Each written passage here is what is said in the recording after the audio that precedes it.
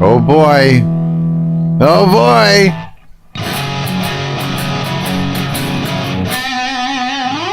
I guess I should grab a pick. I haven't played all day. No, I haven't. Not at all. I got out, had a fucking late. How's it going, Diljan? Good? Fuck yeah, bro. Nice to see ya. Yeah.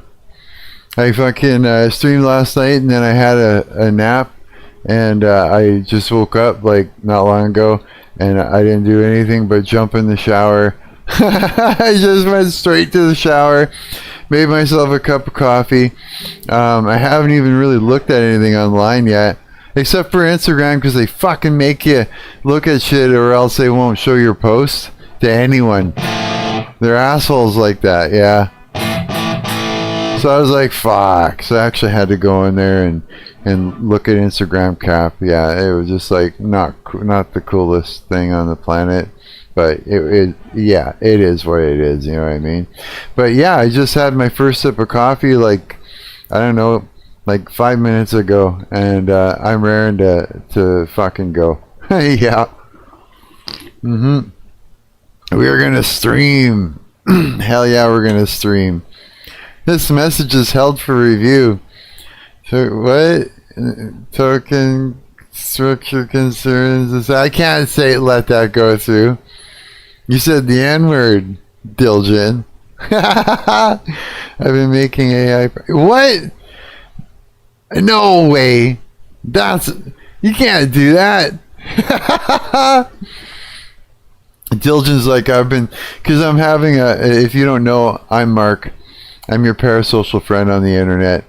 Yeah.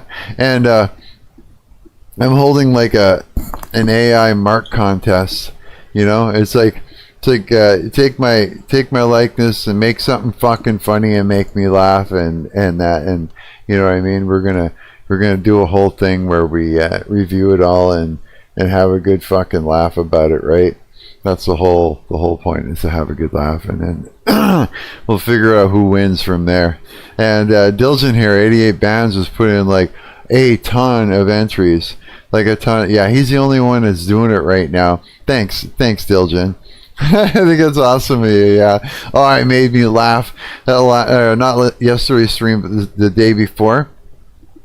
You just drop it into my Instagram DMs or even go to my Discord. I got a Discord that you can go to if you want to enter something messed up in there. You know, just go to Grok, take my image, get it to do something hilarious and drop it in there, yeah. And we're going to just do a big old stream, just a party where we fucking look at all this shit, yeah. Yeah, just go drop it in the Instagram there. So yeah, I'll have to go over there and check this out. I'm afraid if it's corn of me, then that's probably not a good idea. Can you imagine? He's just cleaning up with it, just making a bunch of money off of me. That'd be messed up. Someone recognizes me from that shit.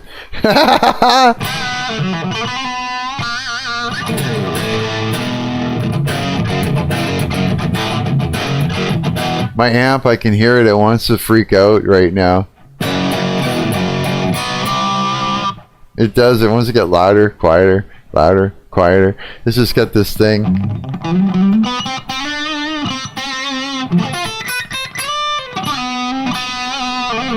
So yeah, I got the old Darth Vader shirt going on. Yeah, you know what that means, eh? It means I'm showing my age. Yeah, I'm old enough to think that this is cool. At least it was cool as fuck when I was 7 years old and fucking Star Wars came out and went inside at the drive-in theater. That blew my freaking little mind. It did, yeah. You lost 200 USD today gambling? Oh no! Oh, I'm sorry to hear that. Maybe you can make it back in all the AI corn videos of me. What have you been doing? No. Oh, I'm sorry to hear you lost that cash. Hopefully you can win it all back again on a better day. Just invest your money. into something where you're actually going to see some shit come back for you. He laughs. Yeah, no shit. You think that's funny, huh? Thanks, bro. Yeah, shut up. No. Whoops. I'm not even looking at what I'm doing. Hitting bad chords. Here's the thing: is I was one of the guitar players and No Complacent to anybody that doesn't know, and yeah, that went tits up for me. They're gonna do good. Watch now that I left the band, they're gonna get signed. It's always like that, eh? Yeah, I hope they do. I mean, like I said, I was there from the beginning with Terry, and I put a lot of work into it with them. Yeah, for like what 2-3 years or something like that. So I didn't do that so they could fold or not go anywhere. I want to see them do good. Yeah, I love those guys, those little bastards. I do, yeah. I love them with all my heart. Yeah, and but so now I got a new band that is actually an old project from when I was 23 years old that we're coming back together. Yeah, because you know, interpersonal relationship shit makes things go fucked or whatever, and that band folded, right? So so we're gonna put it back together, and we've got, you know, an opportunity because one of the guys has got a buddy. It's got a recording studio, right? So it's like, okay, then I'm gonna bring some riffs to the table. I got to bring something new to the table, right? So I got my guitar in my hand, and I'm gonna have it in my hand every stream, just so I can noodle around on it and maybe come up with some cool riffs, you know.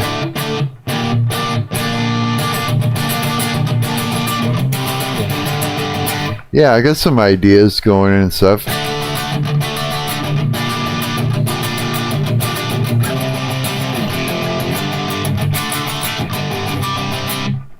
So I was just noodling around. I gotta warm up though.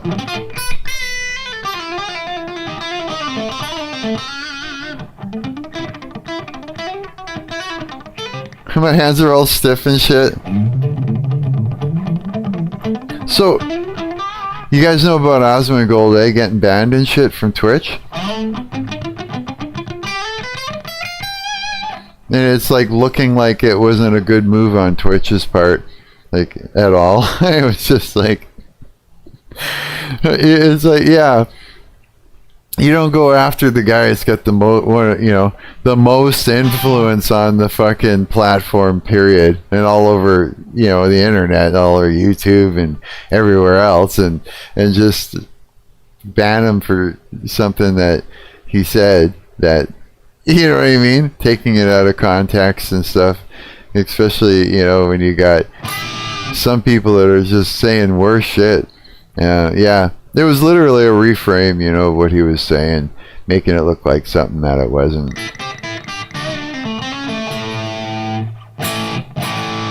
But from what I hear, Twitch hates Asmongold for some reason. I don't know if that's true or anything. Here, let's just have a look. Let's look it up. Let's see. What the fuck is up with Asmongold and Twitch? Alright. Let's see here. Let me just flip this over to this side and put in. Does Twitch have beef with Asmongold? I don't know if that's the right way to actually ask the question, but we'll see what it comes up with, and we can re-ask it if we want. Based on the recent events in April 2026, there was a significant tension between Asmongold and Twitch, characterized by a 1-week suspension of his alternate account, Zach Rar, and his subsequent public criticism of the platform's moderation standards. Okay. Recent suspension, double standard accusations we're looking at. Previous suspension in October 2024. He was previously suspended for 2 weeks following controversial comments regarding Palestine. And we got what platform criticism and contrasting views. Okay, so that's the basic lowdown of it, or whatever, right? Let's see here.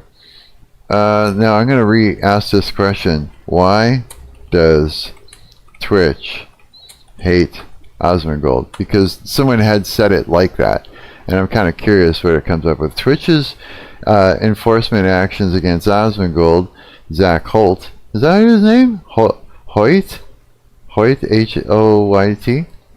cool, are primarily driven by violations of the platform's community guidelines, specifically regarding hateful conduct and harassment, rather than a personal vendetta. Recent suspensions have stemmed from inflammatory comments on his alternate channel, Zach Rar, which have drawn widespread backlash and directly violated Twitch's terms of services. Okay, and the same thing. Key reasons are inflammatory comments on Palestine, controversial the third world comments, April 2026, violations of hate speech policies, they're saying, and platform rules against circumvention, right? While other streamers and users criticize him, culture war commentary, toxic community allegations, hypocrisy backlash. Okay. Despite these bans and controversies, Asmongold remains one of the largest creators on the platform, often pulling in high viewership on his Akbar accounts. Yeah, which I was saying, it's someone you don't really want to fuck with, right? But they did it anyways. So, but look at this, unbanned. Asmongold is right. Tectone, hi Tectone. Since I haven't seen Asmongold on TV lately, on my what would you call it? My home thing, feed, whatever you want to call that shit. You've been covering a lot of this stuff, and I hope you don't mind, but I'm kind of giving you a little bit of attention here. Yeah, I'm letting you tell the story because you seem to be someone that I'm trusting at the moment, and your commentary is actually holding water. It's got some value, yeah. And so I hope you don't mind. I'm not a big YouTuber, so I mean I'm not really giving you a lot of what's the word I'm looking for, exposure. But who knows? One day, you know, this VOD might, and a couple of them that I've done before, they just might give you some exposure. So yeah, who knows, right? I mean, not like you need it. But you got it. Yeah, so let's have a look at what he has to say here, Tectone. And Asmongold's unbanned, it says. Ladies and gentlemen, in case you guys live under a rock, Asmongold got banned recently on Twitch. And let me know, Diljan, if some things are too quiet or some things are too loud and shit like that. Like, is this guitar overly too loud? Like if I had a video playing and I play over it, which I'm gonna do for a second, just tell me if I should turn my guitar down, okay? Yeah, at any point. The reason why he got banned was due to the fact that he said that he didn't care what third world illiterate goat herders have to say about America, which is the truth. And he got banned for 1 week due to that. He said that goat herders, he doesn't actually care what they have to say about this subject, right? Well, I could see why he would say that. I mean, it almost seems like they're in a position where they're not even gonna, you know, get enough information on the subject to even make any commentary that's going to make any sense and be, you know, something that is possibly anything that you could talk about, right? So I'd see why he would say that. He got banned for saying the thing that everybody on Earth is already thinking. No one wants to go to these third world countries where they don't allow women to talk. Well, wait a minute. Okay, well, most people don't want that. Anyways. Oh yeah, these places where it's like weren't some of these places women didn't have rights, like in a way where it's like the dogs and the animals had more rights than the women. You know, some of these places I've heard about, where they had to cover up completely, or else they would, like these are places that if you stole something, they'd hack your arm off or some shit like that, or they'd take your hands away from you. Like, yeah, like some pretty intense places. Maybe this is what he's talking about. They don't want to go to these third world countries. They don't allow women to talk or wear clothes or voice an opinion and kill gay people for merely being different. No, they're not allowed to wear clothes. Well, that goes against the idea of having to cover up, so that they're not allowed to wear clothes. Where is this place? Yeah. So you just got a bunch of naked women running around, dirty feet and whatnot, because they're all full of mud and dirt, and they're just walking around all naked, not allowed to wear clothes. Yeah. Huh. So, pygmies? I'm not even sure. I'm trying to imagine what the hell that would be. I don't think I want to. Nobody really wants to take these people's opinions seriously because it's barbaric. They're savages. They live in mud huts and they fuck goats. Nobody really wants to take these opinions seriously. So, and they fuck goats? Is that what he said? There's a place where the young men go and they screw donkeys. Yeah, they have sex with donkeys for real in this village. Yeah, and it's funny. It's like they see these donkeys as, like if you could talk the donkey into letting you screw it, then you were a heavy, a serious player, as if you just like scored with a chick in real life here, and in the West, right? Yeah, really. Yeah, it was just like the whole thing. They would talk about it like even romantically about these donkeys and shit, and with pride, sitting around in a group. It's like, I got this donkey to, and all the things. It's just like, what? And then the women are like, no, they should go and screw donkeys, before marriage, so that, it helps them stretch out their penis or some shit like that. And it makes them better lovers, It's like, what? Yeah. So, I mean, like, the norms are different all over the place. God, what does that even tell you, right? Got banned for saying the thing that we're all already thinking, or at least saying the things that we've all said, but he just said it a little bit louder. Well, fast forward to now, to where Asmongold has now officially been unbanned, which is great. And he weighed in saying, unbanned early, easy. Had some dental work done yesterday, assuming I'd have the week off. Might take a day or two extra to recover when we'll get back. Now, first of all, a couple things. First of all, my channel on Rumble and on YouTube has been going fucking nuts ever since Asmongold got banned. So I enjoyed his vacation probably more than he did. My God, we're in the algorithm so hard right now, it's crazy. It's bittersweet. Because, well, one, the traction is nice. I don't want to see my boy get banned for doing nothing wrong. And while Zach is, sometimes a little bit too reasonable, and I think that's the biggest issue with Asmongold, because I was saying that's why, Tectone, you're getting all this attention here. Yeah, you're kind of picking up the slack where Asmongold would have been, right there, kind of thing. So yeah, thanks, buddy. If I were him, I would be fucking furious. Now, why did he get unbanned early? Because he submitted an appeal. So there's one of two things that happen right now. One, this is his first appeal, which is a auto accept, which means he got let in 4 days after his ban because he did the good boy quiz. And what is the good boy quiz? Twitch will send you a essay or a test that will ask you, do you know what you did was wrong? Do you admit what you did was wrong? And Asmongold accepted and submitted it. I am hoping to God that is not what he did. I'm very curious what it is that he did. Hey, just to double check, Diljan, so my guitar isn't like stepping all over him talking, right? Like you can actually hear him talk? I just want to make sure. So I don't want to cover up what he's saying, but I want to noodle around in the background, right? You know what I mean? Or two, Twitch, Asmongold said, hey, y'all fucked up. I stood on business. Go fuck yourselves. And they said, you're right, Daddy Asmon. We'll unban you early. Okay, that was the test. Tell me if I got to turn my guitar down a little bit.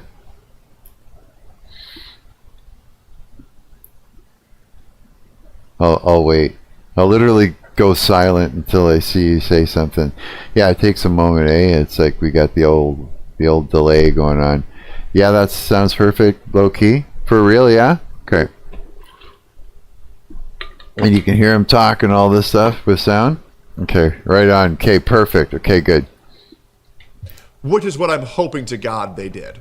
Now the problem is that Asmongold's channel is going to lose ad revenue for a while. Thankfully, Asmongold doesn't run any ads. But this is going to be a major tank to his financial career if he cares. I believe that if you're losing money for no reason, I would be pissed off. Even if Asmongold doesn't want the money, it's about the principle. And I really want to stress that. It's about the fucking principle that these douchebags banned a man for doing absolutely nothing wrong. Yes, maybe Asmongold doesn't want the money.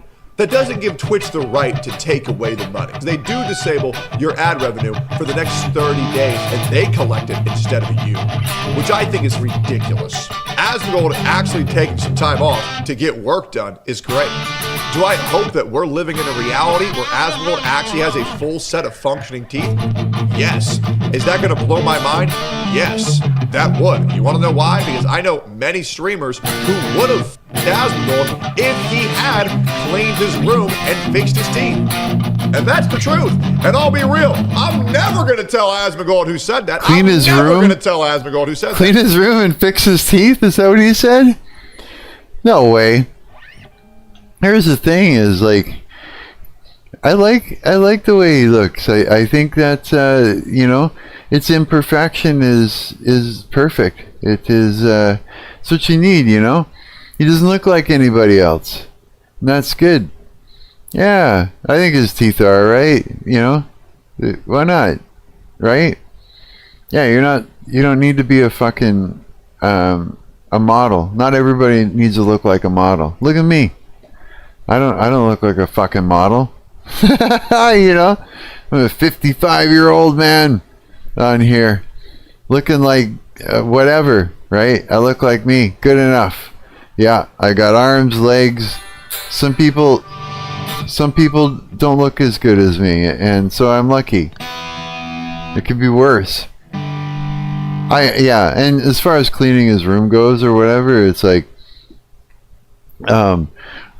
I don't know. I mean, he seems like a real person, you know what I mean? His room isn't set up to look like some studio or anything perfect. I mean, here, look at this. When we see too much perfect and we're comparing ourselves to perfect all the fucking time, then we keep leaning towards perfect, and we compare ourselves to this shit, right? So you don't want it to be perfect. You want it just to be normal. Lots more. We need more normal, more just honest. Less fake stuff, because it's a lot more healthier. It's what you will see when you go to a friend's house. It's what you'll see if someone comes to your place. You know what I mean? You want more of that, so that way you're living normal and you're not going, oh God, I'm living like shit and this and that. Meanwhile, it's like you're constantly looking at people sitting in a studio with perfect lighting and perfect hair and lots of, what looks like they got money and, and all that stuff. And it's like, it's not good to have a ton of that to be comparing yourself to. So I really appreciate that Asmongold sees that too, and that he actually, it's just being a real person, right? Having a real bedroom, a real room. Yeah, not everybody's fucking clean and tidy. But it doesn't make them any less than anybody else at all. It just makes them a person. It's just, that's their personality. It's the way they live. It's, everybody's got something going on, right? And that's right. So imperfection is perfect. Yeah, everything else is manufactured. Yeah, it fucks you up. So, but I've known multiple women that would have been down to if he would have just cleaned his room and fixed his teeth, because it freaks some people out. I think Asmongold's a good-looking dude. He's a good-looking dude. He's charismatic, and he's got a lot of money. Yeah. Okay, and that should be enough. Okay, you don't need all these people with 8-packs jacked as fuck like me. Not everybody can look as good as me, and I don't blame these people because I'm an unrealistic expectation. If a woman came into this world looking for a guy like me, they gotta understand they're looking for the less than 0.00001%. Huge dick, sexy ass bald head, 6'6", charismatic, great cuddler, great hugger, great explainer. I'll even bust out the whiteboard for you to make things easier in case you don't understand. And I'm a multi-millionaire. Who the wouldn't want to sleep with me? Let's be completely honest. And I've never been involved in any controversy. Squeaky clean, a certified good guy. Sorry. Anyways, so I comment, hateful conduct on Twitch equals anything they disagree with. Glad Asmon's unbanned, but this will happen again. Okay, hang on, I gotta fix this really quick here. Because it's fucking pissing me off. Hang on. Was that? Right, exactly. You agree with me too, eh? Okay, good. That's good because, I mean, anything else is just gonna fuck with your head. Period. And it does, it fucks with everybody's head, right?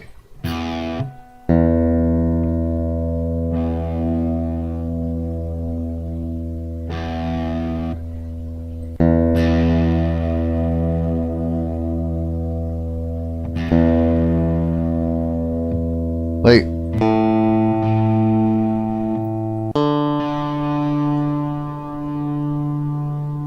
yeah, I need my guitar to be in tune. I just do. Otherwise, I can't jam to any music that goes by. I just got here. Heard Tectone ego dumping and saying he's never had controversy. That's hilarious, eh? He's got confidence.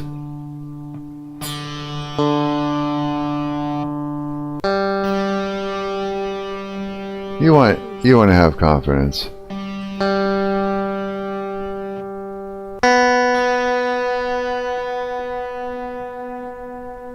For me, I just think,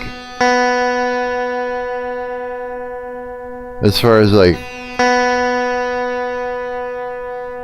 as far as the way I look, I just think good enough. I'm trying my best to be healthy, you know, and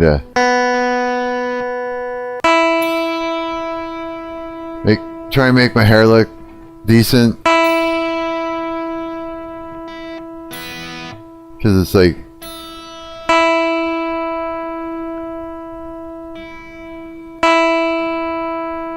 why is my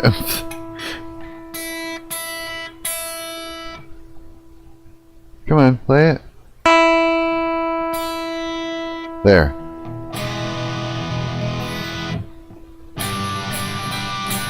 Good enough. Good enough. It's still going.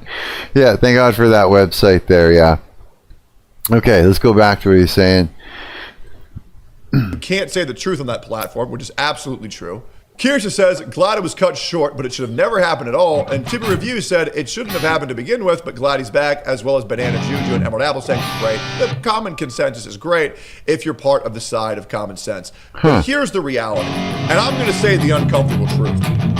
Twitch is a ticking time bomb, much like the majority of Hassan fans have on their chest. Twitch is on the decline. And Asmongold is driving other people to other platforms every single time he goes live, all while also barely generating Twitch a profit. Because the reality is, every single time that he multi-streams... Wait, what? Okay, hang on. I gotta let this comment through. You see that free poster, and are you reading what Diljan just said? He's been making he's been making more videos of me. He goes, I made a video of you on a date with Epstein. Oh no, we're gonna look at all these in a little bit. Yeah, this is gonna be fun. He also said he's been making porn with my image. I'm just like, no, don't do that. Yeah, that's not good.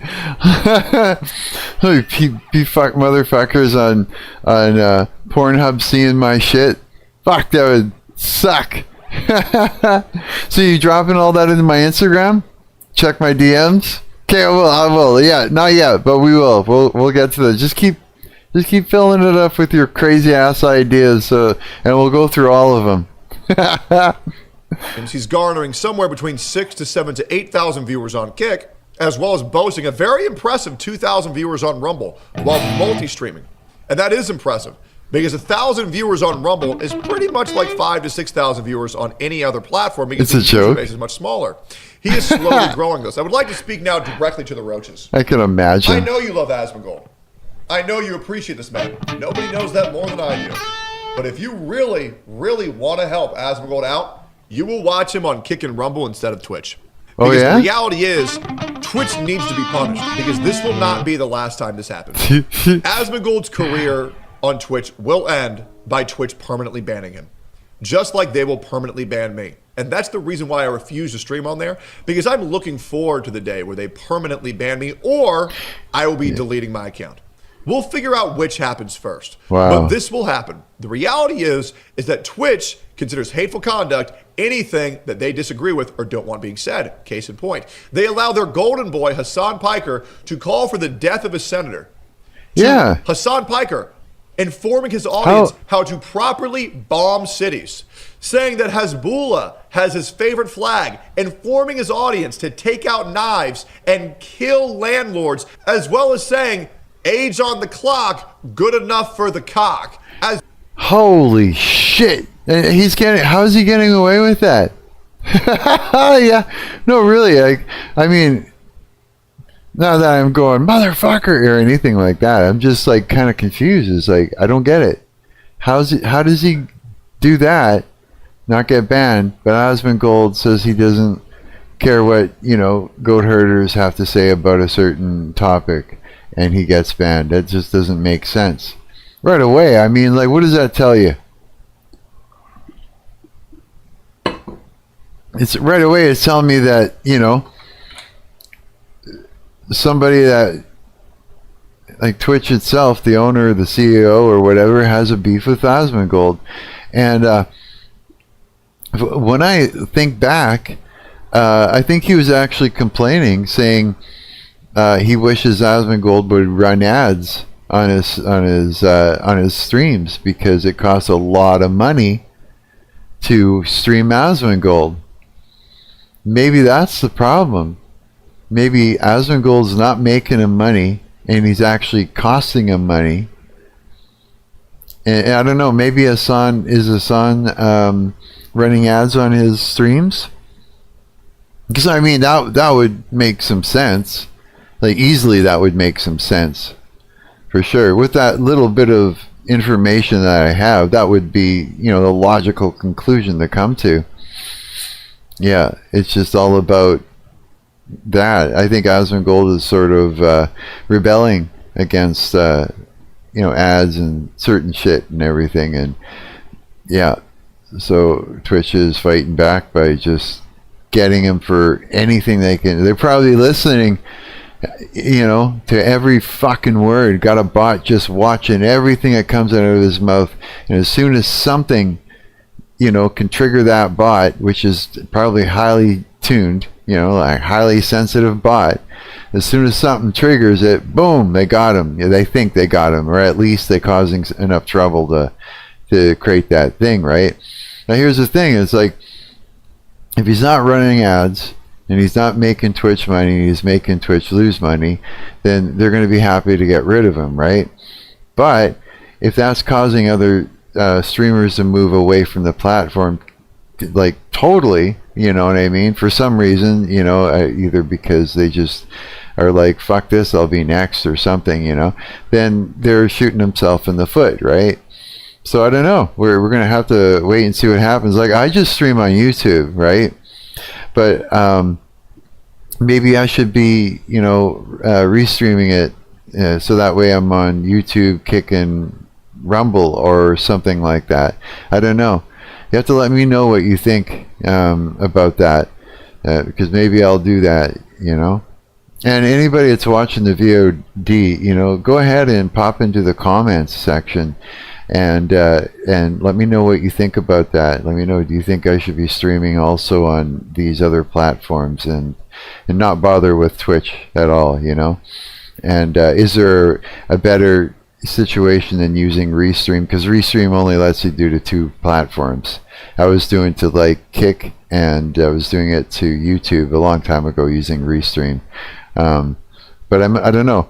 I don't want to pay for it because I don't have the money. I'm like I said, this is right now. I'm just growing slowly. I'm doing this to do it right at the moment. So I'm not going to be paying for it. Fuck that. I'm just doing it for free. Yeah, I'm just doing it for free. That's it, right? Yeah.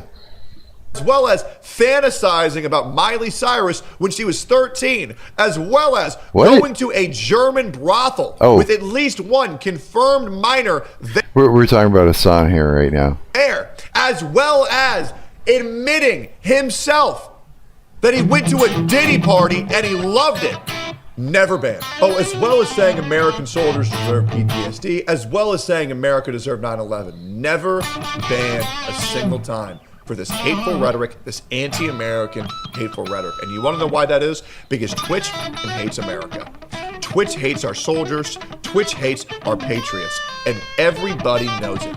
So if you want to over Twitch, you should watch Asmongold on Kick or Rumble. Okay. In my opinion, I think they're both great, right? But I'm currently very I have an affinity for Rumble because it's probably the most American platform I've ever been on, to an absurd degree, where randomly my chat will just break out and spamming the American flag.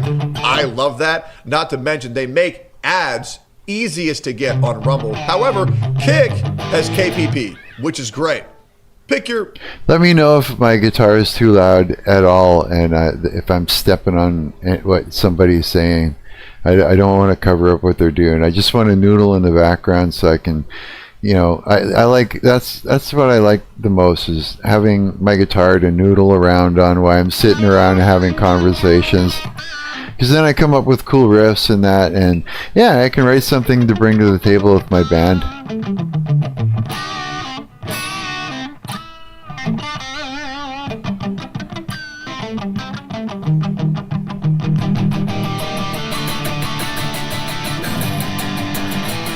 A bunch of downstrokes. Yeah. So yeah, let me know if that's like stepping on anybody talking. Pick whatever one you prefer. But this does not end here. If you think this is the last time and there was a happy ending, at the end of the day, Asmongold got unbanned. No. He will continue to be silenced, and even worse, Asmongold intentionally, and he admitted this in his video, he is intentionally censoring himself because he knows that he has to when he is on Twitch. If Asmongold were to get more viewers on Kick and Rumble, he could throw this platform out the fucking window. And that's what more creators should do. I don't want anybody to forget this. Powder also got banned for 7 days just because she reacted to a video exposing Indians in Texas. Oh. And I think it is absolutely absurd when you limit yourself, when you reduce yourself to having to censor yourself to say whatever Twitch wants you to say, or avoid saying what Twitch doesn't want you to say. The reason why I love Asmongold as a person, as a creator, is because he's the guy who says a lot of things that most people are afraid of saying. Just like me. And I can respect people who will put their balls on the fucking line to say what's right, to say what the fucking truth is. And that's why I put my balls where my mouth are. That's why I put my money where my mouth is. And I got off of Twitch. I got off that platform. You will never, ever see me stream on Twitch again unless they offer me like $5 million. In which case, hey man, can you blame me? I'll give all that shit to Detroit to fix their roads. No, I won't. I'll keep that shit. I'll give it to my kid, and then my kid's kid. It's so easy to type in a new URL. Kick.com, rumble.com. I don't care which. But Twitch needs competition. And their competition is growing. But they need it to grow even faster. Because only that is when Twitch will actually pull their head out of their ass and listen. I don't like seeing my friend getting punished for shit that he shouldn't have been punished for. So, in my opinion, that stupid ass platform. And when Asmongold does return to streaming, don't watch it on Twitch. Watch it on Kick. Watch it on Rumble. Or join me on Rumble every single day at 9 a.m. CST. And make sure to subscribe to my YouTube. Appreciate all y'all being here. Wow. Twitch. God bless America. And I'll see you on the next one. And justice for Asmongold. This will happen again. Thanks, Tectone. Good video. Here. Where is it?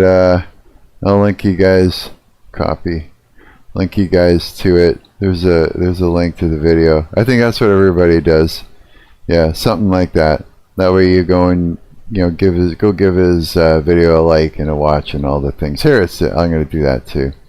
I think, am I subscribed? All. Let's go all.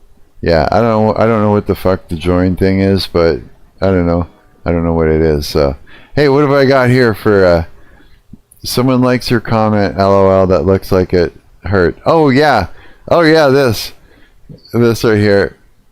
Wait, right here.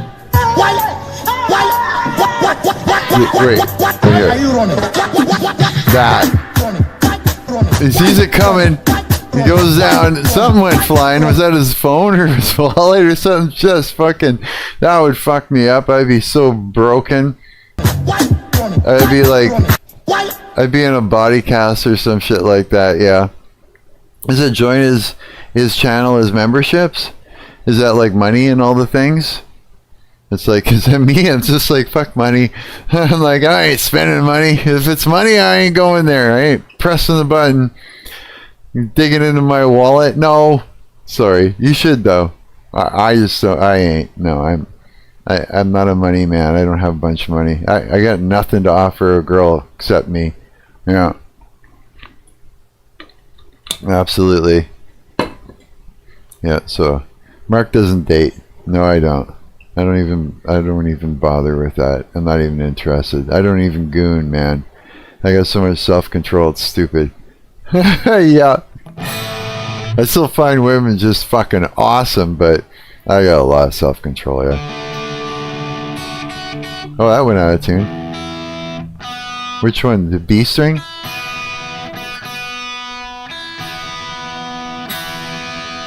I think it is. Go up a little bit more. Something like that, right? Close enough. Close enough. I had this riff the other night. And then this weird chord. It's like... No, that's not it. How did I do it? Fuck. It was like this.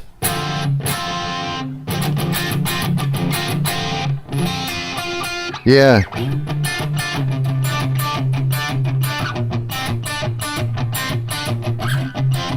It was something.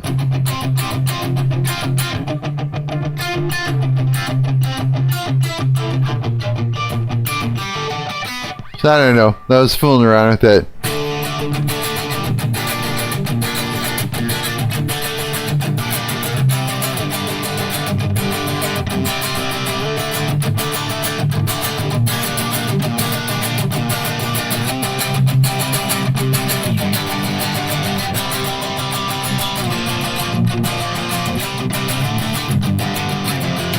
They're just jamming. I just throw chords around, bang them around on each other, and bounce them off each other until something cool grabs my ear. Yeah, sometimes I'm just like everything you hear me play, like all the little licks and stuff. I'm just doing whatever. Yeah, these aren't things I wrote or licks that I wrote or anything. I'm just slamming around notes just to see what happens. You know what I mean? It's like nothing planned. It's like I'm playing something here to fly up here and do something, see what happens. And yeah, usually that's the only way. Otherwise, if you think about it, nothing good happens. You know what I mean?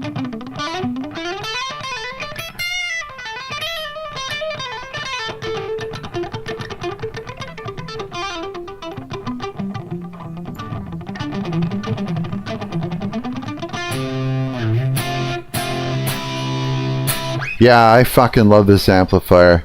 So any guitar players out there, if you're wondering, I'm just plugged into an old Marshall head, and I just like plugged right in.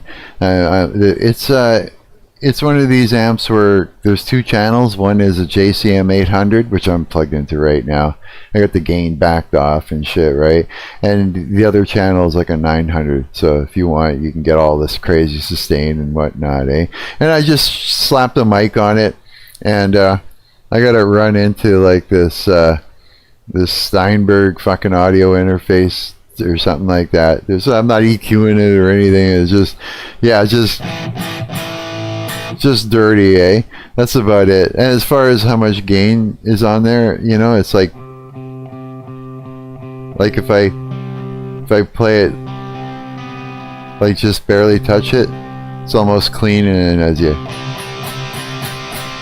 the harder you hit it, yeah, just to get some dynamics and you know, it's like I'm not overdriving the hell out of it, and then it, I don't know, it's just you get a thicker sound that way, I find, yeah. It makes soloing a little bit more difficult, but kind of, I like it, it's better. Because you got full control of over the tone just in your fingers.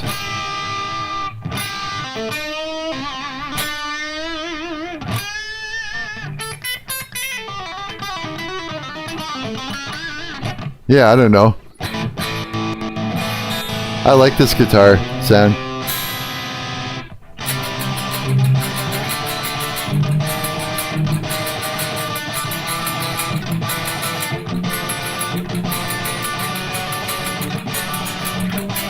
I don't know. I'm you're fucking around. So, what do we got next here? Should we? I'm afraid. Let's go over to the Instagram. What?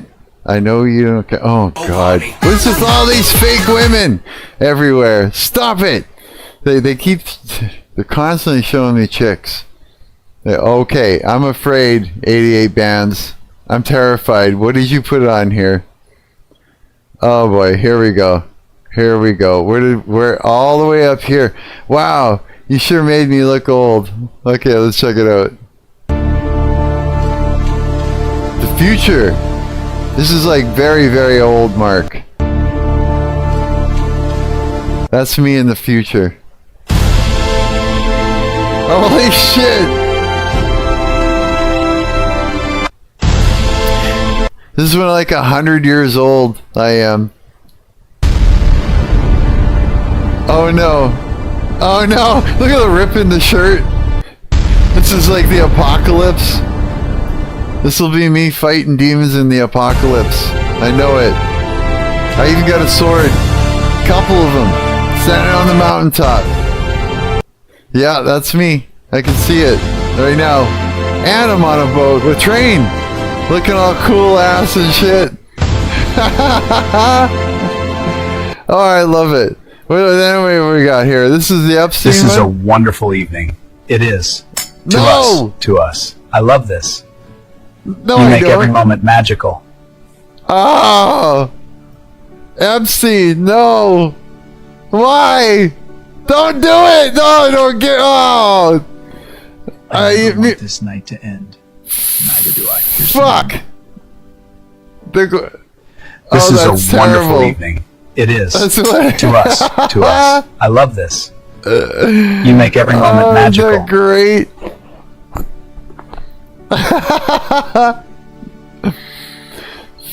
Fuck. Fucking Epstein. I never want this night to end. You know, it'd be terrifying if it had the voice right.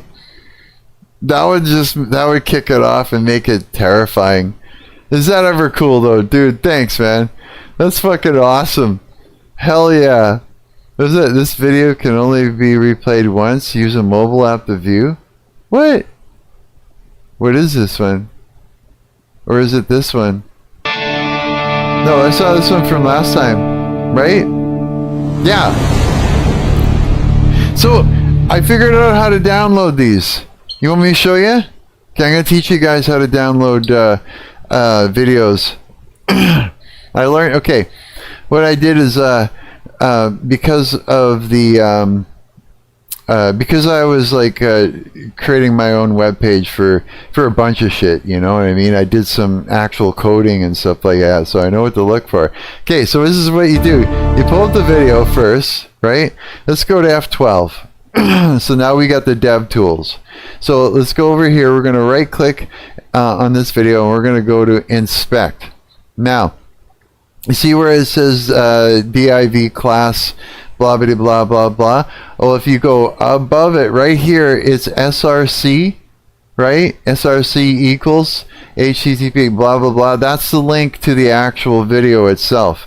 That's what you would type into the code if you're creating a web page, you know, and all the things, right? So we're going to right click that. We're going to go down to copy link address. Okay, now we're going to open up a new web, you know, browser thing, where I'm going to go and do it on Google. I'm going to right click and paste go, and there, downloaded. So if I go to my downloads now, to here, and let's see if I can actually show you in my, well, I can't, you can't actually see it in the folder, but yeah, I don't know if I can show you that. Should I be able to? Yeah, I think I could. Hang on. Let me do this. I'll show you how. Let me just transition back to here. And properties. Open. Application. Downloads folder. Share. And there it is. There it is right here. It's got a big ass long name on it and all the things. But if I double click it,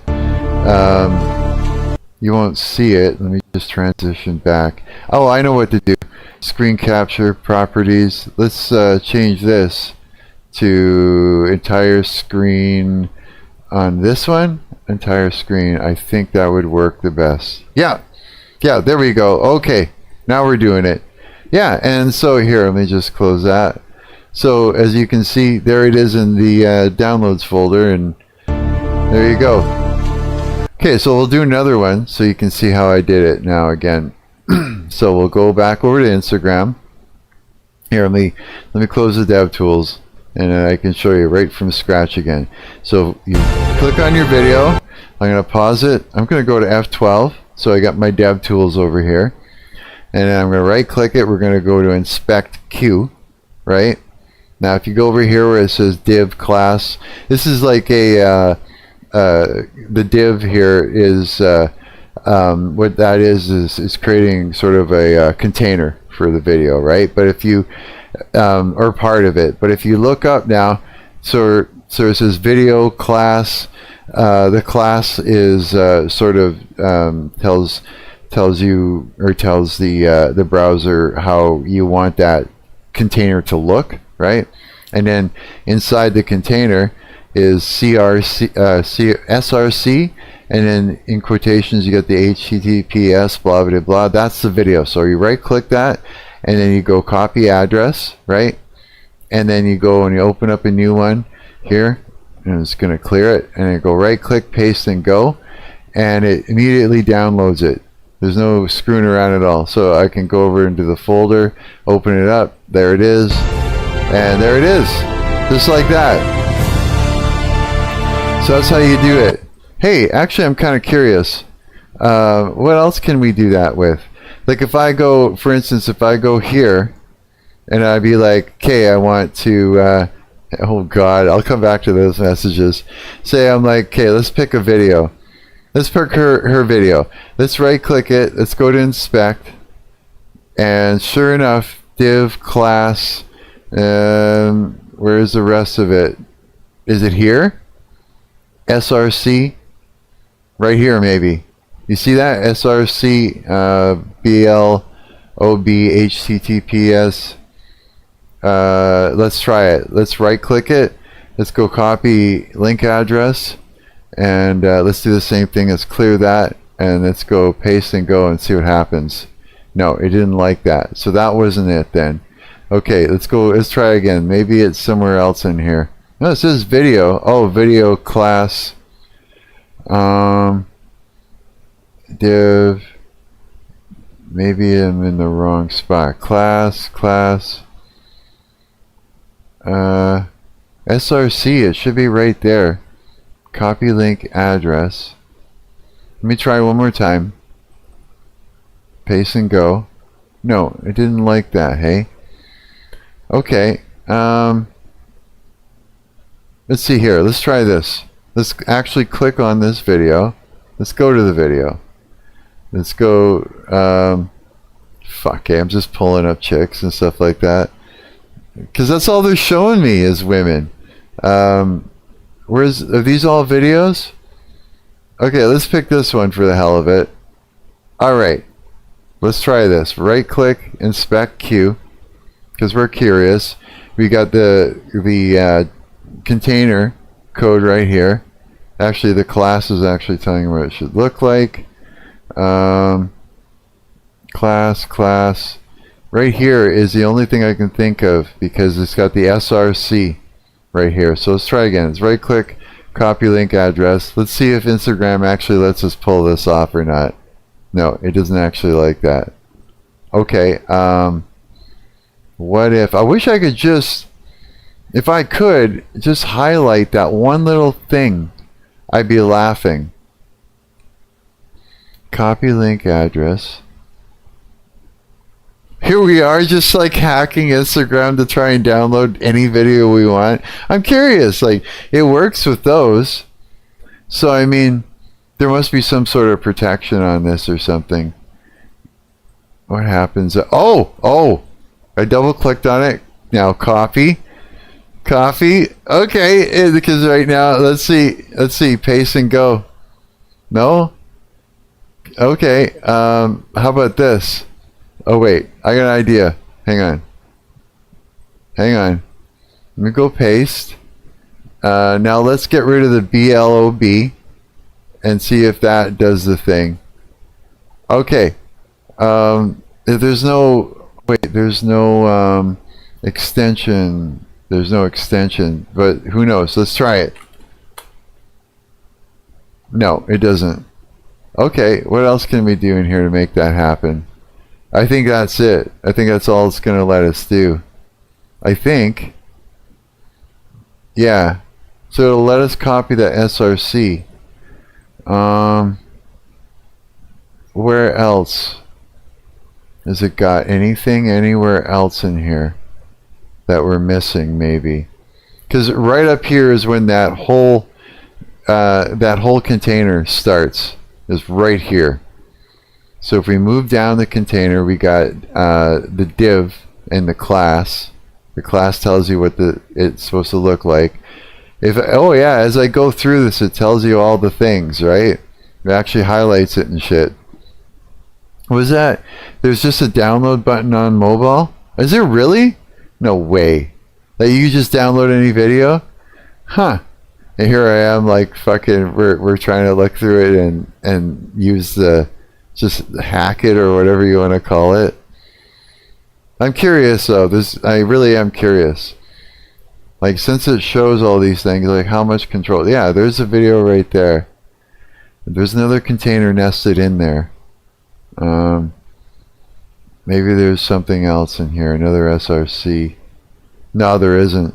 Okay, so if I go then to mobile and I click on that same video, and you said there's a download button usually? Yeah, I don't see anything like this. Not with the desktop looking like a using, like with these tools you can see what it looks like on certain I think you can actually change it here. Oh no, not that. Here. You can try different shit out. Turning the phone left and right. Responsive. I don't know what this is. But yeah, the dev tools are cool. Yeah, this shows like an iPhone. Can I change that? It's just Firefox desktop, Chrome desktop. That's all you can change there. Usually it's like you can change the different versions. What's this? Take a screenshot of the viewport. What about, this is just for dev tools and stuff like that. Yeah, so you got a download button right on your phone to do this shit? Well, all I gotta say is doing shit like this is actually a lot of fun. It's turning it into a toy. Oh, I gotta refresh this because oh, I see. We're still in fucking yeah. Now we go back to the desktop version of all this, and let's go over to not my profile. How do I get this back to normal again? Refresh? I think it is. And then notifications. Hey, bands. There was messages. I wanted to see if you actually put a new video in there. I think you did. No? But yeah, you did. Wait, look at this. Made the drip. Hey, what's that symbol all about? What is that? What are you doing? What are you doing to me? You nut. Okay, what's this? Close your eyes and then barely open them. Oh, I see Christ in there. I see Jesus in there. Yeah, I do. Just gotta squint. What if I just remove my glasses? Oh yeah, I remove my glasses and that's all I see is Jesus in there. Yeah. I must look so weird without my glasses. I must look so strange without them. Yeah, probably do. Just cause I'm used to like wearing them all the fucking time. It's all you guys see is my framed face with glasses or sunglasses. Yeah. I was thinking of getting contacts just for streaming, but I don't know. I think I'd look weird. I think I would, yeah. I don't think I'd look right. I think the glasses are just part of my face now. That's it. Part of me. Part of my look. Yeah. I tried taking off my glasses on a few streams ago just to see what it looked like, but I was squinting the whole time, so I was like all crunched up, so I couldn't even tell what I looked like. Actually, it looked pretty bad. I was like, oh, put those back on.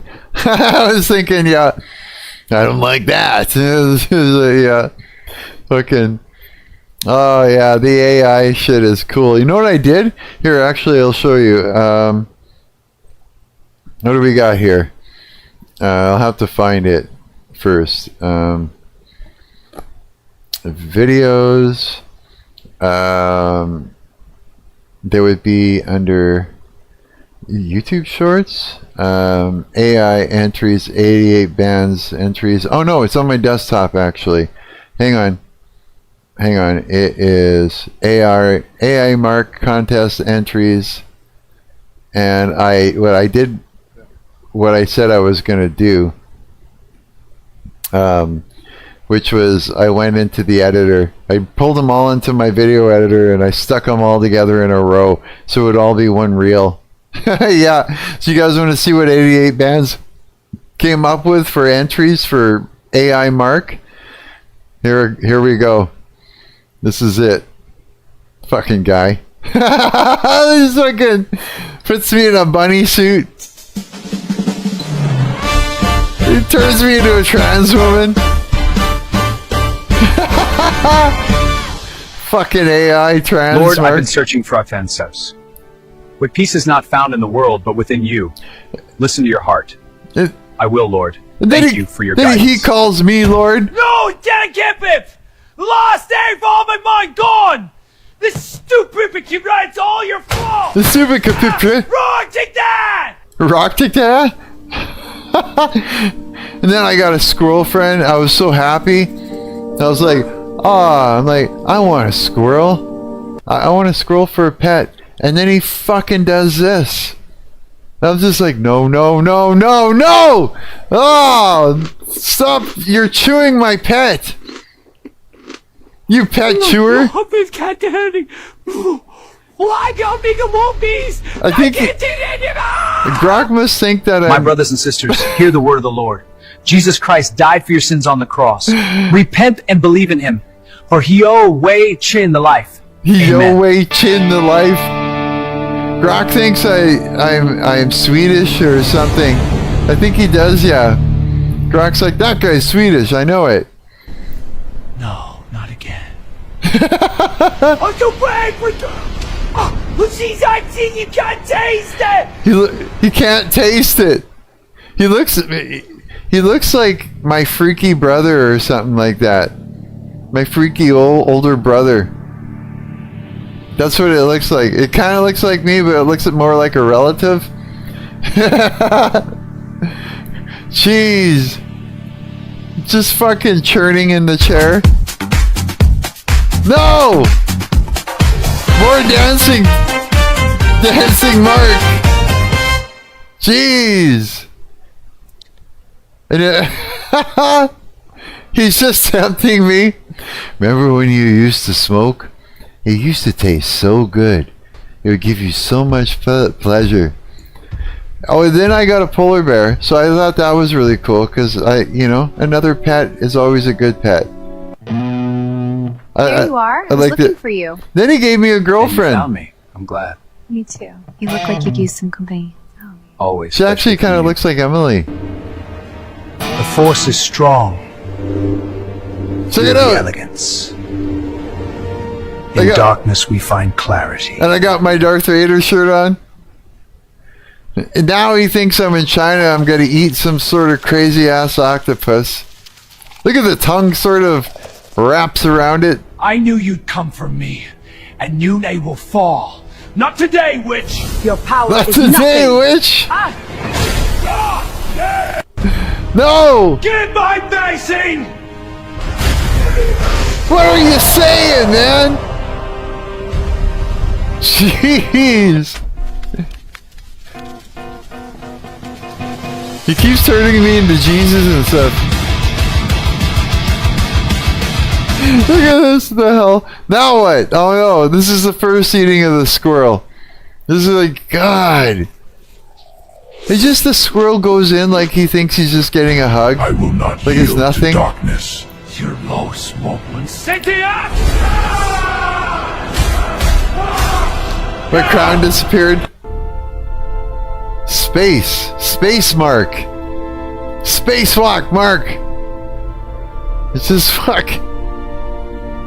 Yeah, I thought that was great. So yeah, I turned it into a reel. So far, and on top of the other entries that 88 Bands has done today, which is super old Mark, which is still pretty damn cool. I'll put that in the reel.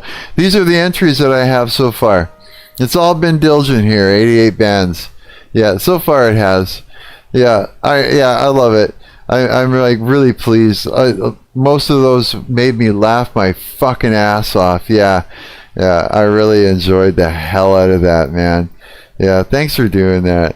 Yeah, thanks for entering it all in and going through all that trouble to make me look like I'm doing Epstein and all the things. Yeah, that made me laugh. All of it's fucking funny. Every single last one of those. Yeah. Yeah. Good job. Good job, man. So, what else we got on YouTube here? What else have we got? Wait, what is going on here? We got some sort of a notification. I got someone like your. Oh yeah, like comment at her. Yeah. So I comment on people's videos. I do. You have to comment on mine too. I know that we talk in the chat and stuff like that, but no buts. I just mean AI. Yeah, I got this AI son of a bitch. Here, let me show you. We're gonna go into YouTube Studio here, and if I go over to the dashboard and I go to YouTube Analytics, right? And again, I'm brand new, so I haven't hit no tipping point yet. So as far as I know, the algorithm is just saying, give me more. I'm doing what I'm supposed to do, and we're getting you started, right? So I can go summarize my latest video performance, and then I've got this AI guy here. Yeah, Ask Studio, and so I've been playing around with it and getting it to do things, right? I've had it like try to come up with ideas and thumbnails and shit, but it just makes me look weird in the thumbnails, and so I was just like, yeah, it's not right, and stuff. But it'll tell me my latest video performance. So what do we got? My Darth Vader shirt. Oh, it's actually it's going over this video right now. The shorts. This short is performing on par with your typical video performances. Wait, which one? The Leviathan? Oh, it's talking about the Leviathan one. But this is what I could do. I can go like this.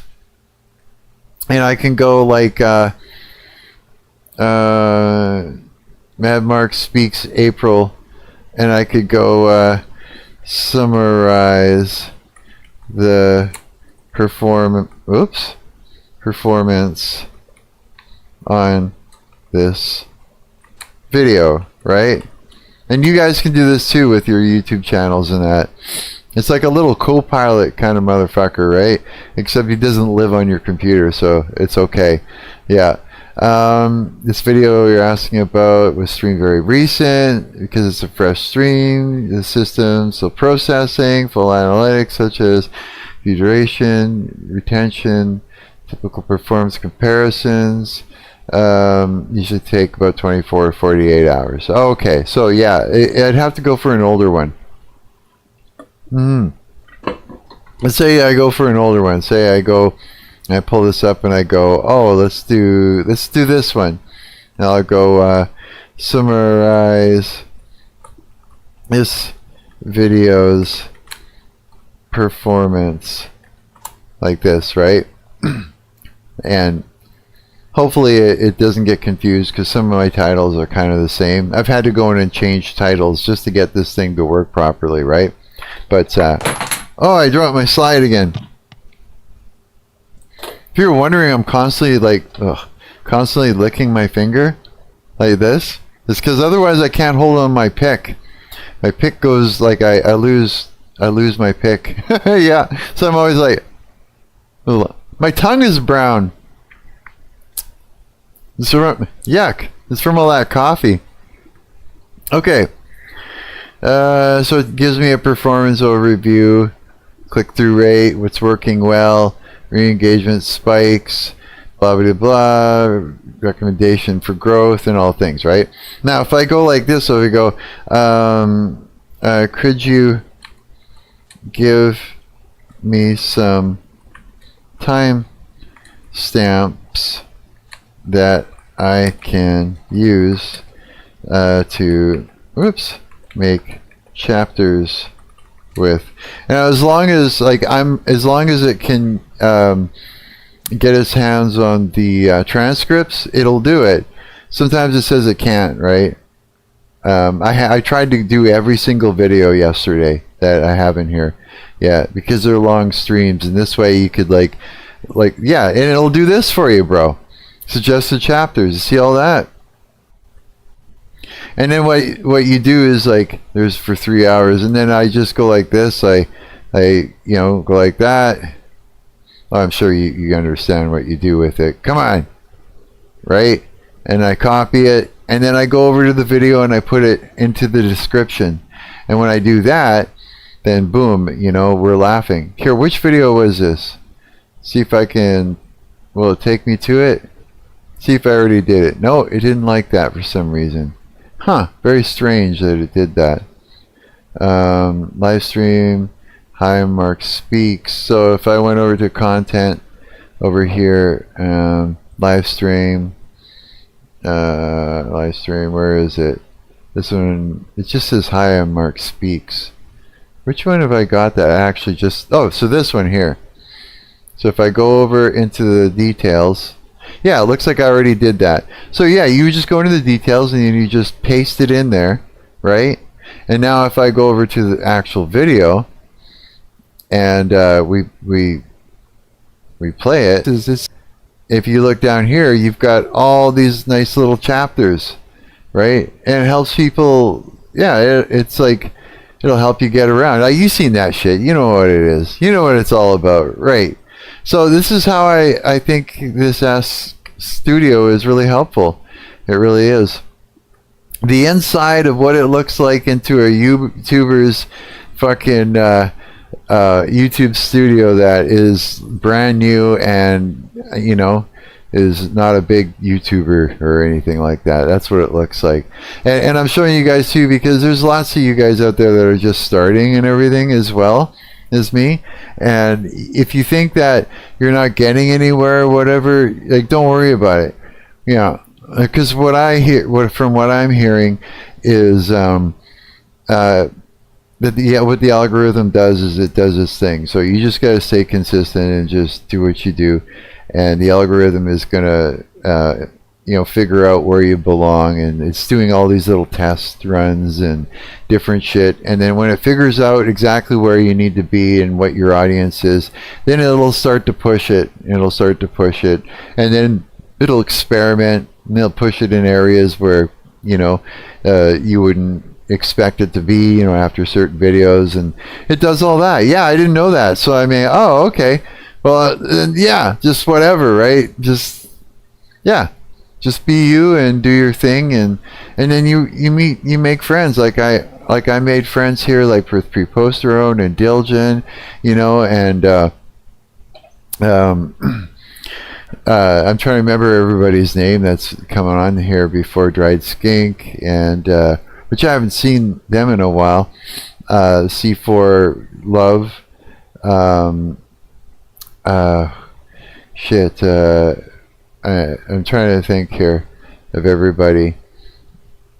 It's hard to remember because the names aren't like basic names. It's usually combinations of things put together, and that's what makes it difficult to remember. But I see their fucking thumbnails in my mind. I always do. Yeah, I'm going, that person and that person's, I'm already thinking of them, but I just can't remember what the fuck their name is exactly, right? Yeah. But like Dilgen isn't Dilgen, it's Dylgn. So it's like, oh no, it is Dilgen or something like that. Yeah. And like Coward too, these are all, I'm making friends on here, and that's what I wanted, right? And you can too, right? And YouTube will set you up with the people that are like-minded like you, and you can have a good time. I do this every day. I have a good time, right? We all do. And so, I mean, and if you're getting, me suggested to you, then you're probably like-minded as well, and pop into the chat and hang out with all of us, because that means that these guys are like you as well. Yeah. I'm a loser. I'm a loner. I'm a loser. I am.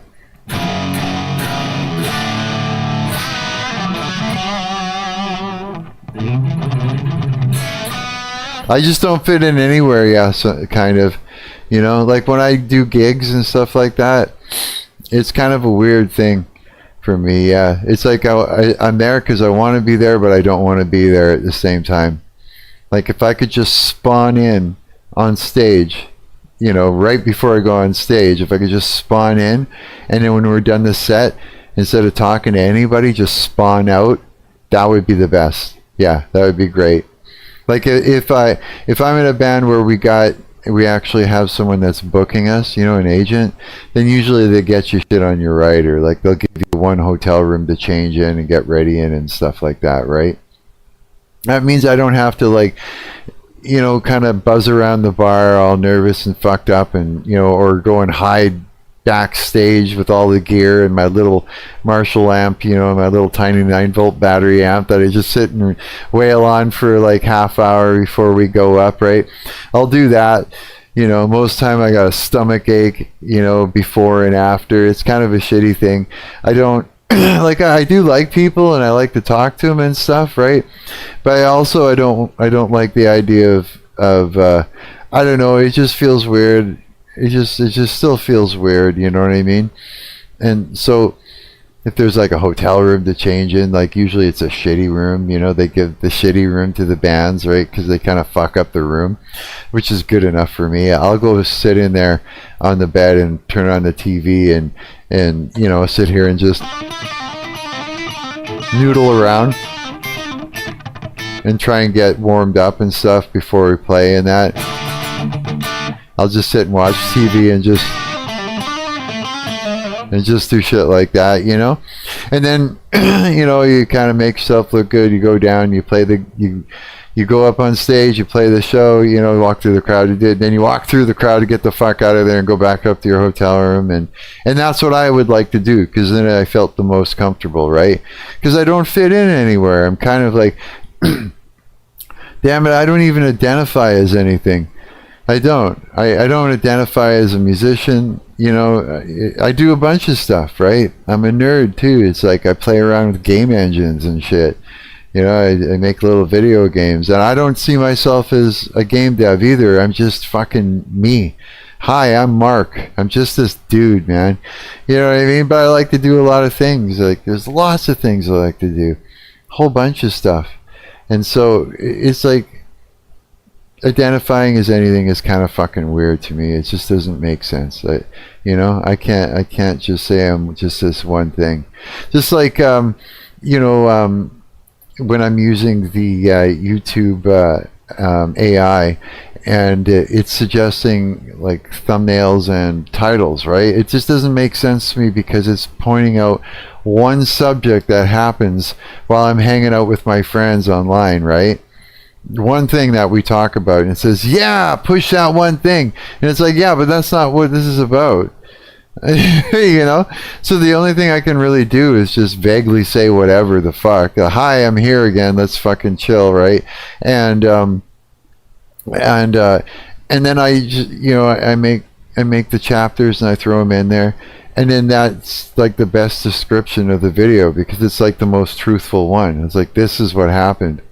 Yeah, I don't like I don't want to have a bunch of perfect thumbnails, you know, with all the crazy AI titles and the crazy AI thumbnails and that. We see it all over the place. Yeah, we see enough perfectness everywhere. It's and I look weird anyways. Like, AI makes me look like, I don't know, it kind of makes me look like the Windows dude, but with long hair. What's his name? The guy who created Windows? Yeah, it makes me look like him, but with long hair. That's what AI does with me, yeah. And that. Fuck, when I do thumbnails, and, you know, and take pictures or whatever, it's like, this is what I do. I go over, first I do this, I make the chat go away, I go like this, and then I sort of, hang on, and then what I do is I right click. I don't think you can see it, but I right click and I go save screen. There, now it's my thumbnail, done. That's what I do, and it's over. Yeah, I don't sit there and pose around and try to look cool and all the things. I just right click the screen, done, and then I go and I slap it in there and I slap it on Instagram. That's it. Yeah. Everything else is just fucking superficial bullshit that I can't be bothered doing. It's not me. It's not real, and I don't want to add to the everything is not real kind of thing. I just don't. It's not for me, you know. It's not for anybody. We shouldn't be doing that. Like, if we go over to, for instance, I gotta show you, man. If we go over to Instagram here, and I'm just going to. Actually, we'll do it like this. I'm just going to literally load up Instagram fresh again, and I'll show you my feed. Let's see what my feed offers me. Well, there's this cool dude. He makes some really cool art over here. He does some cool ass shit. And, you know, we get some guitar players and stuff that make me think I should quit playing guitar. Some of them, you know. We got a bunch of, let's see here, is she AI? I don't know if this one's real, but she's probably AI. Probably. I think so. Everything is perfect. Her makeup, the lighting, her hair, perfect. Like, it was done like a fucking piece of artwork, right? And that. What do we got here? Sebastian Bach. He's constantly posting stuff. Sav here, Sebastian. Yeah, he's awesome. He was a big influence on me as a vocalist, you know, when I was singing in Slash Hazard in that band. Yeah, when I was 23. This one, she might be AI. Oh, there's just music. You can't tell until they talk. As soon as they, but yeah, everything perfect, lighting, perfect hair, perfect, everything's perfect, right? And then the girl that's watching it goes, I'm not perfect, and it fucks with their head, so it's just not right. Yeah, that's what I'm saying. You don't need to do that. Good enough is good enough, right? It's like, I don't know, I wonder what that's all about. Evolving AI? This is AI?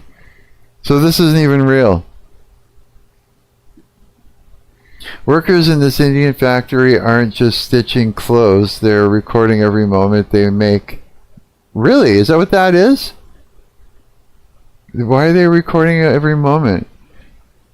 They're recording every movement they make. Many of them are wearing head cameras that captures, move my drink out of the way, that captures tasks from their point of view, creating real footage of how hands move, adjust, and assemble in a live production environment. The data is then used to train robotic AI, giving machines a much better sense of how real work actually gets done, far beyond controlled demos. So they're training them off of there.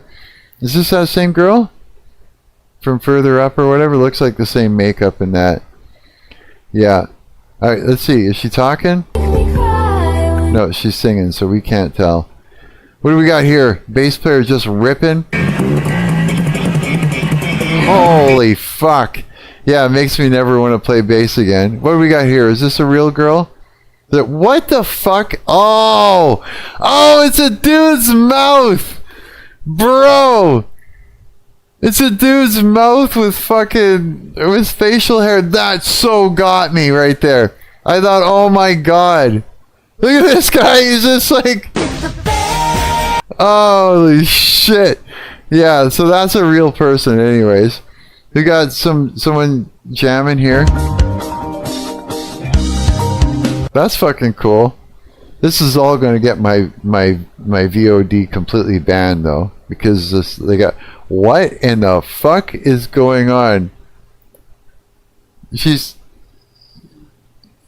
Shit. She said, okay, see, this is what I mean. Okay, remember I said, it's like, remember we were talking pre-posterone last night? And we were talking about how all the girls are like overly sexualized and stuff like that. And how, you know, they feel like they have to be right on the edge just to get any kind of attention at all.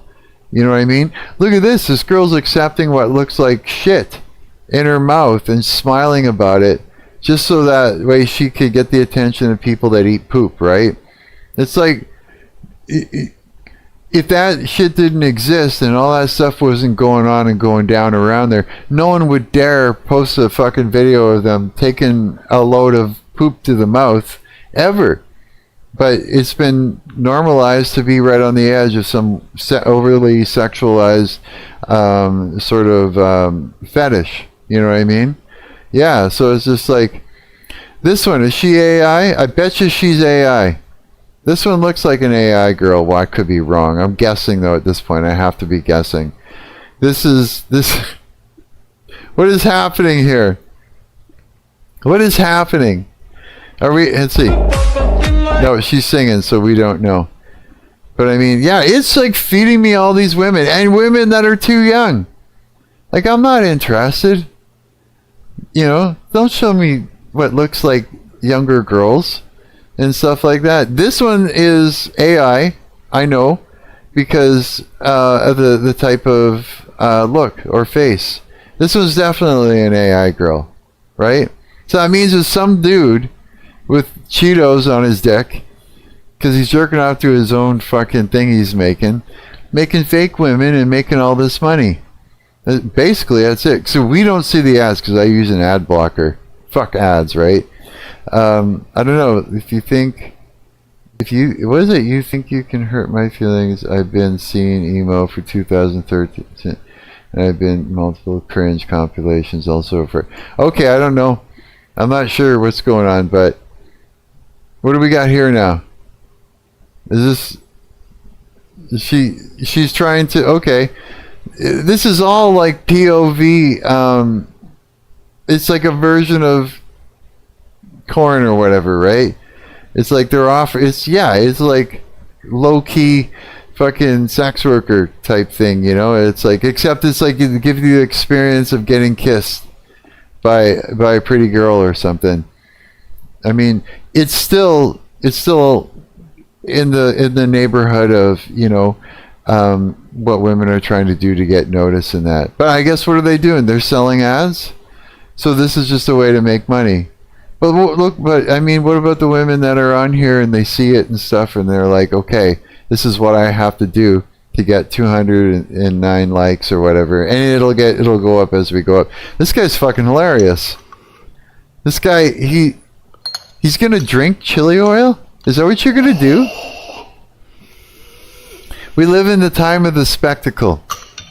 With a light sprinkling on top of some New York Reaper seasoning. Have you seen this guy yet? Have you seen this guy? He makes me laugh.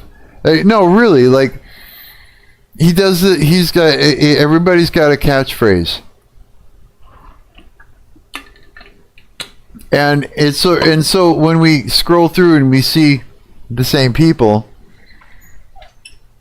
everybody's sticking to the same thing, and they all have a catchphrase or a scripted thing that they repeat with a new twist every time, over and over and over and over again. What is up with that? What is the mechanics behind that? But this guy does this, chili oil, and he does some sort of twist every time, and he just consumes really, really extremely hot peppers and does his catchphrase. And for some reason, I like that. I don't know why, but it's like, oh, there's that guy again. He showed up. Familiarity. Yeah, and he's doing the same thing, but a twist. What's he going to do this time? And you always got to up the ante and make it crazier and stuff. This is our social media, right? Here we go. So now he's got chili oil, and he's putting some sort of a crazy-ass fucking powder on there. No! That's part of his catchphrase. Yeah. Okay, so it's a shot glass, and he's going to drink it. So he just drank back a bunch of chili oil. Swish it around the mouth. Do the thing. And do the catchphrase. Do the no. And then no. Okay, so when it starts this over again, and it will, he's just dying. Yeah, fucked you up, huh? Okay. Come on, do the loop around. Do the loop around. Y'all been asking for it, so I'm gonna give it to you. Here it comes. A shot glass The Papa John's chili oil. Papa John's to extreme chili oil. There it is. That's the catchphrase. That's what everybody waits for. That is the reason we watch him, is for him to make that noise when he says oil. Yeah. And I don't know, I got a dopamine hit off of that. How about you guys? Well, I mean, if you've seen him a few times, I got a dopamine hit because of the repetitiveness. It's like, oh, there we go again. Hit the button. Yeah. Yes, sir.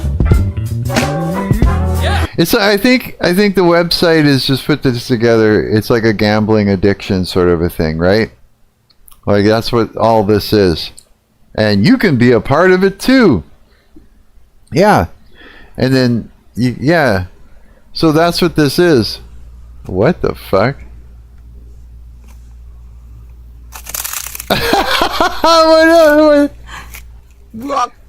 What even was that? That was cute though. Sorry, that was very interesting. So it's showing me that. It shows me this madness of AI. The craziest shit. Today, we got a whole sashimi platter. This guy eats the fuck out of stuff with a lot of hot sauce. Take a bite. And so right now I'm having a dopamine hit because I've seen this guy before. And I'm watching him eat way too much food. And for some reason, and I look at him and he's skinny. So I think to myself, oh, a human being can eat all that food and still be skinny and still be okay. And it's healthy. And he just keeps going and going, right? That's the whole plan, is to finish it all off. And yeah, and so if we keep cruising down here, we got some AI stuff and all the things and everything I've been telling you that might happen kind of has happened.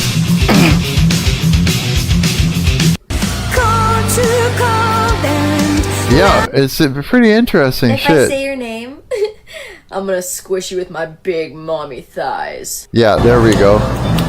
There we go. Look at this shit. Look at this. This guy's he's going to eat all of that. And we're going to look at his body. He looks fine, right? So it's like, I guess, what is this? Gluttony porn? Corn? Or something like that? It's something like that. Yeah. I don't know, but how does a person do this and not be heavy? I don't know. I don't get it. But it makes me want to sit down and eat all that food. And so then when I go and I make food, it's like way too big of portions. Yeah.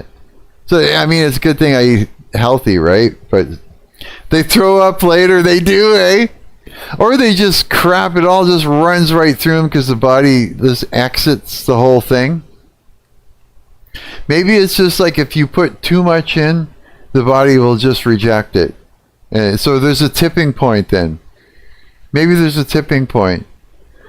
You know what I mean? Here, let's find that out. I got questions. Let's see what Google says about it. How are banger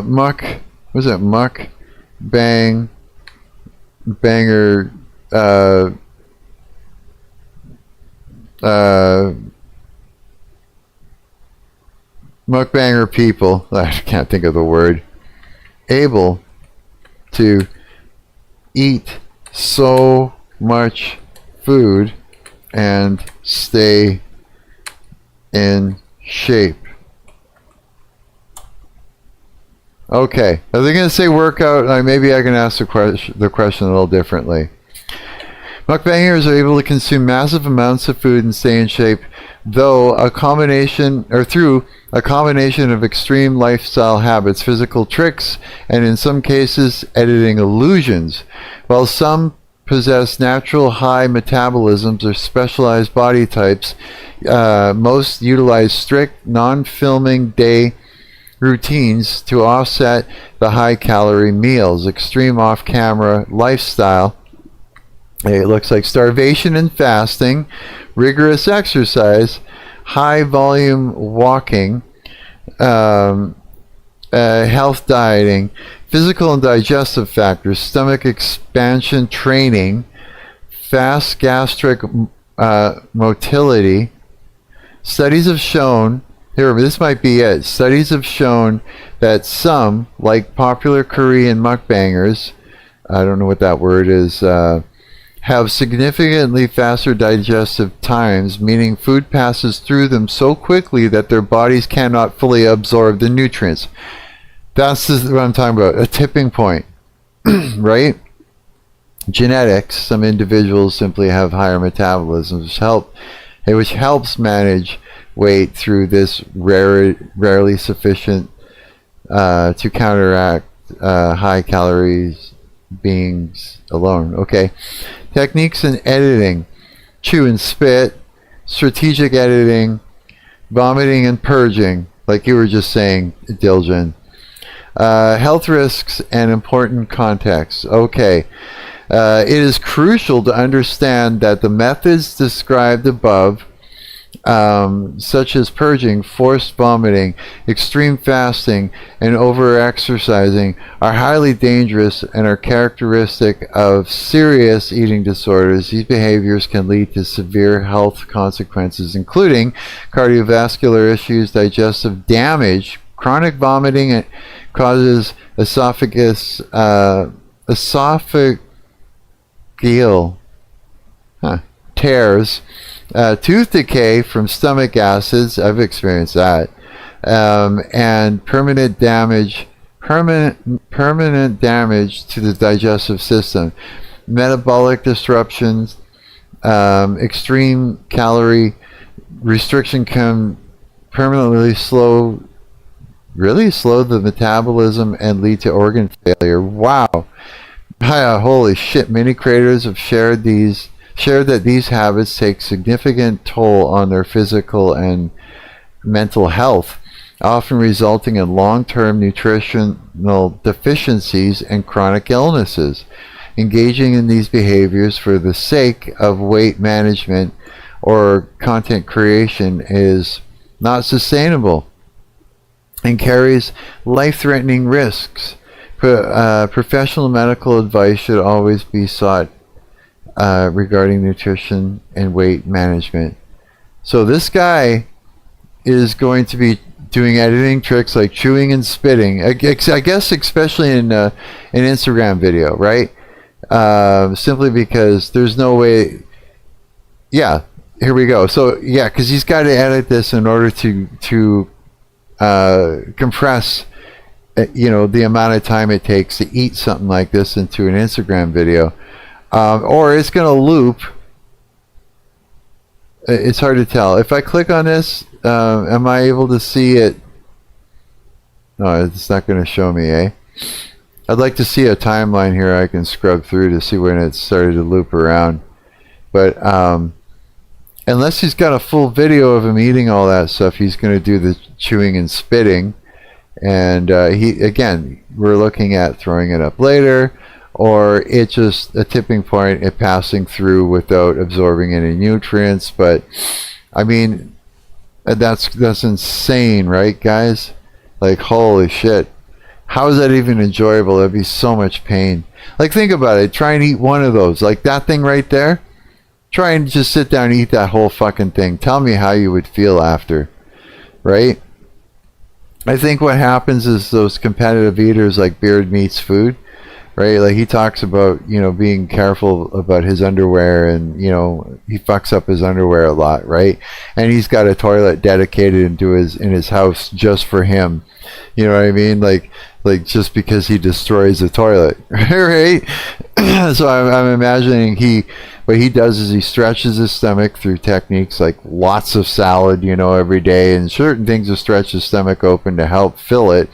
And then I guess what happens is he keeps pushing, and it starts to go through his digestive system, and then he starts to see it come out his ass before he's even done eating all of it, right? Because where else is it gonna go? It's got to go somewhere. Pretty fucking nuts, eh? So I mean, these guys aren't even enjoying the whole mukbang. They're just trying to fucking get it in there, and then dealing with the consequences later. Yeah. So that's what. Oh my God! Look at that! Look at the cat!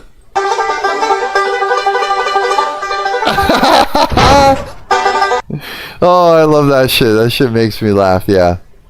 All the fucking crazy ass AI videos. I should literally make an Instagram account later just for AI Marc videos alone. That's it.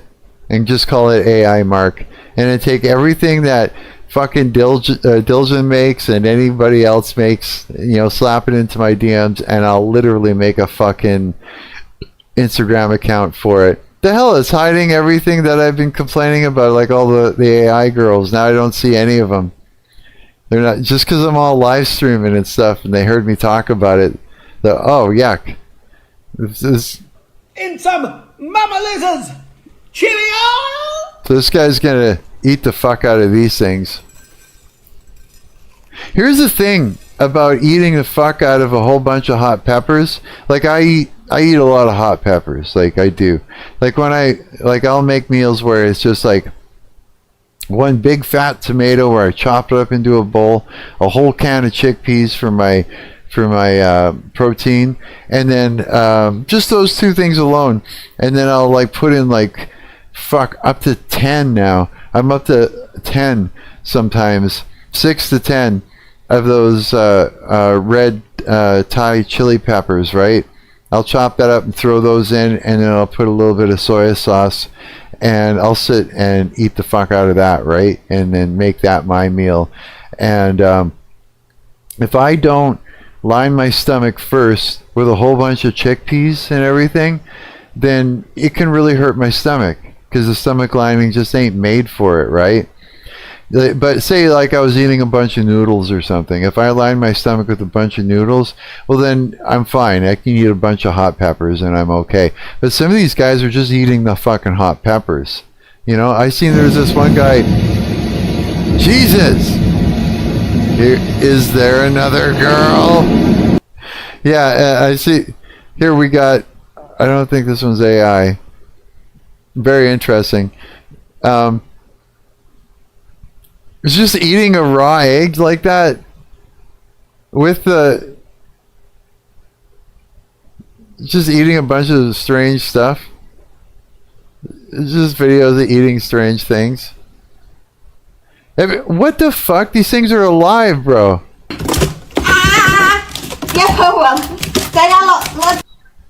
Like, what is it with people eating live things? You want to see this? I'm afraid to see this, but I'm gonna look at it. I bought Preposterone. Remember we were watching last night about what was it? Sardines. I bought 2 cans of sardines, one in water and one in soy oil or something like that. It was the only two that were there that looked like they were an okay brand. I think it was Gold Seal. The other ones were another brand, which is the saying to stay away from. So I bought those two. I haven't opened them and eaten them yet. I did go and I got some onion powder, right? You know, like onion soup mix. And I tried that in oatmeal. Oh my God, it's good. Yeah, way better than anything else ever. You were right. You were fucking right, dude. And then, you know, I had some mustard, and there's no calories in mustard, and mustard is just fucking delicious. And so I put mustard on top, and I eat a bunch and put more mustard and eat it. It was fucking good. I'm gonna eat it again tonight. I just am. It was like, yeah, this is the fucking bomb right here. A big bowl of oatmeal with fucking onion soup mix. Oh my God. Yeah, gruel, right? I mean, my mouth is watering just thinking about it again. Yeah, but the good thing that these sardines aren't alive. How are these girls handling it? Like, this is delicious to her. Like, what did she pour on them? She poured a glass of probably something that was hot. That fucking made them freak out. I don't even know what these creatures are, but she's gonna eat that shit live. And so it means like she's like an animal fighting a live thing. I guess animals do that, right? And I'm also thinking too that if she eats it alive, there's no chance of, you know, like anything going bad and bacteria and all the things, right? But who's to say these things don't have things crawling around inside them?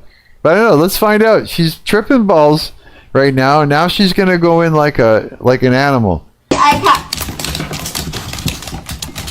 How are you handling this?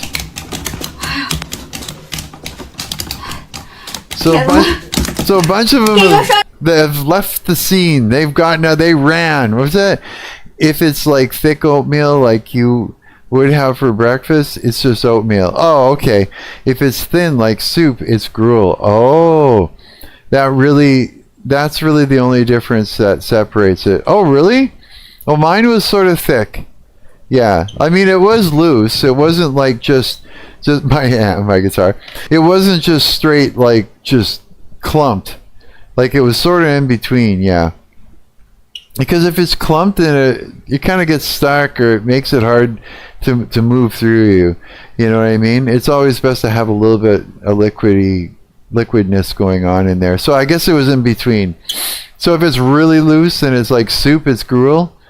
So, but I got to put what, bacon and stuff like that into it in order to make it like really like gruel. Fuck, could that be good? I gotta try that. Yeah, I do. Okay, girl, what are you gonna do? I'm afraid. I'm terrified to see what this is gonna look. Oh, she's not gonna eat it. Okay, I wonder what. Let's see here. Trying to make a fish platter. Okay, let's go to her channel here. Has she successfully eaten anything alive? Like, this is probably... Here, let's go to the reels. Let's go to the reels. Okay, I'm going to... Let's pick this first one here. Is it alive? Well, she's biting it, and it's not tripping. So this one's probably not alive. Is it alive? Nope. That's just like, how the fuck did you put all that in there? Okay, is it alive? Are they moving? Are they gonna fight back? What is that? It's moving. I seen its ass move. Its ass was moving in there. Did you see that? Or was it just sort of sliding down? What's it gonna do? Is it gonna fucking freak out when she bites it? What do you guys think? Put it in the chat. What do you think's gonna happen? First, put it in the chat. What is that thing? What do you think that is? Do you think it's alive, and is it gonna fight back when she bites it? I'm curious. Let's take a poll here, and we will do that with every one of these. See if you guys can guess. Let's do it. I'll wait.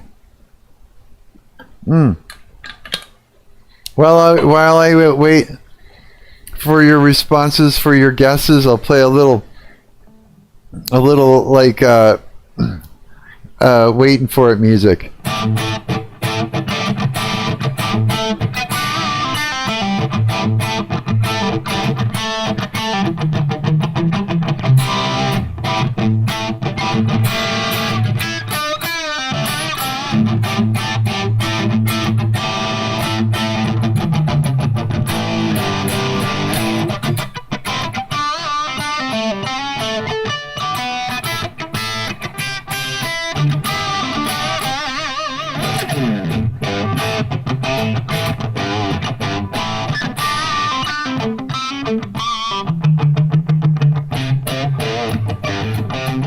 Where'd my chat go?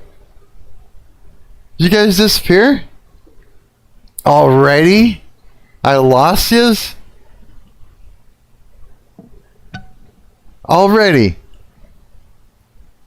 Okay, well, until you come back, we're just going to find out. We're going to find out for the VOD watchers right now. In case my chat had to take off. Oh, wait. Multitasking. Oh, are you? Okay, sorry. So you're like listening to me. I'm going, answer me now. And you're like, fuck. Trying to go from your desktop to your laptop right now? I'm sorry, man. So what do you think? What is that thing? Will it fight back? Like, is it alive and will it fight back? Before I hit click, what do you think that is? I'm imagining it's some sort of a weird clam. I also imagine that it's been yanked out of its shell, and I'm not sure. I'm on the fence. I'm not sure if it's alive or it's just sliding around and making it look alive.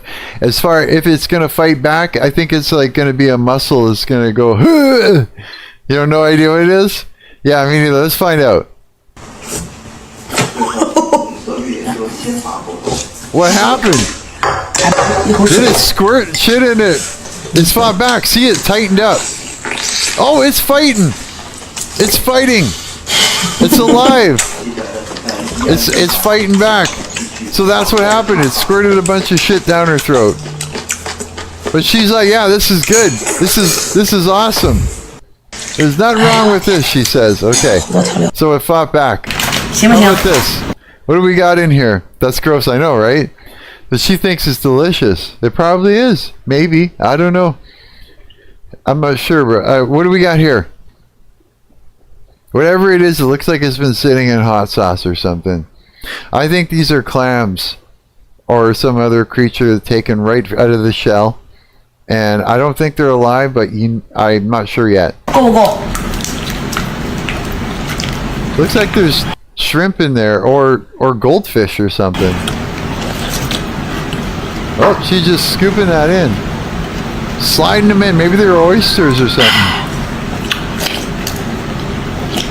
Oh, no, they don't have a chance to fight back, whatever that is. How about this? What in the fuck is that? Looks like a giant lobster crab or lobster hand thing. Doesn't it? There's no way that's alive. Is it moving? No, it looks like a lobster thing. Oh, it is. It's some sort of a big crab. You think the crab's alive? I don't see it moving down there. Okay, the crab. What do they keep pouring on this shit?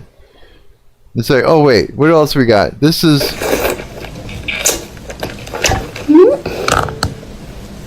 Okay, that's not alive. Okay, what else we got? Oh, this is that one we saw already. Oh yeah, what about this? This looks like it's holding on to her. This one I think is alive. No, not alive. It didn't move. Okay, so that's not alive. What else we got? This is alive. Are you gonna eat it this time, or are you just showing us that it moves? Boy, they bounce, they fling themselves, eh? Like little fish or something. Eat it! Eat it! No, I ain't gonna eat it. Okay, what else we got? Those aren't alive. What else we got? Those are, I think those are alive, guys. No. But they squirt water. They're full of water anyways. I see shit like squirt ink at people. How about this? I think we saw this. No, we didn't. Nah, so what the fuck is inside that thing? She thinks it's wonderful. Is this alive? Is it moving? Is it moving? Here we go. No, it's not fighting back. No, I haven't seen any backfighters yet. Let's just see if we can pick something out here that looks like it would. Just to see if it fights, if she's eating stuff that's gonna fight with her. I don't even know half the shit she's eating. It just looks like weird creatures. What is that thing? Yeah? What is that? A jellyfish? Here we go with the sauces. The death sauce. When you're getting sauce sprayed on you, you know you're gonna die. Oh, she can't eat it yet. Okay, I'm getting bored because nothing is alive here. Okay, nothing's alive. Oh wait. Is that moving? No. Is there all like a bunch of them all with elastic? No. Okay, there's nothing to eat. Oh, there we go. Okay, so she's got to fight that thing. Here we go. And so what? The shit's in her mouth moving around. And she thinks that's great. No, she's having a hard time with it. Why are you eating it then? Okay, I've had enough. She's been doing this for a while. There's a lot of things in here. This is going to fuck up my whole VOD. I'm going to have to cut all of this out, I bet you. It probably will. Ay, ay, ay. So she's just eating sea creatures left and right. I don't even know. Look at all this. I don't know. Are you hungry? Yeah, I don't see anything that's gonna, like those things that were bouncing around. I'm curious to see her trying to eat it. What is that motherfucker? Is that a duck? Don't those things? That's alive. She's slapping it. She's slapping it to get it to like, and she ripped a piece off. So now it's like this thing knows it's down. It's going down. Would she rip off part of the mouth? She rip off the teeth or something? She's gonna cut off the fucking, just to make it not fight her back so much. Oh yeah, there's no way. It's not. It's dead now. Why? Okay, I can't do this anymore. I'm sorry. That was just too much. I'm bored. Are you bored? I'm bored. Let's find out what's going on YouTube. 8 hours ago, Donald Trump just left everyone speechless. Let's do this one. That sound good? Hey, stop talking. All right, guys. We all know that things are going crazy with Donald Trump, period. Like, in general, we're seeing a lot of weird stuff happening. A lot of stuff with the Epstein files. Now Melania Trump's coming out talking about... This is Marcus Dixon. He covers a lot of... he's a Christian, too, eh? And he covers a lot of weird stuff that's going on in the world. Like, he tries to find the things that you know... that people don't see, you know, like things that he would point out that are demonic, or, you know, that are happening under the radar, and you know, stuff that's creepy and visually and you know, connecting dots and stuff, and the conspiracies, very conspiratorial stuff, very, you know, very interesting, though. Is everything he's covering dead on and he knows what's going on in that? No, probably not, but I mean, there might be some stuff in there, and it is entertaining, and at least I find it very entertaining. And sometimes he hits on things where it's like, whoa, you know. So it's like, it's worth watching. Yeah, and he's kind of cool looking. He's got a blue eye and a brown eye. I like that. Very interesting. Very different. She wasn't with Epstein, and I think all of it is a distraction. But we also have to notice that Donald Trump seems to be losing his coherency. He's starting to have some like dementia-like behavior. He's not making much sense when he speaks. He's going off on tangents and rambling a lot. This video right here is just one of these chaotic speeches that's happened lately, and it's leaving people speechless. Voiced your displeasure with NATO in the past. Is there a danger to the U.S. not being the de facto of the leader of the alliance, and then other powers within the alliance then getting the decision making when it comes to wars and nuclear weapons? No, it's not. So have you guys noticed anything weird with Donald Trump lately? Has he gotten kind of strange? You know? Leave it in the comments or in the chat if you're live. Let me know what's going on with Donald Trump that you guys have noticed. Let's get a conversation going on here. You know? Before I hit play on this. Has he been acting weird like Marcus here has been talking about? Does it seem like, you know, shit's falling apart for him? Has he possibly been replaced by some sort of imposter, you know? Like, is it like, yeah, like, are they getting him too? Like, what's his name? Sleepy Biden? They're saying now that there's this one shot of him walking, and they think it's actually like an AI robot with a Biden suit on. They're like comparing the way it walks with what they're seeing on there, like as if it's like dead on. Yeah, who knows? So I don't know. Let's find out what's up in this speech, and let me know if my guitar's too loud for like playing over it. I just want to noodle in the background. Danger. NATO's, look, we went to NATO. I didn't ask very strongly. Let me know. I just said, hey, if you want to help, great. No, we will not help. I said, that's all right. You don't want to help? Because I've always said NATO's a paper tiger. See, NATO's a paper tiger. Putin's not afraid of NATO. Putin's afraid of us, very afraid of us. And he's explained it to me a lot of times. I got to know him very well. I know him very well. NATO's a paper tiger. NATO is us. And when we needed them, we didn't need them, by the way. We didn't need them, obviously, because they haven't helped at all. Just the opposite. They've actually gone out of their way not to help. They didn't even want to give us landing strips. Think of it. And it's not just NATO. You know who else didn't help us? South Korea didn't help us. So, yeah, isn't NATO supposed to be like the big, I don't know fuck all about this kind of shit, but from what I was kind of taking in over the time, there's some sort of a big babysitter, right?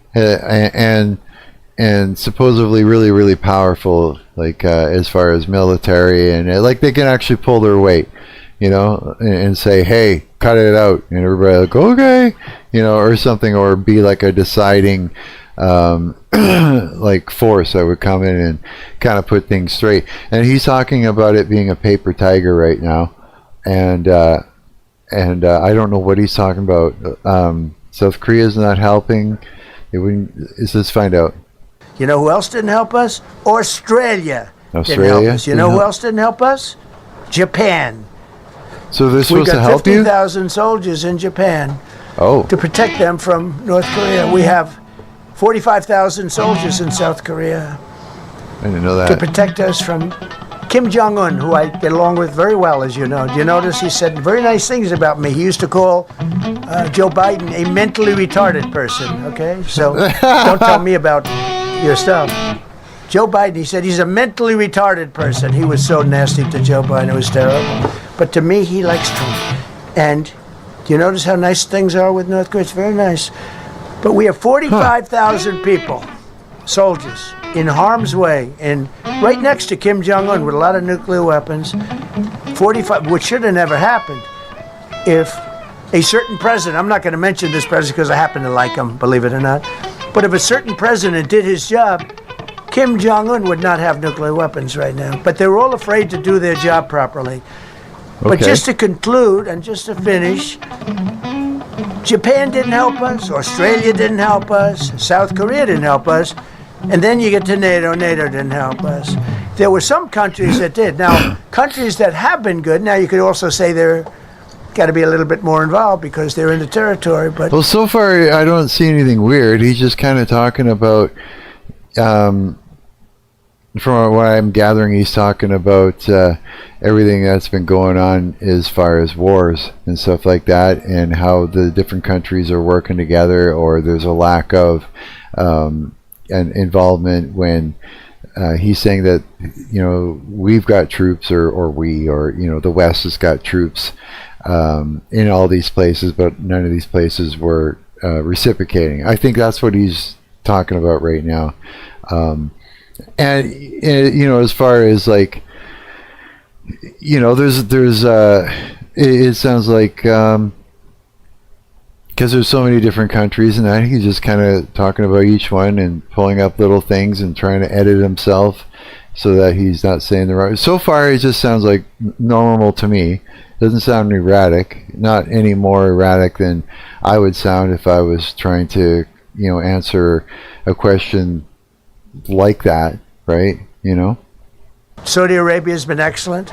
Qatar has been excellent. UAE has been excellent. Bahrain, Kuwait. I mean, Kuwait did shoot down 3 of our planes. The only planes, really, that we lost with friendly fire, they call it. I call it unfriendly fire. They unfortunately didn't know how to use our great Patriots. The pilot said, "What kind of a missile's coming at us?" Patriot. Boom, they got out. Because they know a Patriot never misses. So they had beautiful Patriots. There were planes heading in their direction. Unfortunately, they decided to shoot those planes. They were our planes. So, NATO is a paper tiger. Now, he's coming to see me on Wednesday, as you know. He's a wonderful guy. Secretary General is great. And Mark Rutte, he's a great person, but he's got... And it all began with, if you want to know the truth, Greenland. We want Greenland. They don't want to give it to us, and I said, bye-bye. Okay, thank you very much, everybody. It's like, what are you talking about, bro? Like, you find that weird? I don't know. It doesn't. I don't find that weird. That made sense to me. That makes sense to you? I think like to me, it just sounded like he was, mentioning the involvement of everybody and trying to cover it all and edit it himself at the same time. It's like when you look at a whole subject like that, all the different countries, he's kind of going, okay, so how do I explain what happened? And I got to edit it, and I got to grab a little bit of information from, how from each country and how they were involved. So that sounded normal to me. You know what I'm saying? Like compared to a prepared speech, it's not perfect, right? It's just in the moment. It sounds pretty normal to me so far. I think so. I don't know what you guys think. Leave, let me know. There's comment section too if you're watching the VOD of this. Let me know in there. Yeah, because so far it just looks like whatever. This is the most word salad take I've ever heard. Like, no. Yeah, that would be word salady. But again, it's like I just said, in the moment, and having to edit yourself and to cover all of that all at the same time. Compared to a speech, it would be a word salady. Sure. What did I learn from that? Like, okay, if it was a word salad, I wouldn't have learned anything from it. But what did I learn from that is he's not too happy about the way people have been, that these countries have been involved in something that he was trying to pull off. And he thinks it's shitty because he's got troops in these countries and they should have helped.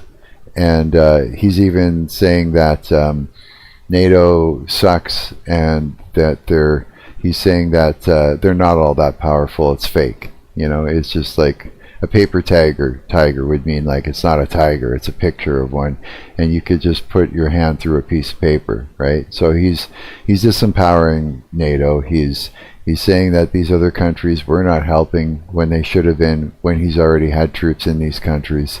And he's editing himself, and at the same time he's trying to get across the point that he doesn't hate any of these people.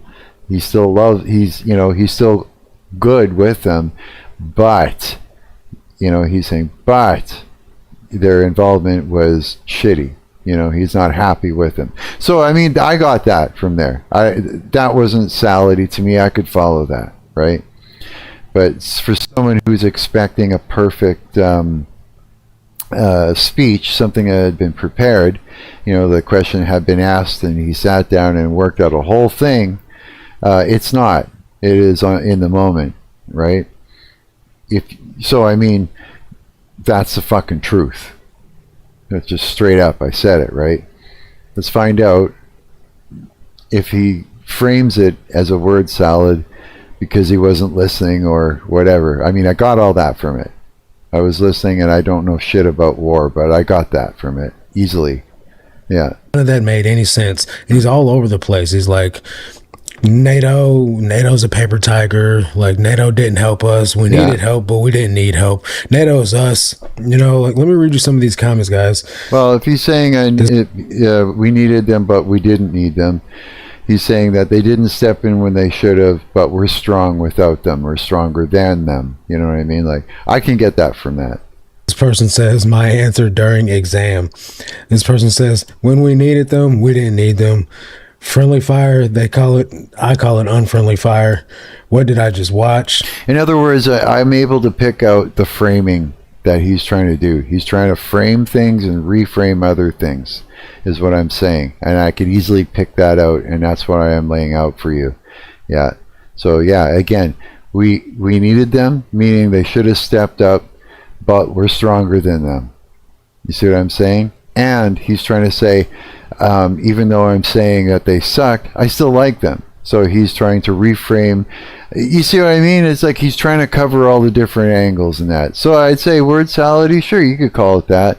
Absolutely. But if you really look into it and cover, like, watch what he's saying, it's very narcissistic too. Like, there's a lot in there. He's reframing and framing things and positioning himself, and at the same time trying to make himself look like the good guy. The country is more powerful than anything, and we're better than NATO, and you know what I mean? It's all there.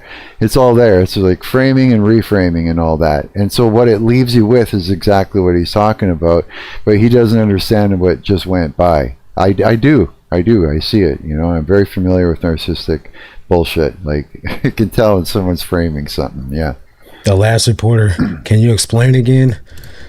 Operation Epic Stupidity. That's crazy.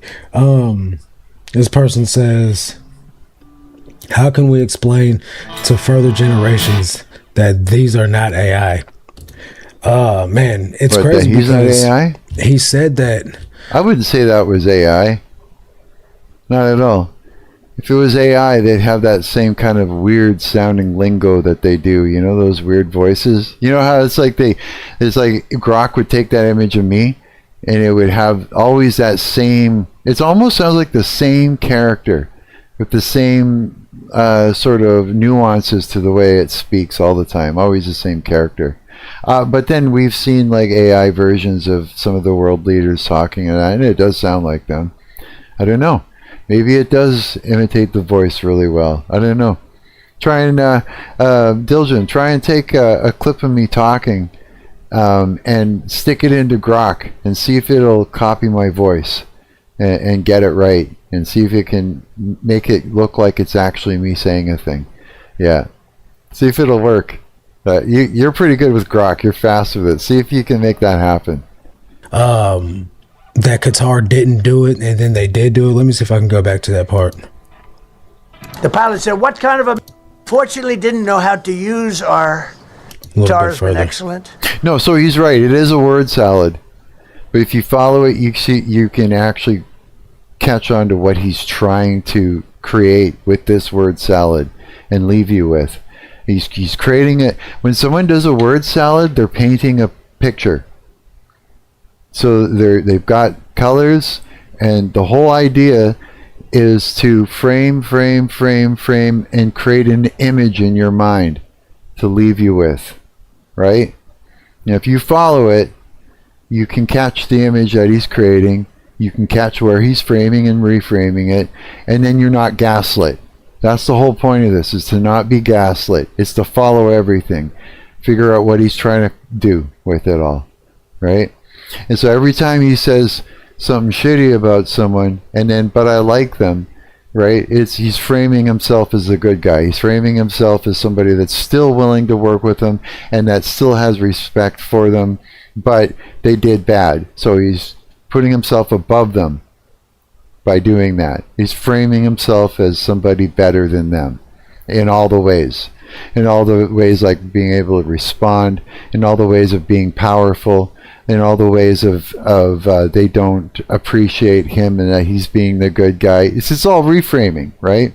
It is. And you got to get good at figuring out how to follow that. Because if you follow it, you're not end up gaslit. And you see exactly what just happened in front of you. And at the end, he painted a picture with a paintbrush and a canvas. And he leaves you with a picture. And that picture sits in your mind. And it's a picture of Trump standing at the top of a pedestal looking like Jesus Christ, loving everybody, giving everybody all the good stuff and all the things, and he does everything right, and everybody's treating him poorly and fucking up their job and not as powerful as him. He's the most powerful. And yeah, it's just a painting. You could take it, put it in a frame, stick it on your wall. Yeah, and so yeah, you gotta learn how to follow it. UAE has been excellent. Bahrain, Kuwait. I mean, Kuwait did shoot down 3 of our planes. The only planes, really, that we lost with. So they said that Kuwait's been excellent, then Kuwait wasn't excellent. I don't think he intentionally went off on this tangent. I don't think that he answered the question at all. But when it comes down to it, it's like, bro, when is it time to take a step back? When is it time to chill out? Because this type of talk has been happening a lot lately, coming from. No, I think that it was very effective what he did. It was deliberate, it was effective, and it was gaslighting. It was exactly what he felt he needed to do in this situation, was paint a picture. They were asking a question about it. He decided to pull out a paintbrush and a canvas and leave an image in their mind of exactly how he wants everybody to see him and how he wants everybody to see the rest of the world. So he did exactly. But we're aware that he's doing something, right? And we're aware that it wasn't coherent, but he did it right. He painted a picture. He reframed himself. He reframed everybody else. And he actually answered the question. But it was manipulative. You see what I'm saying? There was no real good information in there. It wasn't the answer that we were looking for, which was a detailed answer so that we could make up our minds as to how we should see it.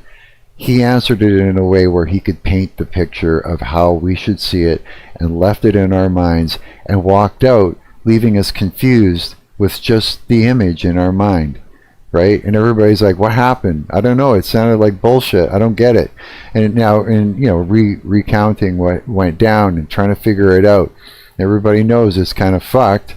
They don't get it, so they think he's crazy, and they want, you know what I mean, and maybe should take a step back. But no, he actually pulled it off. He gaslit a bunch of people and left them bewildered. Everybody's trying to figure it out. No, he was successful. Is what I'm saying. He was deliberate, successful too at the same time. Trump. I don't know if it's on purpose. Maybe he's playing 4D, 8D chess, right? Where he's just trying to act like he's not, sensibly making decisions, or he can't keep a clear train of thought. Maybe it's all for optics. And then not only that, but he gets online and he starts making posts about, let's see if I can find his most latest post. Well, he was being defensive. Look what President Trump posted this morning. President Trump was being defensive. That was a defensive response. That's what that was.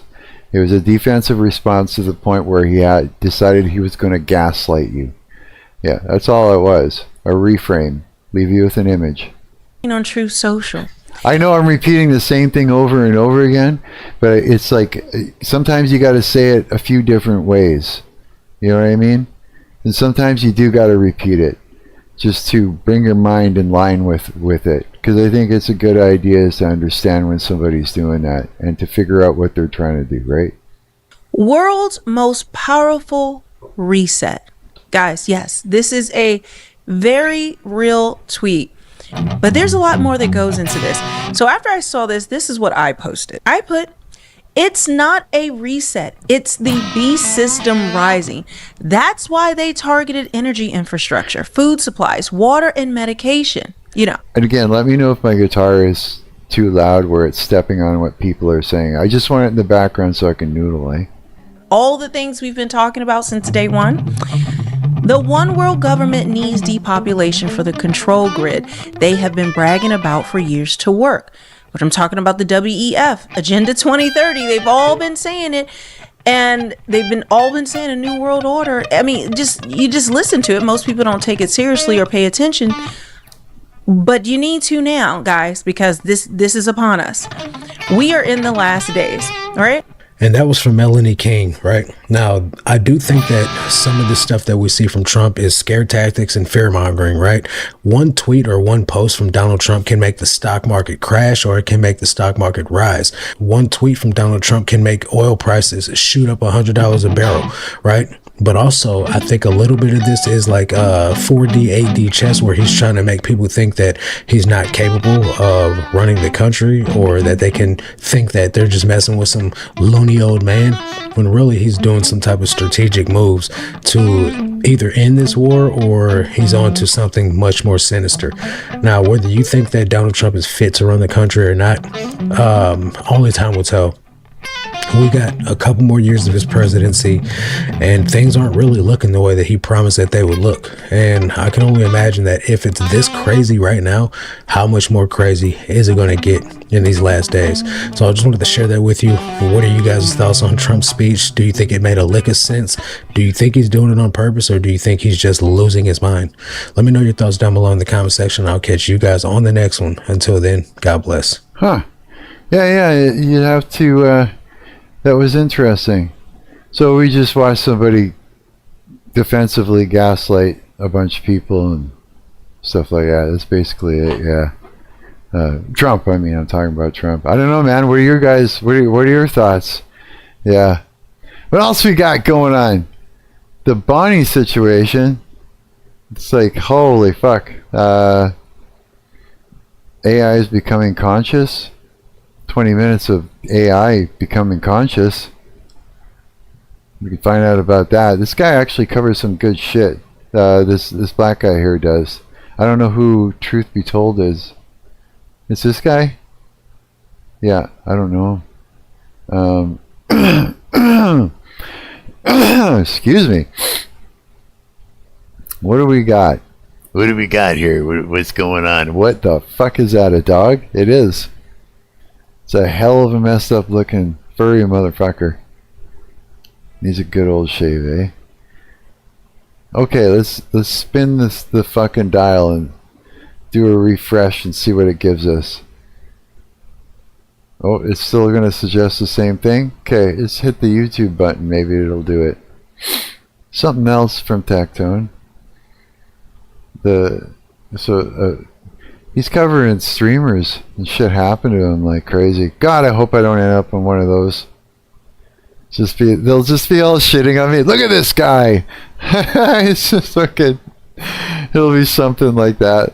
But I'll just be like, oh no, no.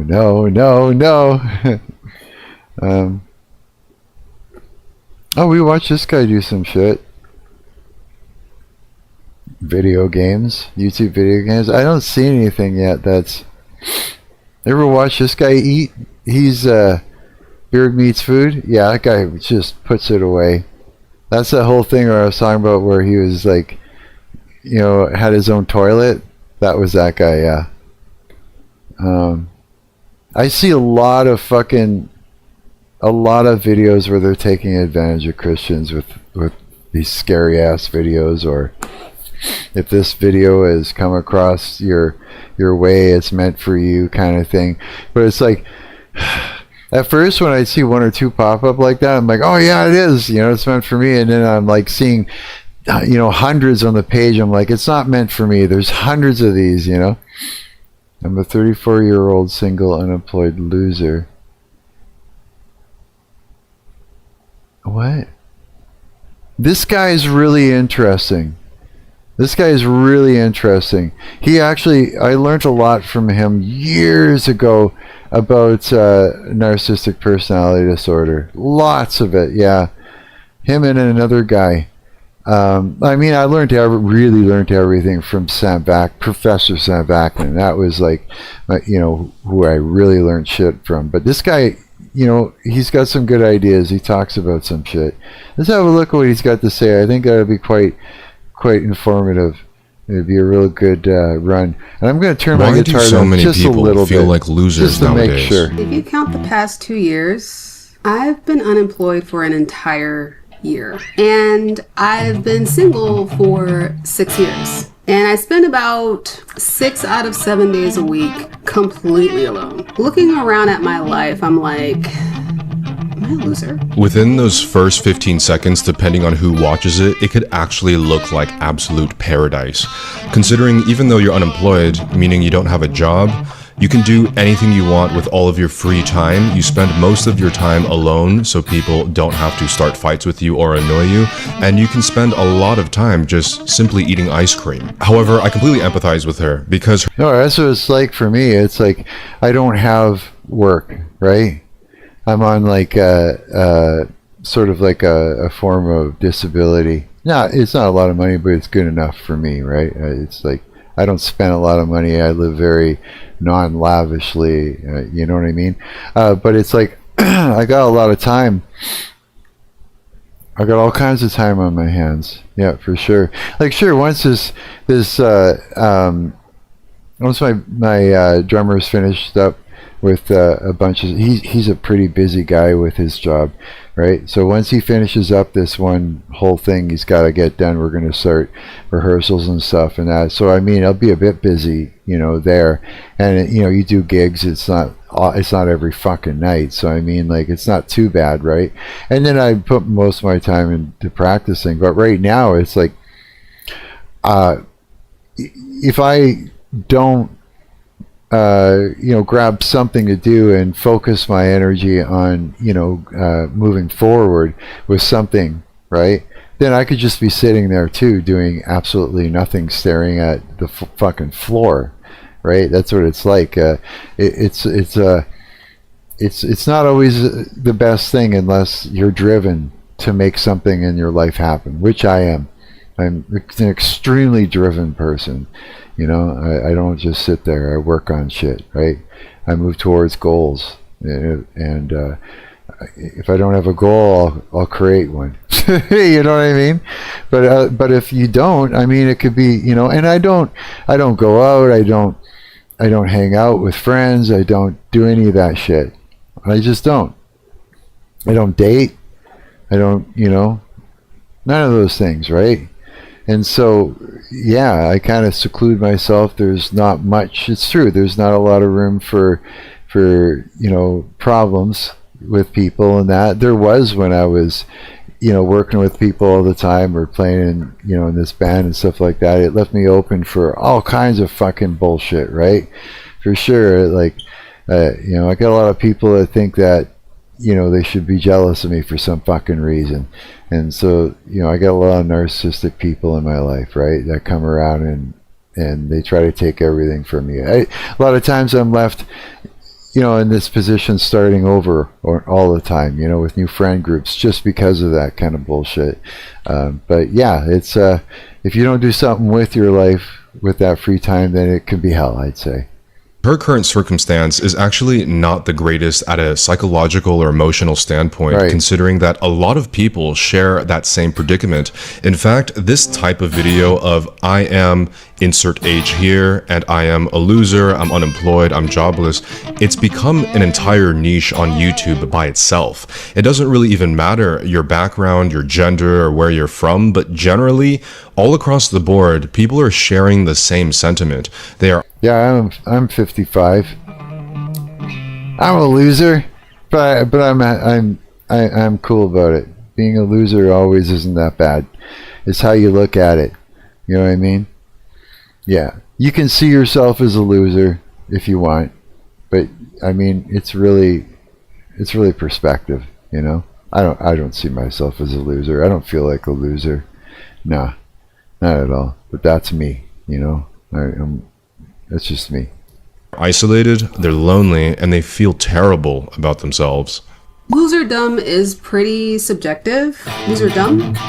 Loserhood? By my own standards that I set for myself, it feels that way. I am 34 years old, single, jobless, and I feel like I have no friends. How did I end up here? So, as you can see, she is very self-aware and highly intelligent as well. She's very observant of her current circumstances and aware enough to know that it's her own standards that she feels like a loser too. You kind of got to dig a little deeper and wonder if it's actually her standards, or is it society's standards, or is this just an unconscious message that we're getting from all of the social media content that we're getting, that we should all be millionaires and perfect marriages and own the world. In her circumstance, I think she feels very unconfident and bad about the fact that she doesn't have a job and she's single, which is understandable considering that you having a significant other, if you're in a long-term relationship, if you have a wife or a husband, has been a key signifier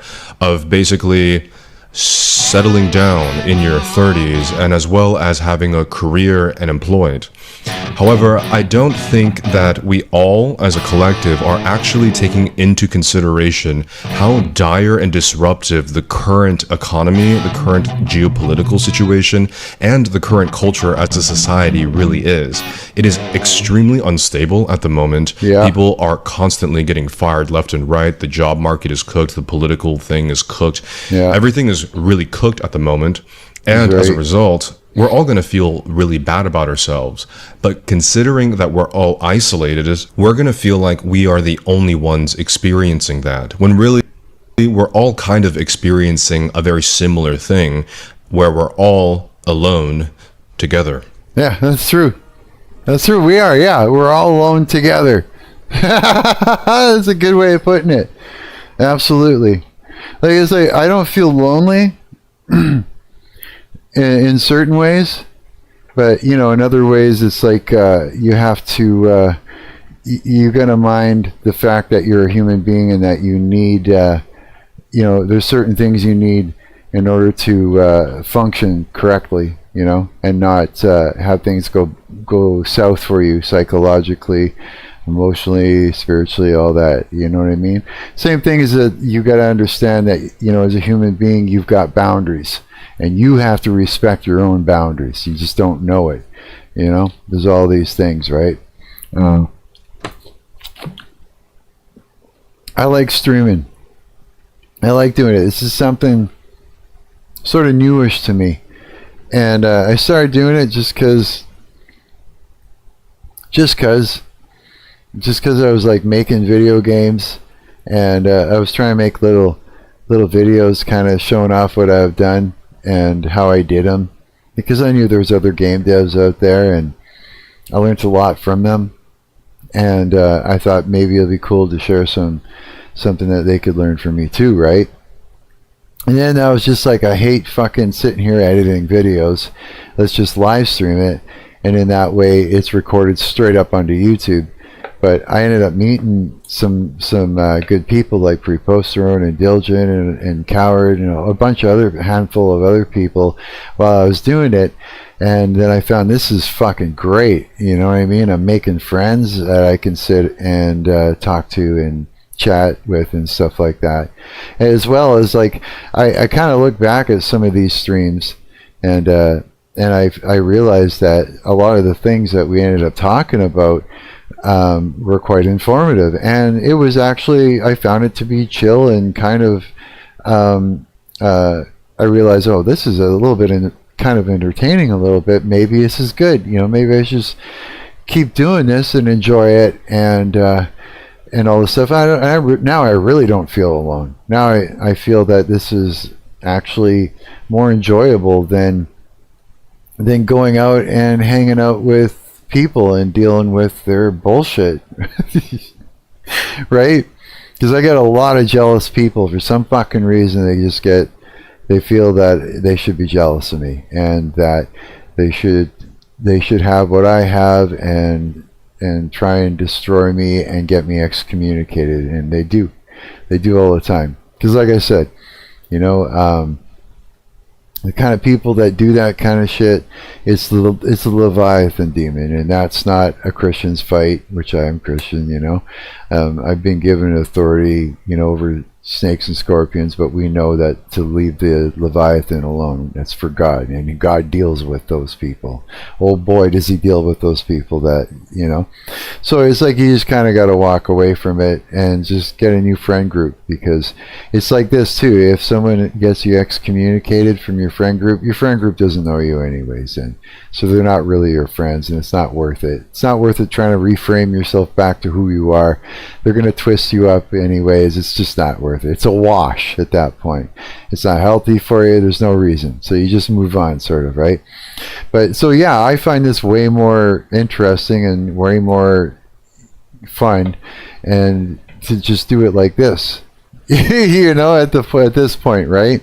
Was that pre-poster on the whole employment stigma is manufactured anyways? Yeah, employment, he says, wasn't really a thing for a long time.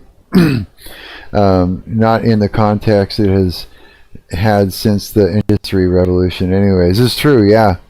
See, here's the thing. When people started positioning themselves on top of pedestals with, you know, how much money they're pulling in, that's just where it got stupid. It's like, okay, well, that means that anybody who doesn't pull in any money, that is a loser in reality to begin with. And a loser would be someone who's a cunt, you know, someone who's just an asshole that causes trouble for people, that people don't like because of the way they are and how they treat people, and maybe even, you know, not so pretty to the eye, but you know, if they were a decent person and treated people well, you know, people would look past how they look visually. But anybody like that decides that they're going to cheat a bunch of people and scam a bunch of people into pulling in a lot of money so they could take it and wave it around and get themselves put on a pedestal for the cash.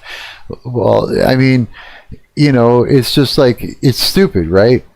It's stupid. It's like, oh, I made a whole bunch of money, I'm going to stand on this fucking pedestal. Look, oh yeah, look at me. I you know, you don't pull the bucks in like I do, you know, like they're like flexing, right? It's sort of like it's like Trump did in that speech where he was reframing himself. You know, he's creating a picture for people, right? As to, this is me, I'm on a pedestal. That's what they're doing with the money, and they're just saying a bunch of shit that's rude and it's dumb. You know what I mean? It's positioning, but it's telling people how to see them, right? Anybody that's doing that, and they're saying, and the money is the proof of it. Well, it's not. You know what I mean? It's like, I'm less of a loser, you know, than a lot of people who are pulling in the bucks and standing on the old pedestal and calling out bullshit or whatever. You know what I mean? I look better than a lot of people. You know what I mean? I can do a lot of things that other people can't do. I've done a lot of things that other people can't do. I've earned my way onto a stage. You know what I mean? And played a lot of shows. I've had tons of girlfriends. I've had a girlfriend since I was 13. I just had enough of it. You know, to the point I've had so much fucking relationships that when I hit like 43, I was like, hey, I'm done. I'm fucking done. You know, and I can walk away from it and go, I've had my fill. I know what it's all about. I've experienced it all. I've gotten out of it what I've gotten out of it. I've seen what in a girlfriend relationship, what, you know, qualities of life that you can pull from it, and what can actually destroy you. And I've seen the balancing factors. I've seen it all. You know what I mean? To the point where I'm going, I'm not lonely, and I don't need something from that to tell me, to make me okay in my life. You know what I mean? I've learned lots from it, right? I ain't a loser, you know? I mean, sure, the only just if we look at money as a deciding factor, well, I could do that too. I could go and scam a bunch of people out of some money and wave it around and say, look at me, you know? But thing is that I'm a lot cooler than half of those fucking people, and I know it. You know, I don't have to have a fucking wicked income or be signed, you know, a signed musician to know I'm pretty fucking cool. You know, I treat people good. I'm smart as fuck. You know what I mean? I'm wise as fuck. I really am. And I'm smart because I put in the fucking hours to educate myself, right? I know all of these things are there because that's why a lot of people are jealous. Lots of people have become jealous of me, and they try to you know, become me, pretend they're me, and knock me off of their perceived pedestal that I am on, hoover, you know, and do all the narcissistic things, get me excommunicated, and pretend to be they're the coolest, right? I mean, it doesn't go well for them after a while. I know I'm okay. I know I'm good looking for 55 years old. Like, I know it, you know, and I don't really. But the thing is that it's meaningless. It's whatever. It's not anything to me. It doesn't mean fucking anything. You know, I'm at that point where none of those things are a deciding factor for me. It just isn't. It's pointless, mindless, prideful, fucking fleeting things to feed yourself, to make yourself think that you're okay in the world. It's nothing. It's bullshit. Pride is nothing. Pride is, you don't need to be prideful. You just need to be comfortable. You just get over it. You know, it's like this. Be healthy, dress nice, find a hairstyle that looks good. You know what I mean? Treat people well. Educate yourself. Try and understand the fucking world. You know what I mean? Try to understand what's going on psychologically. Get your shit together as far as that, right? If you're good to people, treat people who will like you, and that's good enough. You know what I mean? It's like, you don't have to be perfect either. You got to figure these things out. Be comfortable in your own skin, and you'll be confident. And if you're confident, it's all the things, right? You don't have to be prideful. You just don't. There's a whole fucking bunch of things to it. This is going to sound like a word salad because I'm painting a picture for you. Because that's the best I can do at this point. If I'd have to sit down and lay everything all out. It would take a long fucking time. So I'm just going to take a paintbrush and a canvas, and I'm going to paint a picture for you to think about and for you to take into consideration, and hopefully, you know, maybe you can feel a lot better about yourself, you know, or start at least looking at things differently, right? What was that? Preposterant says, as time progresses, people went into a trade, or they were busy managing themselves, family, and their households. Yeah, or both sometimes. Laugh out loud. Yeah, no kidding, right? The thing is, it's like this. If I didn't have all those fucking girlfriends, if I didn't have all those living girlfriends, if I didn't have kids, if I didn't do all those things, you know, and experience what you would call what is it when you're considered married in the law? You know what I mean? As far as that goes, you know, like I experienced what marriage was like without being married. You know, if I didn't go through all that, I wouldn't get it, and I wouldn't be able to sit here today and be completely comfortable and completely happy and know that I don't need those things in order to be whole, right? You have to experience it to figure that out. You just do. You know what I'm saying? It's like if I never had love, if I never experienced love, I'd be all sad about it. I'd be thinking all the worst things and why didn't I know that? But I did already. I've done it all. I did all that. So now I'm like, I know that I don't, you know what I mean? You know then. Once you know, you're good. Yeah, it's like that. So getting older is better than you think it is. Getting older, reaching those milestones is what you want. Yeah, you just do. You want to get to that point. Because then that's when life starts to begin. Yeah, and that's where confidence starts to happen. Yeah, when you realize you don't need all the things in order to be a person and be okay, and then you start being okay, and then you start being desirable, because you know, you're actually naturally confident because you're comfortable in your own skin and stuff like that. Like, remember I said, yeah, I wish I could just spawn in on stage and spawn out and everything. It's just, it's because overstimulation. That's all it is. It's overly stimulated. Too many people around, too much stimulation, too many conversations trying to be started all at once. It's too loud. It's hard to have a conversation. You know, it's all the things. And then you got a lot of sycophants, right? And it's hard to deal with sycophants because it's like, on one hand, you want to make them feel appreciated, that they, you know, because they want to say the things because they naturally feel good about what you did for them on stage, and they want to let you know that they appreciated it, and you want to let them know that you appreciate that. All, it's a reciprocation thing. There's a lot, it takes a lot of energy out of you, so maybe you can do a little bit of that. Hey, Stone Loser, how's it going, buddy? Right on, I'm glad you showed up, dude. Yeah, so you want to do all that. You want to make sure that people are happy. You just do. If people are great, you know, you want to make sure that they're okay.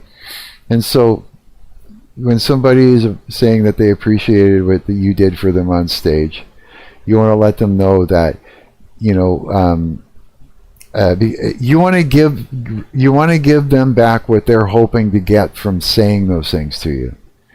You got to put yourself in those shoes, those times that you've watched somebody play on stage and do something that made you feel so energized and so excited that you want to go and pour your heart out about it.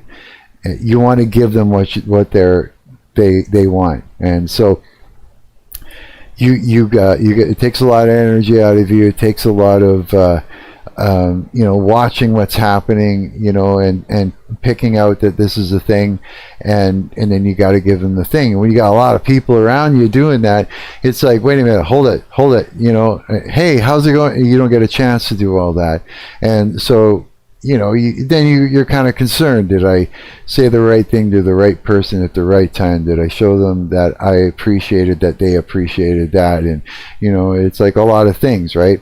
So that's why I kind of want to spawn in on stage and then spawn out right away. So that way I don't fuck up a bunch of people. That's just basically it. I don't want to make a bunch of people feel bad, you know, after all that. You know, it's like, if someone's patting me on the back, I want to give them a hug.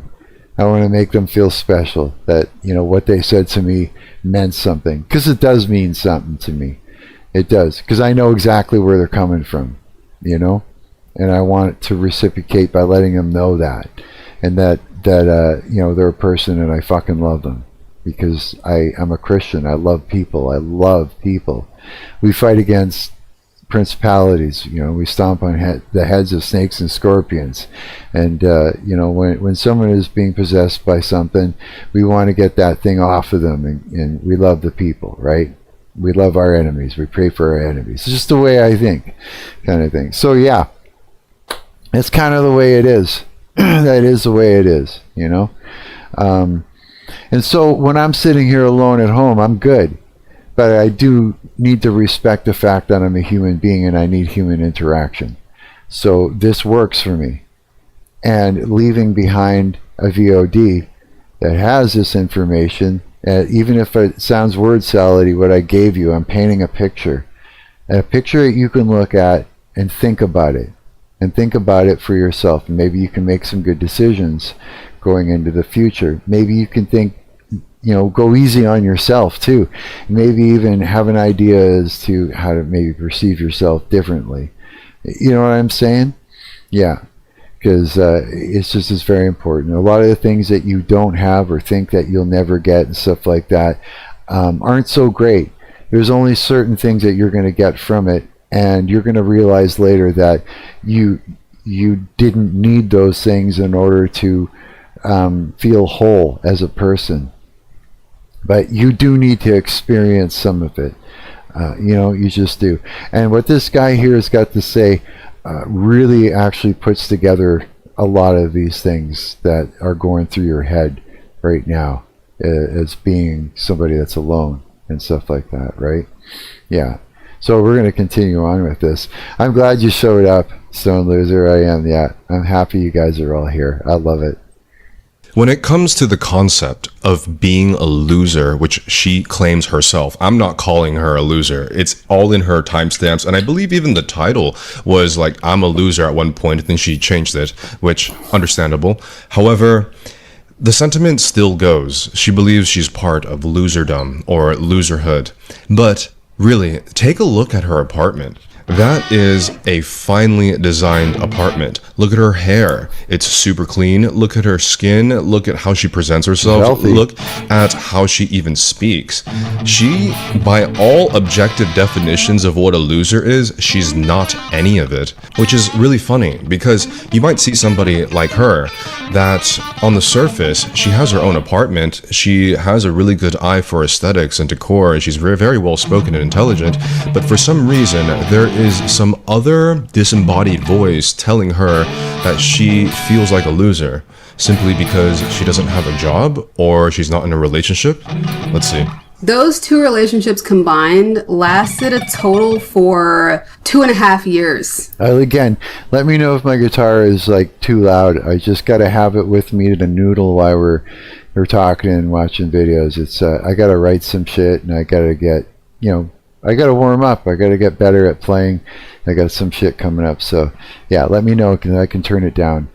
So for 34 years of my life, I've spent 2.5 years in a relationship. At that point, I had been single for 4 years, and in April, it was going to be 5 years. And 5 years is half a decade. Before that, I was such a romantic. I loved romance movies. My favorites are Bridget Jones's Diary and I Love Emily. And I thought that my Mark Darcy was out there somewhere. But after April, I just completely disconnected from that.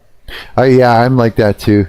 The romance part of it and that. Oh yeah, I was like, yeah, I was very much so like, that's where my brain would go. That's where my heart would go. Like all those things, to that whole romantic type of thing, Yeah, absolutely. I know what that's like. I stopped looking at romance like, oh, I need to feel butterflies. I need to feel a spark with someone. And I started looking at it practically, like, I need somebody to help me pay bills. I need health insurance. I need somebody to have kids with before it's too late. And wanting a partner for romantic reasons just felt stupid. That's what teenagers want. Butterflies. Well, here's the thing. She's looking at a relationship as a practical thing now. She's looking at it as bringing in kids. She's looking at it as in somebody who's going to take care of her, like financially and all this stuff, right? But without the romance part of it, you're just got a roommate. It's very important that you retain, that you have something that actually makes you feel like that, because it's your body telling you that, it's giving you signals about somebody. Your body knows genetically, without you knowing, that it'll say to you, hey, that person over there, you mix the genes together and you're going to have healthy kids. We're going to be able to form proper children. You know what I mean? And that's your body signaling to you these things. Yeah. And so without that, you're just creating a situation. It's more like a business deal. Yeah. And that's not sustainable. I know this. It's not sustainable. No. If you don't have all these things flying and going on and you got nothing. Now there is like a period where this is what happens. It's like your body chemically, what's going on is there's a whole soup of things that go on chemically within your body when this is happening, and it's very similar to like doing cocaine and ecstasy and everything the whole time you're with them, right? The whole time you're with them, it's like you're on drugs basically. And when there's like a situation where you worry that you're going to lose each other, there's an adrenaline spike, which actually is another form of drug, you know what I mean, kind of thing. And it's also panic, like you're going to lose your drug dealer or you don't have money for it. There's a whole bunch of shit that happens. Even when you break up, you're literally going through withdrawal, like physical withdrawals from this neurochemical soup that happens, right? Also, too, this is put into place so that way you stay together so that you do have children and all that happens. And then you hit a point where all that sort of dissipates, right? And then you're left with that person. So it is very complicated because when it's done, you don't want to end up with a roommate where you guys actually don't like each other because things don't jive, right? So you can't just rely on your body telling you that, physically, like your genetics are going to work together. You also got to be compatible as people and what your goals are, and that all comes down to how you're raised and what your values are and everything else. So it's very complicated, very, very complicated. Yeah. You get one of these things wrong, it ain't gonna work, right? So, but right now what she's going into is she's like, fuck, I guess all this, my body signaling to me, all these beautiful feelings in that are something to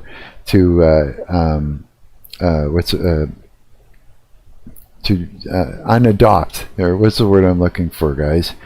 To veto out of the whole situation, right?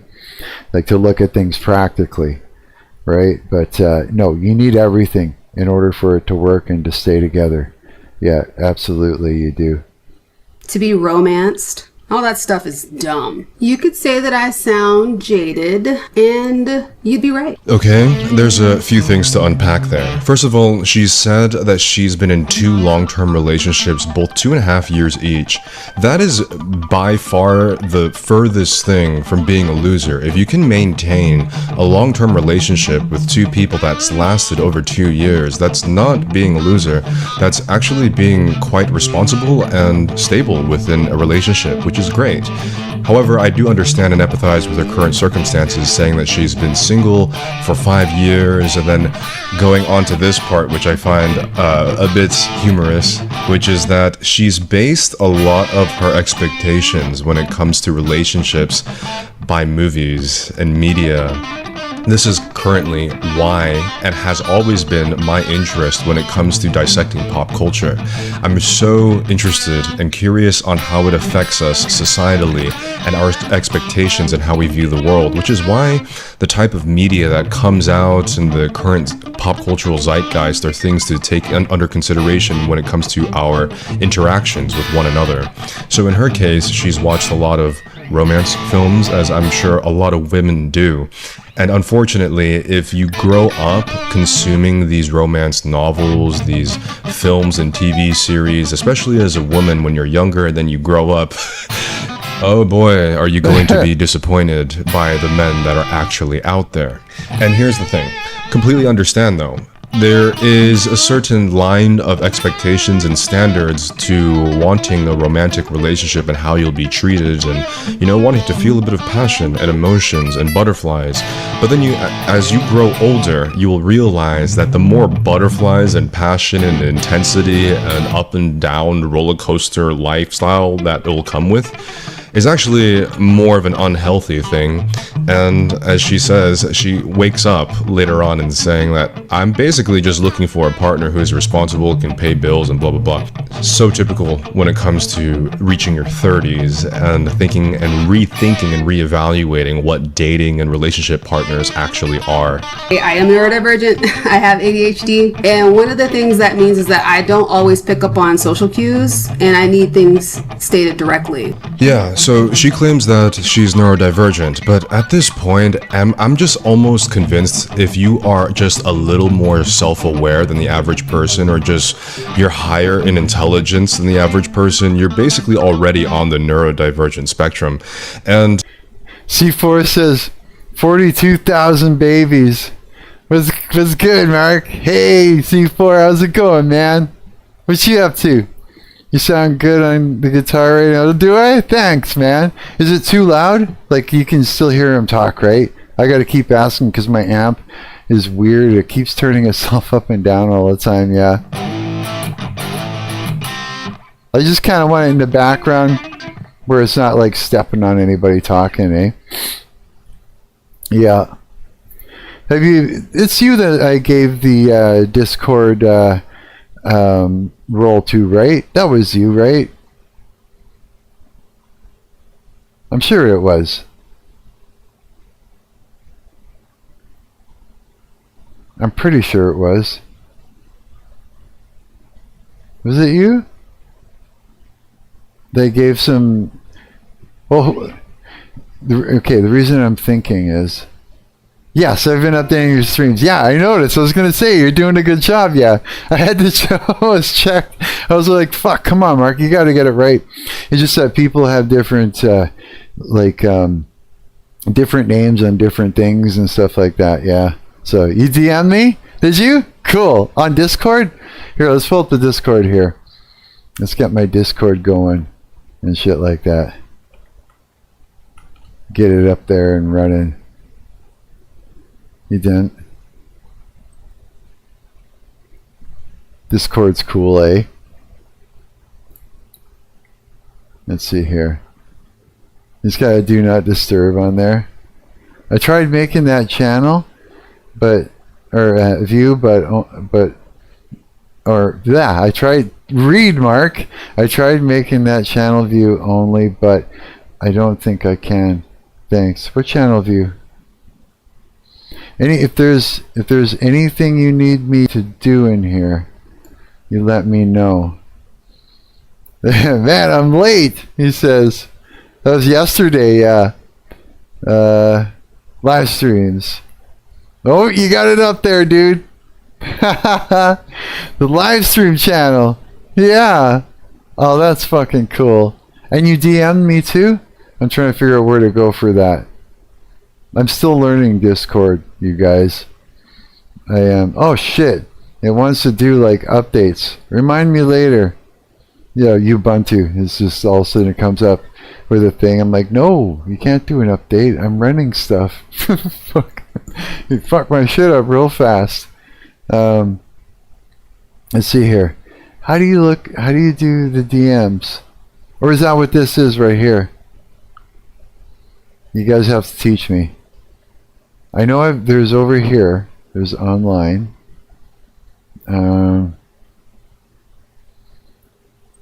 Settings top left.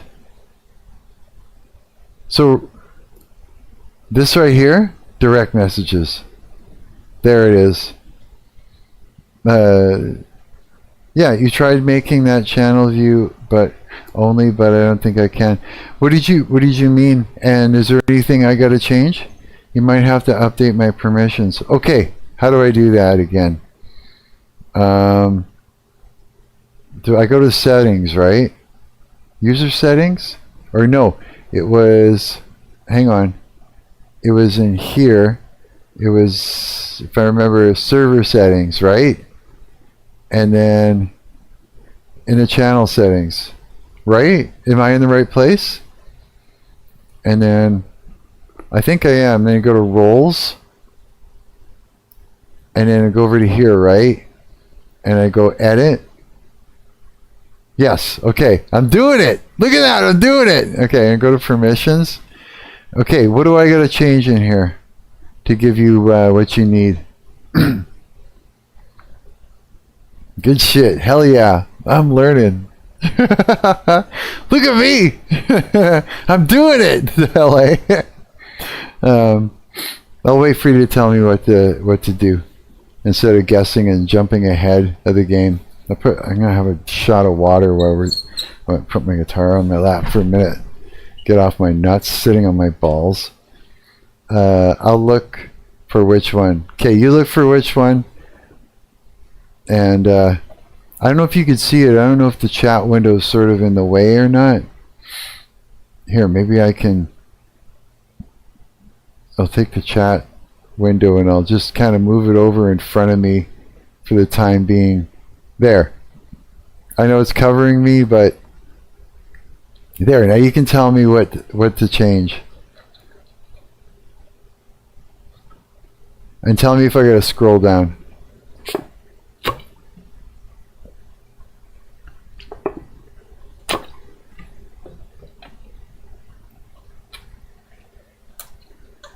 It's funny, we got our own Discord, all of us. Our own Discord to play with.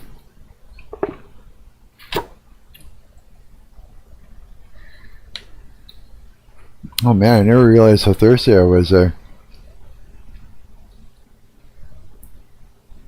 You got my slide? Just try and play it on my lap. That's gonna go horribly wrong. That's not easy to do.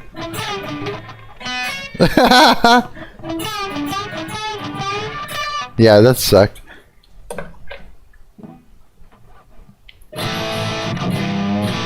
Manage threads.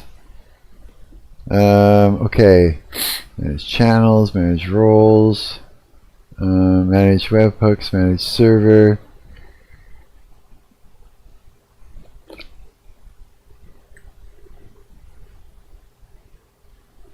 Create private threads. Allow members to create invite-only threads.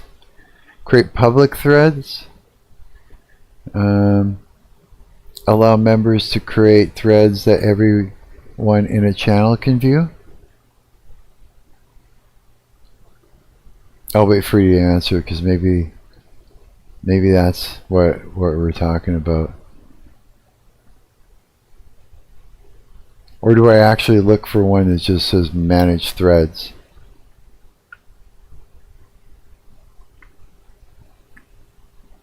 Manage threads and posts. More down? Okay. Messages. Pin messages. Manage threads and posts. There you go. Is that the only one you needed? Here, save changes. Is that it?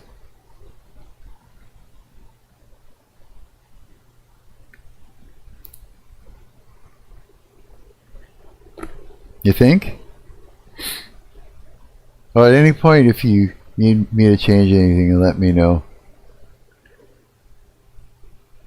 Use soundboard, allows members to send sounds from server soundboard. There's a lot going on in here. What all does Discord even do?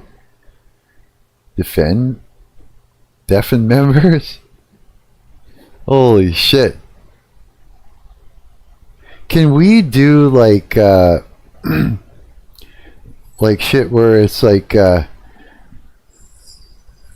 could do like put like someone could bring up themselves on like a video call type thing. Can you do stuff like that where I could like put one of you guys up there with the video from your phone or something and have a conversation or shit like that? Does Discord let you do that? Yeah? Is that something any of you guys would want to do? Here, I'll escape from this. Do you want to learn? Do you want to set all that up so that it works? Can you do that? If you know how to do it? If I gave you the permissions?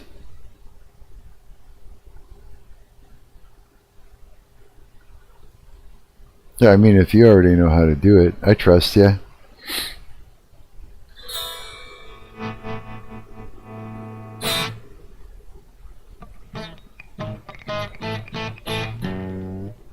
I could, but I probably would need more permissions. Yeah, find out. Figure it out, let me know. And then you just tell me what you need and I'll do it. Unless you already know right now what you need and I'll just give it to you.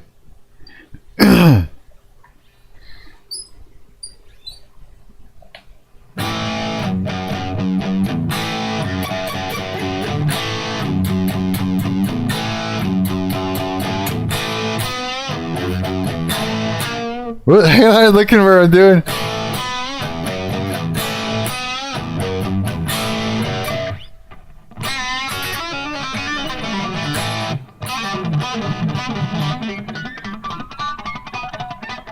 Just noodling away.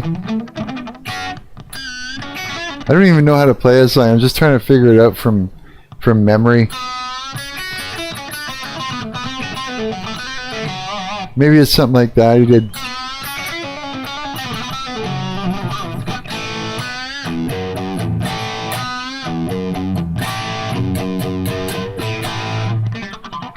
Eddie Van Halen's pretty wild, eh? Yeah.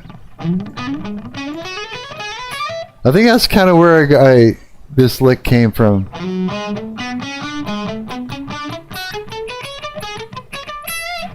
It's like a rolling. Except I usually do I added in like more like some of the blues scale stuff.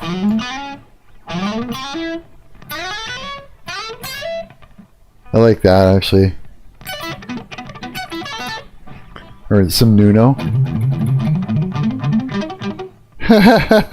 He does weird shit like that.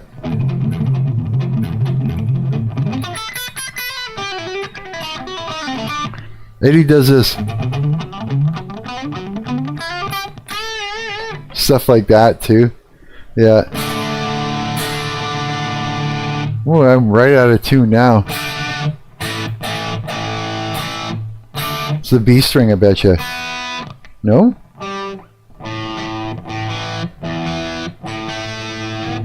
Maybe it's G.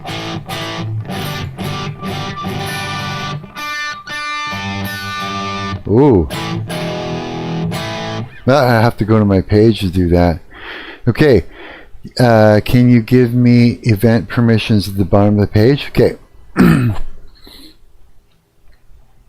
Event permissions. Allows members to create events. There you go. Manage events. You need that too, right? Allows members to edit and cancel events.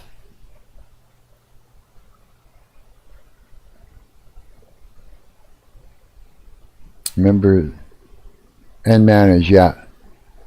Okay. What else? Advanced permissions. Administrator members with this permissions have every permission and also by no, I guess you don't need that. Okay, thanks. Okay, good. There you go. You're all set. Okay, I'll escape that there now.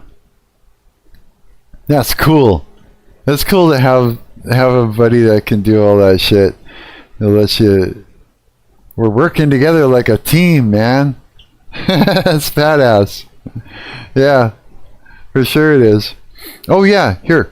Let's get back into this because this guy's smart. He's really informative. I think it's. I think the stuff that he has to talk about is. It's helped me in life, you know, in the past too. So I think he's good for you guys.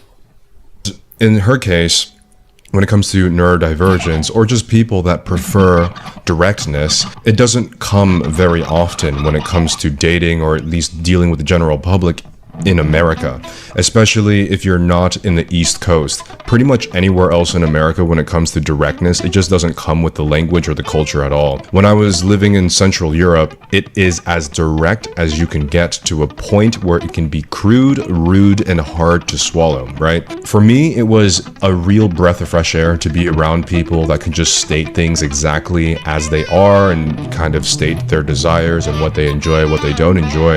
And for me, it worked really well. Perhaps I am also neurodivergent, but if you are a person that just prefers directness, it really helps if you move and surround yourself in an environment where directness is the norm. Another problem that I had... I feel like that.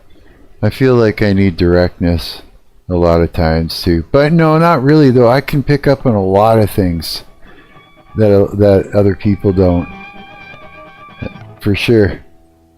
I would look to characters on TV and in shows, and I would try to become more like them. But I was becoming the type of woman that I'm attracted to in stories. You know, the cool girl, the manic pixie dream girl, the fun girl, the lovable, socially awkward loser, which are not the type of women that men that I like are actually attracted to. So not only was I not being myself, I wasn't even doing it to my own benefit. Was that, wait, one more, I need to be able to manage roles, my bad. No problem, you got it. Okay. go back to server settings and to, where is it, to roles. And okay, so you need manage roles. Okay, manage roles, this one right here, eh? Okay, there you go, buddy. Is that good? Any more?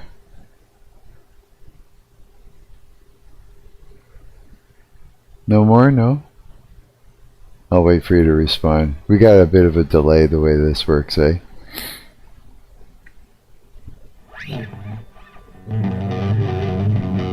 Playing with one hand. It's actually hard to do without a sock. Boom, good? Okay, good. Right on. Okay, we'll come back out of there. Because that shit was not working. You gotta love the collective black pill that every millennial is waking up to when they reach 30. I feel like it's all happening at once, which I've said in previous videos. This is a collective wake-up call, especially for millennials hitting 30 or 40 for the first time in their lives. And we're kind of waking up to, I guess, the veil and the curtain of theater that our entire 20s and younger was. Here's the thing. Here's the thing that a lot of people don't know. When you're younger, right, and that means your age now, and even like pre-posterone, you're 38 right now, so this is still happening to you even. You'll have an experience, and then your brain will make you forget about that experience after a little bit. It's like almost like an amnesia. Like you won't remember. And if you think back, you'll barely be able to it'll be faint, right? Even if you think to think back, you'll barely be able to grab it. You know, like think back to, you know, you'll know what I mean if you try. But as soon as you hit, okay, there's a reason behind it. It's because it's like life is one traumatic thing after another. And if your brain didn't make you forget, right, you wouldn't know what the fuck to do. You'd have a fucking nervous breakdown. You're not meant to deal with all these crazy traumas until you've got a lot of life to learn before you can. But when you hit 40, you kind of reach a point where you can start unpacking this stuff. And so your brain will slowly start releasing these memories to you. And so you'll start to remember traumas when you hit 40 that you know, just out of the blue, be like, whoa, where did that come from? I remember this thing. And it releases it to you kind of slowly so that you have a chance to unpack it all. It's just the way it goes. And 30, when I was 30, that's when I got sick. That's when my health went down the tubes and I started letting myself go and all the things in my early 30s and throughout my 30s. But, you know, that sucked. I found that was the decade of bad health. When 40 hit, something else new happens. Not only do you start unpacking shit, but you become a lot healthier, almost rejuvenated. I don't understand it. I had a doctor mention it to me before I turned 40, and he had a laugh when he was saying it. He goes, wait till you're 40. He's like, it's like you're 20 again. 20? What do you mean? He goes, oh yeah. Well, it's true. There's something happens. It's like, you know, when you're 20, all the different things, the hormones and all that, you seem to have a lot of energy, a lot of get up and go, you know, a lot of libido and all that in your early 20s. That's what happens again when you hit 40. Same thing happens again. You become youthful again and all this stuff and that. Now, something else special happens when you hit 50. And I didn't understand it. I still don't remember what the guy said to me. But I remember I was out, I was like, I hadn't turned 50 yet. I think I was about to. I was 49. And I had moved into a new area. And still had my roommate Brett. He was my drummer. In different bands, and we would always rent a house together so we could have a place to rehearse, right? And so I was like building little drones, and I'd go out and I'd fly them, find parks and fly them in and stuff. And I was going for this super long walk in this area that I had never been in Winnipeg before. And I ran into this really old guy going for a walk. He was like fucking 90 something or close to 100, old guy, eh? And I was, hey, and I started talking to him, and I was asking him where some good parks are to fly and this and that, and he's, oh, come with me, and so we went for a walk together, me and this old guy. And I was telling him, I said, what's it like being your age? And he's telling me stuff, and I said, yeah, I'm going to be turning 50 right away. What's 50 like? And then he was just like, oh, he goes, that's when life starts. That's when it begins. I'm like, what do you mean 50? That's where it begins.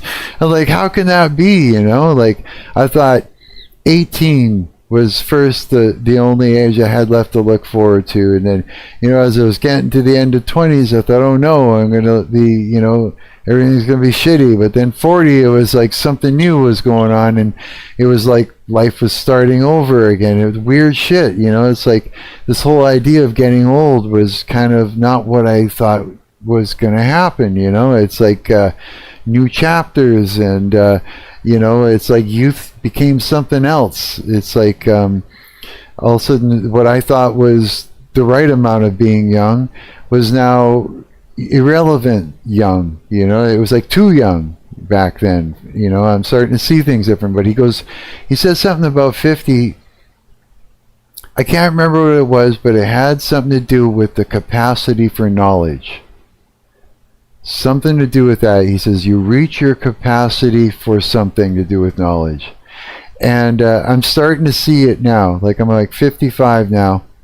I'll be 56 in December.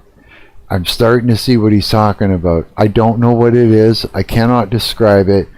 But shit is starting to make sense where it didn't before. I'm able to unpack things for myself and make sense out of things and pick up on a lot of things that I wasn't able to pick up on before, and even have the patience for people that are younger than I am when I realize they're going through something or going through figuring shit out. It's something to do with knowledge and how you interact with it. And you start remembering more and more and more of your past too, and you start unpacking more that has happened to you. Shit just starts to fucking come together, dude. It's like everything just starts, everything you've experienced, everything you've learned, everything you're learning now, all the nuances start to appear as something that you can see and apply, and it all starts coming together and making sense.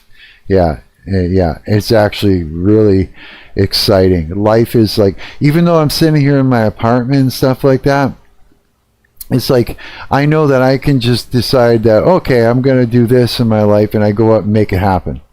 I can put it together and make it happen, Like, even though like I've got excommunicated by somebody who was had the Leviathan spirit running them. I excommunicated from my group of friends. I realize I'm not sad. I'm not resentful. Like, it hasn't destroyed me. It's just it was time to close the door on that, and they need time to grow, and it's not right for me to be around. I've taught them what I could teach them. I've grown them up in areas where I could grow them up. I've experienced things with them, and even taken them along and showed them a few things, whether they know it or not. And now it's time for them to continue on down the path with what I've showed them, and what they're taking in life, and it's time for them to go in that direction, and it's time for me to close the door and open up a new one and start another chapter, right? And so it's like, I see it as, okay, good, right on, I'll start something new.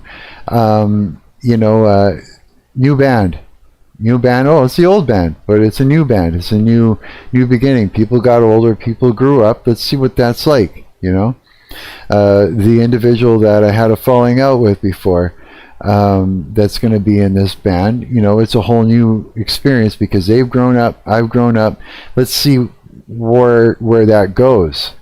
Do they have something within them that is still driving them to feel jealous about me and want to, and who's frustrated with me, you know what I mean? Is that still going to be a thing, or is that going to be gone? And what's that going to be like? You know what I mean?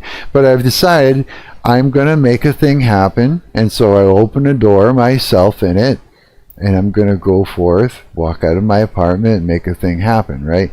It's just the way it works in life, and before I wouldn't have known that, right? What type of people are Leviathans? The Leviathan will latch on to certain people, right? And sometimes drugs will open up that door.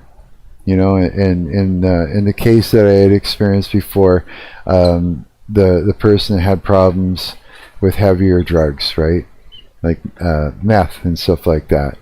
And even though they weren't heavily into it at the time, and they still did it a little bit, but they were still functioning, and they weren't like full on, meth dead, meth addict, heavily down, but it was like a little bit of like use still. But what it did throughout all that time was open the door for the Leviathan demon to come in, right? And the Leviathan demon is the one that you can't fight. You just got to walk away from it. God will deal with that one, right? All you can do is pray for the person and ask God to loosen its grip on that person. That's all you can really do. So many evil spirits attached to drugs. Drugs will just open the door. Drugs open the door to the spirit realm. Literally, it just opens it up to it. Yeah, and certain drugs will give demons a foothold into your life to attach themselves to you, and then they just want to rip you apart, anyways, every time, right? But Leviathan spirit is the spirit of the narcissist, right? Facts, yeah, exactly. So when you're dealing with someone who's narcissistic, you're dealing with a Leviathan. Straight up. They will twist you up. Here's the thing. Leviathan will put you on a pedestal, make you see yourself through their eyes, and what it'll do is first, do you think there is risk to evil spirits when it comes to psychedelics? Yep. 100%, yeah. Because you're opening the door to the spirit realm every time. Yeah. The spirit realm is around you and interacting with you anyways, right? But psychedelics will just open it up. It'll open it right up. Like even when I was doing weed, it's just opening the door to the spirit realm, right? I was a Christian doing weed. Fuck. But it's like I wanted to, I was being attacked all the time. I wanted to fight back, and the only way was through Jesus Christ of Nazareth. So I had to drop all that, and I was damn serious about it. So I dropped the addictions. Is there any good in the spirit realm? Well, there's Jesus Christ. Yeah. There's Jesus Christ of Nazareth and God. And there are angels. There's fallen angels that aren't good for you. And, they're trying to rip you to shreds. But God also still has angels. You can ask God to put an angel at every bedpost.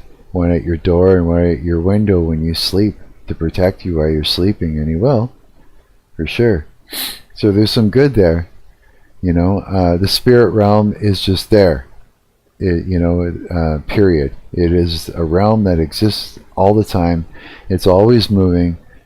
Sometimes you'll pray and you'll think nothing's happening, but God is moving in the spirit realm. So you pray for something and He's setting shit up for you, right, coward? Yes. Hi, coward. You made it. Good, man. Fuck yeah. So I got 3 of my buddies here now. C for love, coward, preposterone, 4. And we got Dilgen. Yeah, 4 of you guys so far. Yeah. Is that right? 4. 1, 2. Oh, no. And we got Stone Loser. 5. We got all 5 of you here now. 5 of you are here. Fuck yeah, that makes me happy. Yeah. So the spirit realm is happening all the time. When you pray, God is moving things around, right?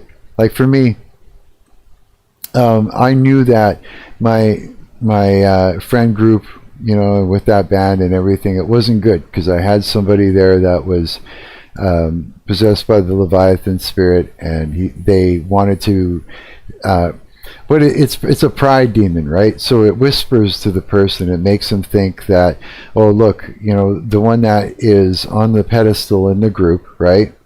And it looked like I was the one that was at the top of the social hierarchy. It just looked like that because I'm comfortable, so I'm confident. I'm happy with who I am, what I look like. You know, I take care of myself. I'm fine with it. I'm not like, ooh, look at me. I'm just like, no, I just don't think about it, right? I'm comfortable. I'm good to people because I care about them. I love people, right? And so all this stuff makes people want to be around me. And then it makes it look like I'm on the top of the social hierarchy. And the one with the Leviathan spirit, the spirit will say to them, look, you're at the lowest, you know, and it's about pride, right? He's at the highest. We need to change that. We need to do something about it. And they'll do a series of things, right? I once started seeing angels when I was addicted to I don't even know how to say that one on a high trip. Really, eh? Yeah, you would. Coward said, God, I pray that you smite those who do evil in my life. We can. Yeah, hell yeah. And that God had my buddy almost kill me at the shooting range. Really nice wake-up call. Thank you, Mr. God. Oh, you know, it's like, no, it doesn't mean that God made that happen. And he can't smite the person. It's you know what he did? He showed you, he revealed to you that your buddy wasn't your buddy. That's basically it. And guess what? He almost killed you, but he didn't. God showed you, he showed you what he was capable of doing fully, to the point where the guy tried to kill you, but he made sure you didn't get killed, right? He revealed that to you. Just literally revealed that to you. Revealed to me that I'm the problem. Nah, bro, you're not the problem. No, sure, he reveals to me, you know, where my problems are. He revealed to me where I needed to change things because shit was getting a foothold in my life and whispering to me and fucking with me. Was it an attack, C4 says? Or an accident? Yeah, what exactly happened? If you don't mind. This is a good story.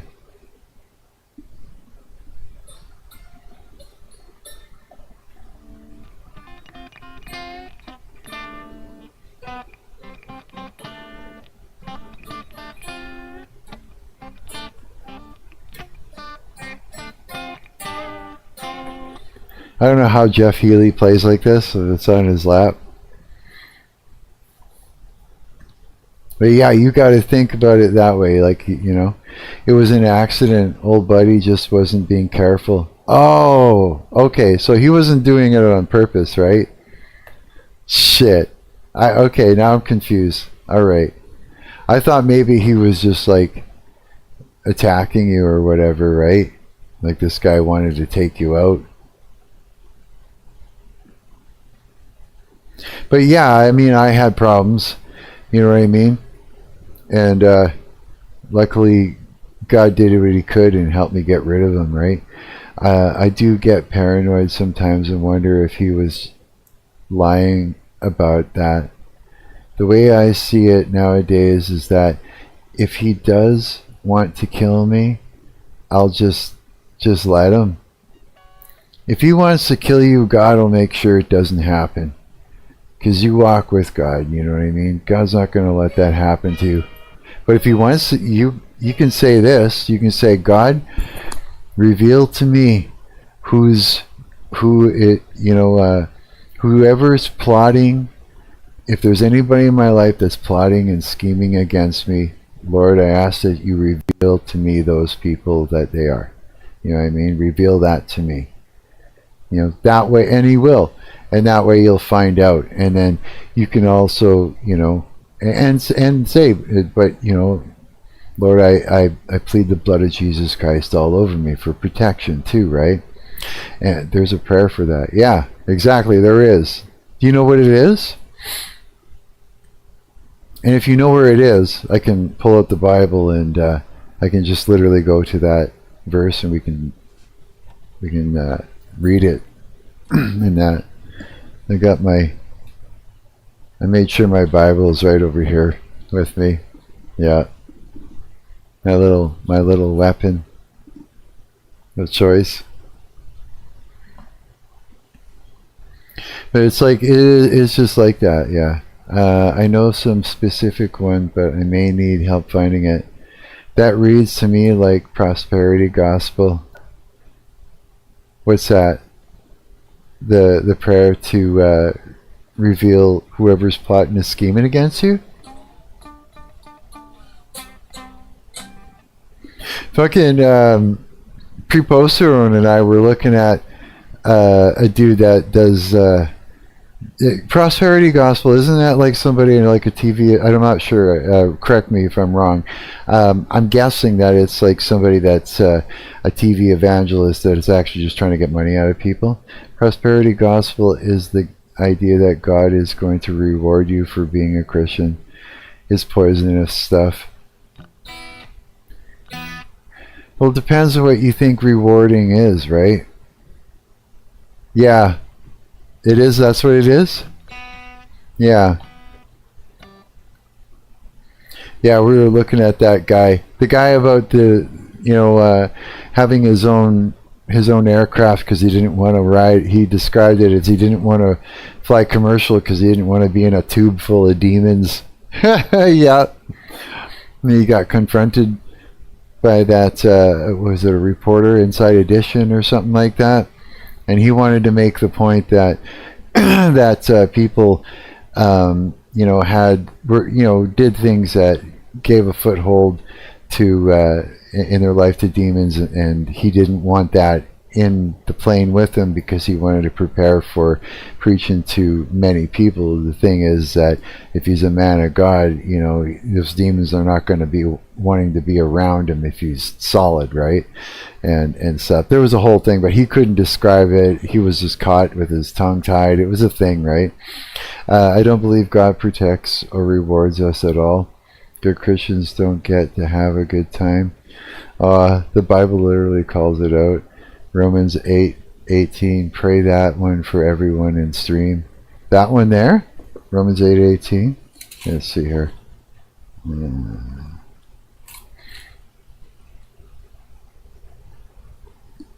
Let's see if I can flip through and find it quick.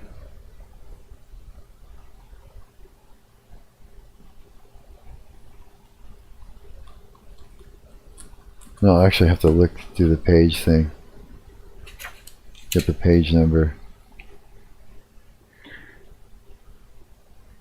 908.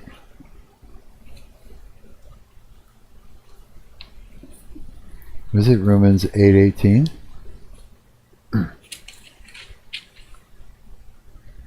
There it is. Okay, I gotta get my eyes to focus now.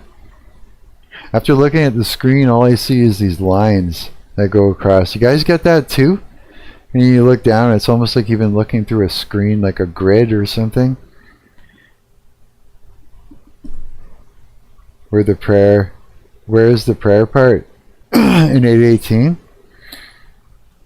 So verse 8:18 is, for I reckon that the sufferings of this present time are not worthy to be compared with the glory which shall be revealed to us, or in us. For I reckon that the sufferings of this present time are not worthy to be compared with the glory which shall be revealed in us. Romans is very sobering. It's a good verse. It is, yeah. I gotta read it again. For I reckon that the sufferings of this present time are not worthy to be compared with the glory which shall be revealed in us. Yeah. The sufferings are not worthy to compare it. Oh yeah, okay. Yeah, that makes sense. That does make sense to me. Yeah, exactly. I like that. I do like that. Yeah, good choice. Yeah, so I mean, again, it's like when you pray and you ask for a thing to happen for you, it's like you may think that nothing's going on, but it's going on. God's moving in the spirit realm right away and all the time. He's always setting things up, right?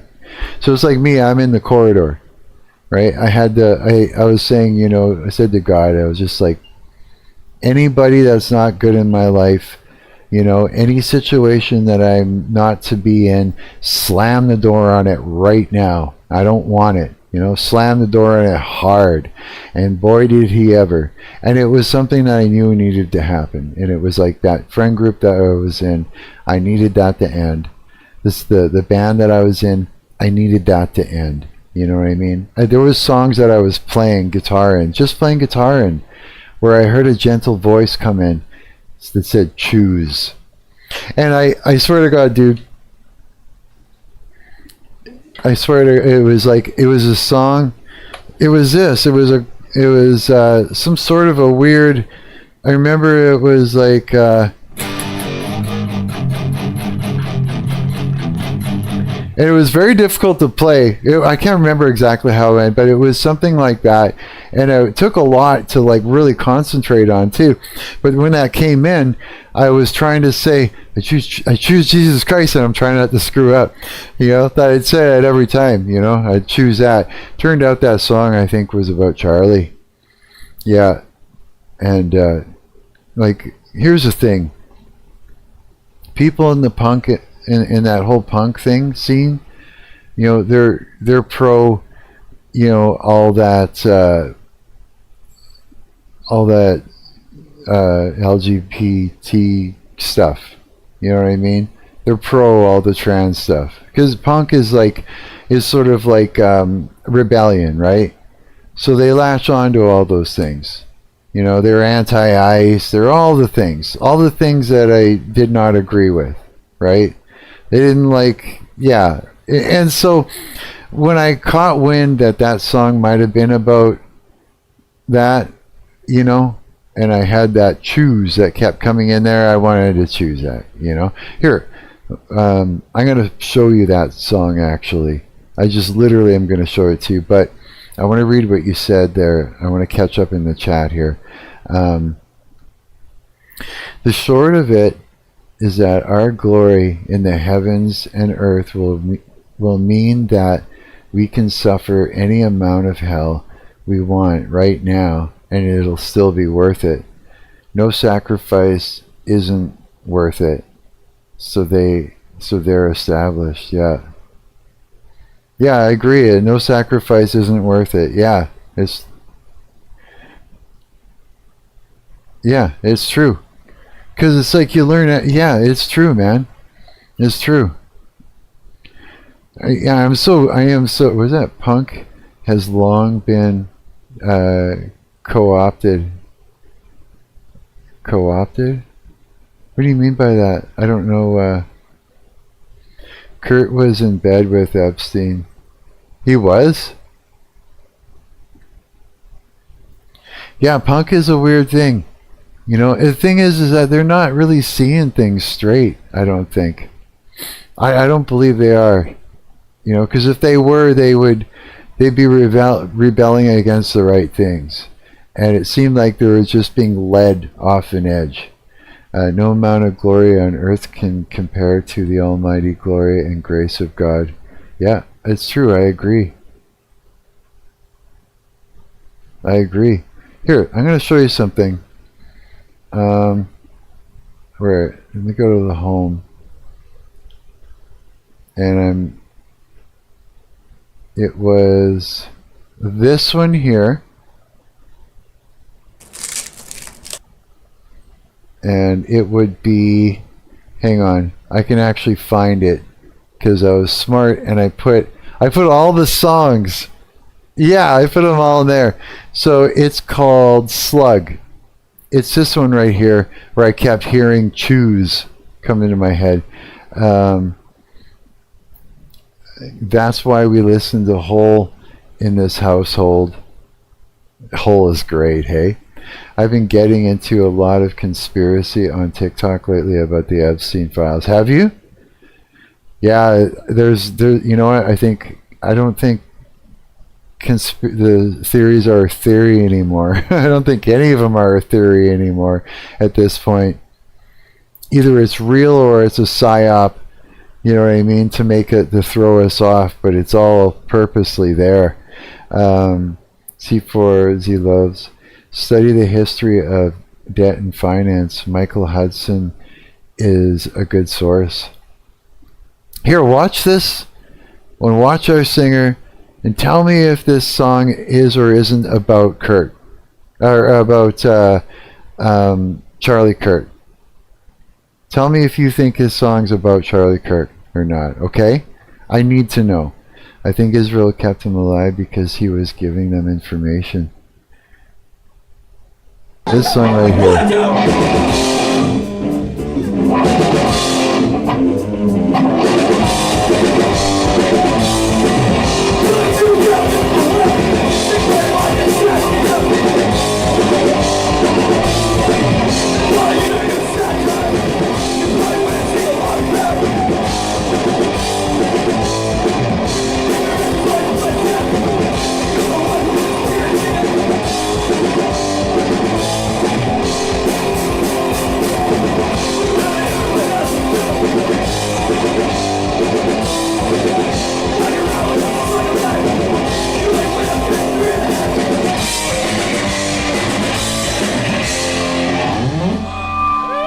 It was that moment when he said, went like this. I thought he pointed at his neck when I first, from my memory from that. But, and slug is, you know, a bullet, right? And when Charlie bit it, when Charlie got killed, I was the only one where I was like, hey, that was terrible. And these guys were on the other side of it. Sorry, guys. I mean, they would say the same thing. They would say, no, yeah, they would, it's not like I'm lying. And it's not like they wouldn't proclaim it themselves. So I'm not like calling anything out in a bad way. I mean, it's their view, right? They thought it was a good thing. Yeah. And so I, you know, playing that song and everything, it's just, yeah, and having that come into my mind, choose over and over again. I'm just like, yeah, you need to slam the door on this, God. It's time. You know what I mean? Cheering for Kirk's demise was cheering for an Israel victory. It's just, it was bad, period. It was just a bad thing, period. Nobody should be murdered, you know? And especially somebody that's, you know, a man of God. I mean, what does that tell you? Somebody that was talking to people that were directly twisted up sexually by the Leviathan spirit, by other demons. That, you know, the whole thing with Satan is he's trying to. We're made in the image of God, and he's trying to sort of twist it, make in reverse. So he wants to reverse everything. You know what I mean? Make us in his image. So that means sexual perversion, everything, right? And Charlie was directly talking to these people. You know what I mean? It's like, so to have him taken out in that was exactly, yeah, you can see why they were okay with it, because everything was pro-trans, pro-gay, pro everything that was, you know, against God, basically. I just didn't fit in. Like, I mean, I liked the people. They were all very nice people. Like, I love every single one of them that I met. There wasn't a single person in that punk scene that I didn't absolutely love. You know what I mean? And I still love. They're wonderful, wonderful. Very, you know, it's like they get them up there and they're tough and they're like, you know, but off stage, when you know them, they're the most gentle, accepting, loving people you will ever meet, right? But that's part of why they are rooting for the things they're rooting for, is because they're like that by nature and they're easily taken. And the idea of needing that need to accept people, when they see someone cry, and that in their mind will go, oh, whatever made them cry is the enemy, and they're crying, so they are what we need to take and coddle, right? It's like they could not see what was happening around them for their own empathy, is what I'm saying. You see what I'm saying? That's why they were easily taken down the path of rooting for things that were just crying out, not fair. You know, anybody that said not fair, they would go and coddle, and so they were easily led in that direction because of how soft-hearted and caring and loving they are. That's the truth.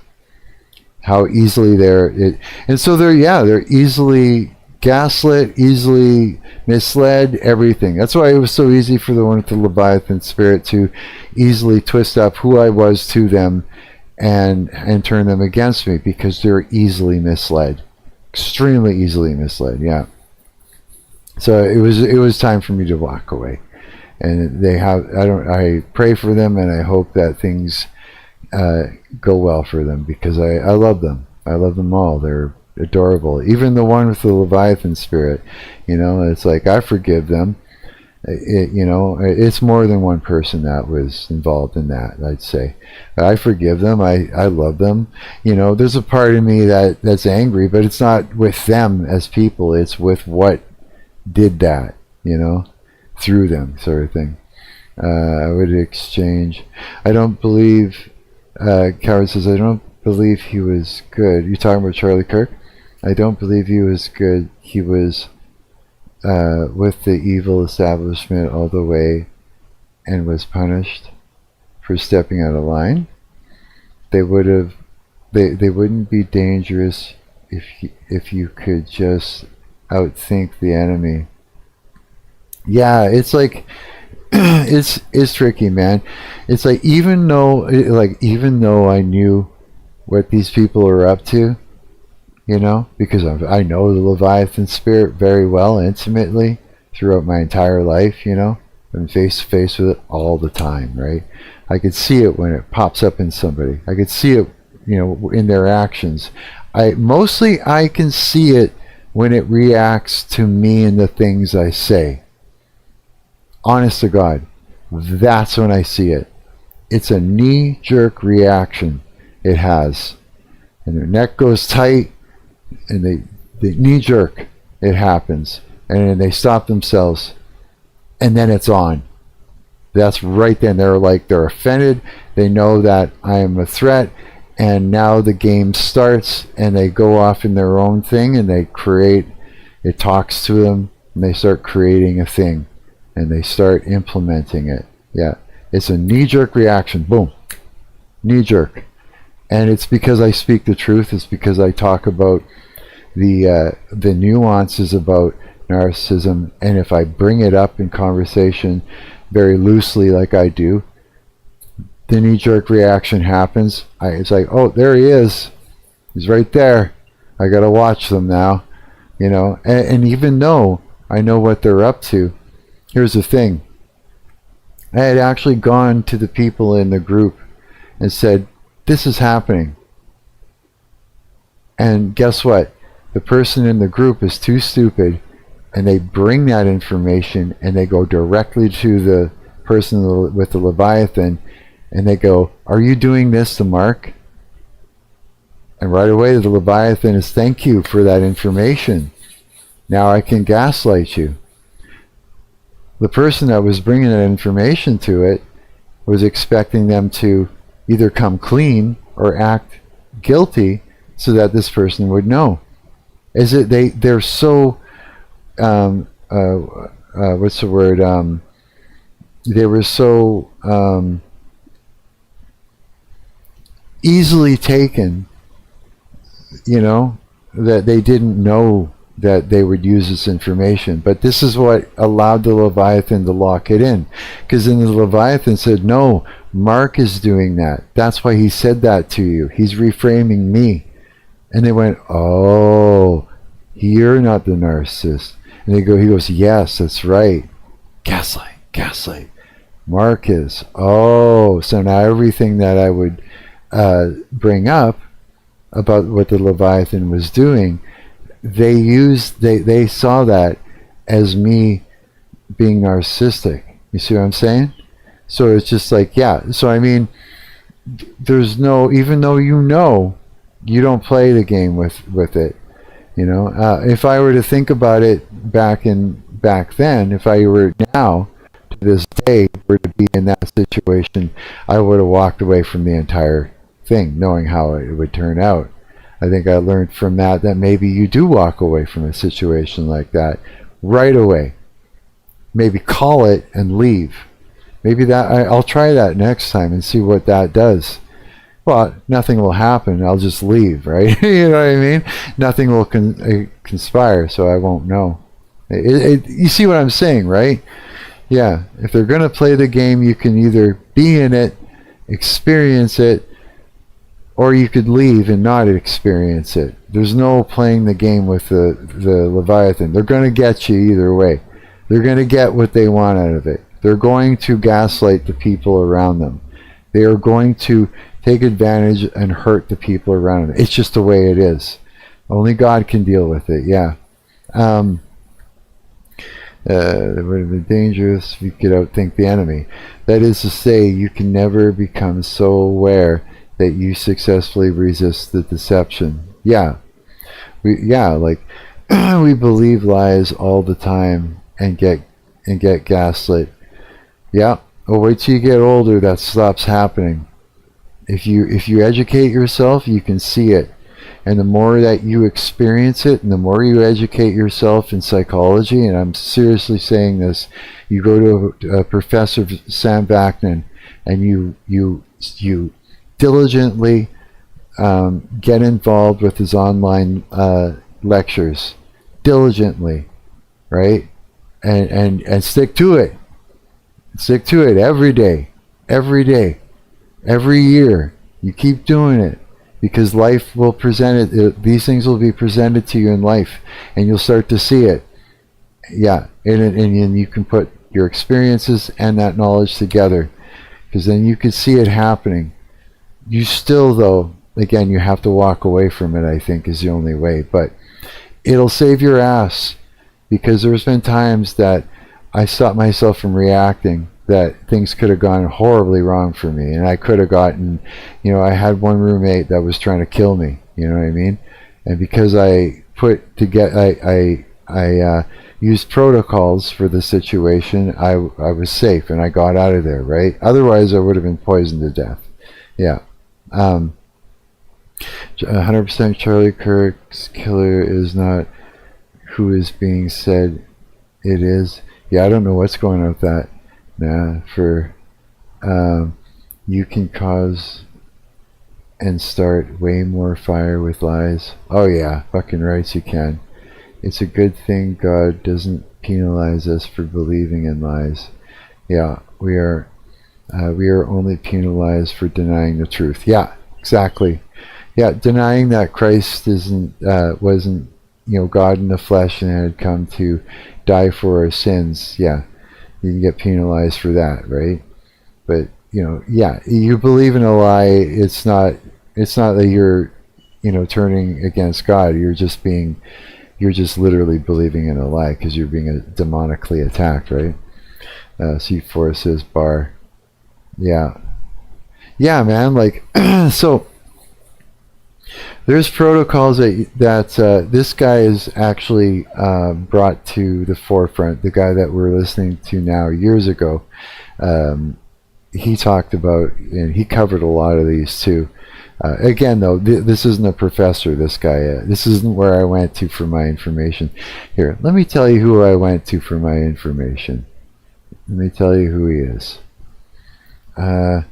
Who is Sam Vaknin, and what are his qualifications? I don't know if that's the right way to ask it, but let's do this. Let's try this. Let's see what we get. Okay.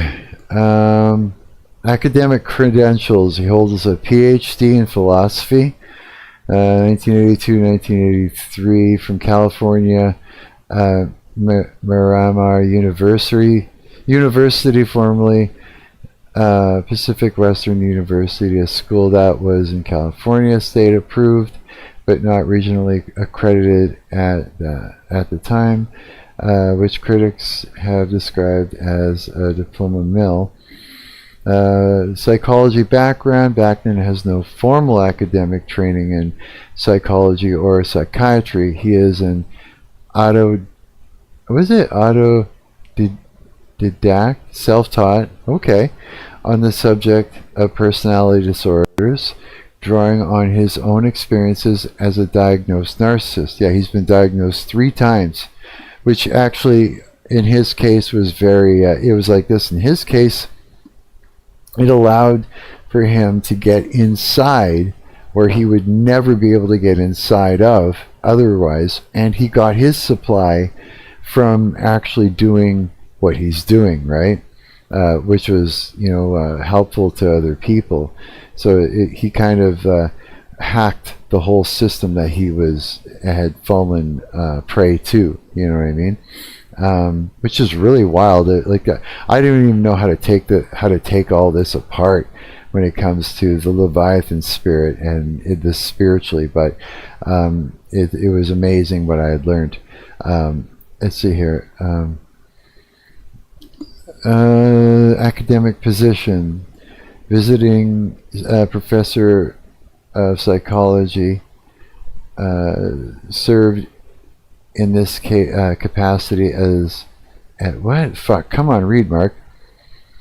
Visiting professor of psychology, professor of finance and psychology, visiting professor. What does that even mean? So served in this capacity at Southern Federal University in Rostov-on-Don. That's visiting professor of psychology. Professor of finance and psychology, holds this title at the Commonwealth Institute for Advanced Professional Studies, a private vocational institute. Visiting professor appointed to Southeast European University in North Macedonia. Why can't I read this shit? Professional experience, formerly a financial advisor to various governments and firms, including the Macedonian Ministry of Finance. He was a senior business correspondent for United Press International. Certifications: he possesses benchmark certifications in counseling techniques and financial analysis. Work and contributions. Here is all the good stuff. Vaknin is best known for his online work, which includes Malignant Self-Love, a comprehensive text detailing the dynamics of narcissistic abuse, often cited in international and lay discussions about NPD. This is all the good stuff that's extremely important here. Narcissistic abuse coining. He claims to have coined the term narcissistic abuse in the 1990s and has created numerous widely used terms for discussing pathological narcissism. Here we go. Cold therapy. All this stuff is the most. This is the heart of what's so important, right? I mean, we all learn in our own pace and from different things, and stuff. But you got to look at the fruit, okay? You can't go, oh, he went to this school and now he's shit. It's nothing. It's a lie. You can't look at that. You gotta look at the fruit, okay? And honestly, what I'm telling you is true. Cold therapy. He has proposed this as treatment modality for NPD. Media appearances. He was featured in the documentary Psychopath in 2012. Controversies. Lack of licensure. Fuck, Mark, come here, read that shit. Vaknin explicitly states he is not a mental health professional or a therapist, but a mental health counselor. Credibility concerns. Many in the professional mental health community disregard his work because of his lack of formal clinical training and his, at times, inconsistent self-reporting. Criminal history. He was convicted of fraud in Israel in 1990s and served time in prison. This is where he was diagnosed 3 times. Is through this experience, right? Disclaimer: the information above is based on provided search results and represents a mix of self-reported, third-party, and critical perspectives on some Vaknin's background. So we got Wikipedia, we got everything. So anyways, he's very, it is very controversial with everything when it comes to Sam Vaknin, but it's the fruit of his works that has been such an enormous contribution to understanding narcissism and narcissistic personality disorder and borderline personality disorder and the scapegoat thing and the whole dynamic with it, and it's helped us as people develop all kinds of protocols for these situations in order to not only protect ourselves but to maneuver within all this stuff, you know what I mean? And the guy is like extremely outspoken with his own problem basically, and has outspoken with the insight that he within himself that he gives, and he prides himself on it.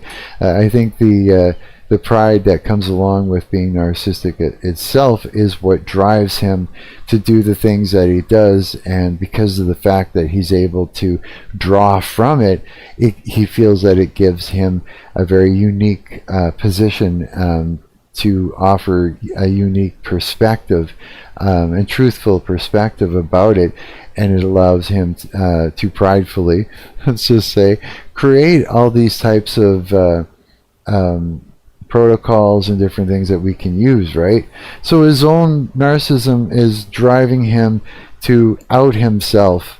You know what I mean? It kind of puts him on a pedestal. It's like a self-feeding thing that is offering out fruit for us. You see the way this kind of rolls and works, eh? It's like, he's kind of hacked it in a way, right? But it's been extremely helpful for me and others too, right? I got to come back to the chat here. I don't want to miss any of this. They say you can never become so. Okay. It would be.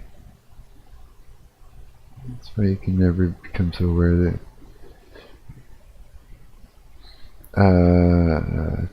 Killers, it is.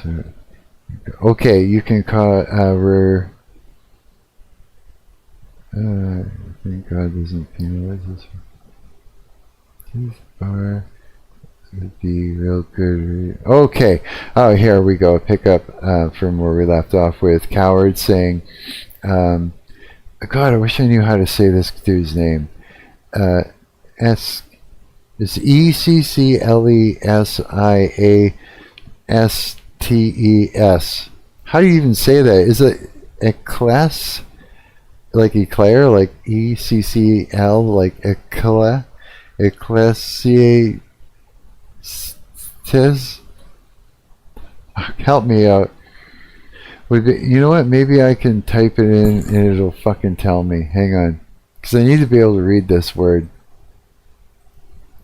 Say...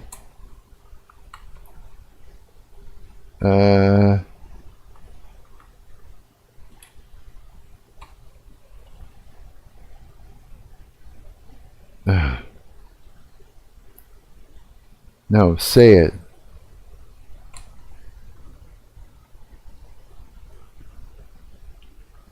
Okay.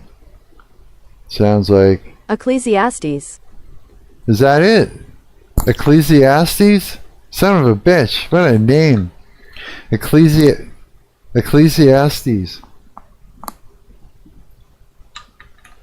You gotta say it 10 times just so I can get it down. Ecclesiastes would be a good read on this subject. It's Solomon's inventory of how he wasted his life. No way. C4 Love says, I feel like narcissism somewhat correlates with ASP, the antisocial personality disorder, as in such of come on, Mark, read. As in such of manipulation skills with lack of empathy. Coward says, I can see that. And he says, I think empathy can be learned, but that might just be me being hopeful. Autistic is the worst one. It's the worst combination of lacking enough empathy to be cruel, but having enough to still be sensitive towards how people treat you. Oh, that would suck. Sounds like hell. At least a psychopath can have a kind of respectful relationship if you give them boundaries. C4 says, psychopaths, I think, have room for empathy, but psychopaths, I don't think so. You said it for me. You're helping me pronounce it. Ecclesiastes. Ecclesiastes. Ecclesiastes. Yeah, you spelt it out pretty close. Yeah. Yeah, like when we get into like personality disorders and stuff like that, there's so many nuances, so many different types of things, and that, yeah, it gets real fucking confusing fast. But now when it comes down to it, though, the one you got to be concerned about is if you realize that there's a someone who's got the Leviathan spirit in the group, because if you happen to be anywhere up, if you happen to look like you're somewhere where somebody else wants to be, or you've insulted them, or you're a threat in some way because you may in some way, well then, you look out for excommunication, and it's best to try and just get your ass out of there when you see it. Yeah, sometimes it's not worth going through unless you really want to learn from the experience, But I would learn protocols if you're going to do that. You really should. Being a narcissist is hard because you have to actually be better than everyone else. You just look stupid. LOL. I've so seen this in my friend groups. You have, eh? Here's the thing, being a narcissist isn't something that you have to get good at, because it's the Leviathan that's working through you. It'll make you feel a certain way, and it'll make you think a certain way, and it'll make you act a certain way. It'll conspire in your mind with you, and it'll make you do the things. You don't have to be good at it. It's doing it. It's doing it through you. If you know what I mean? That's kind of how it's like. I'm trying to wrap my mind around the Leviathan. Yeah, it's a fucker of a thing. It really is. It twists people. It twists people up. Yeah. It's Leviathan is Book of Job. There you go. There you go. That's perfect then. It's crocodile. crocodile or crocodile? Crocodile? Yeah, it's one hell of a fucker, that thing. I'm telling you, man. It really is. Here, let's run this for a little bit. When we were teenagers and in our 20s, we were still part of this monoculture, consuming things on TV shows, movies, music, and we kind of based our entire personalities over these things, right? And it's been a very, very different landscape of what's popular now. So basically, when anybody reaches about 30 or even more, they kind of wake up to the fact that the real world and reality does not function like the TV shows and the movies they grew up with.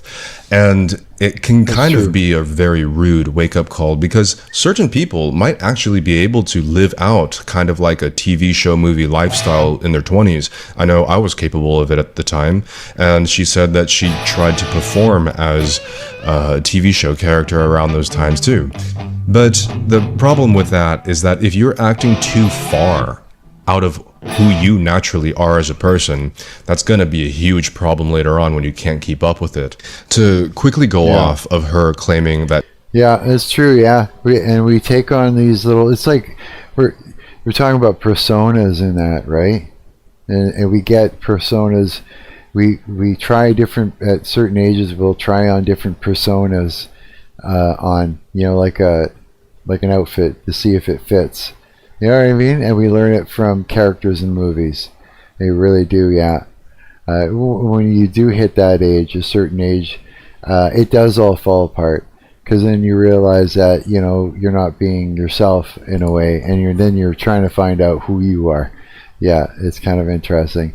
Kara says, a way I think of Leviathan is the fact that Coke is a real material thing.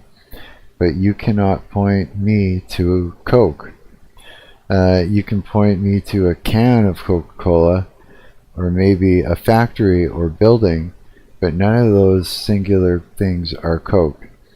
C4 says, I feel like I've lost parts of myself trying to be a new amped version of myself. Yeah, because it's like you're trying to figure out what you're doing socially wrong all the time, right? Yeah, and it's like it's hard to figure that out when you're, you know, there's a lot of reinventing ourselves and everything, and it's just a certain age that you go through. Again, it's like, you know, trying different personas on for size. Flanderization. Flanders. Remember Flanders? Preposterone? Remember that? The Flanders? That band? With all the Flanders from fucking Simpsons that you're showing me. Then I go back and I try to be my old self and do old things. I just can't. Yeah. It's weird, eh? Personas are weird. Like, it's always you, but it's always just you with sort of like a, I don't know, like a set of rules or something. You know, it kind of is. And it, boy, hang on. I have to do this thing again. I hate hitting a coordinate being out. I bet you it's my G or my B. Sorry.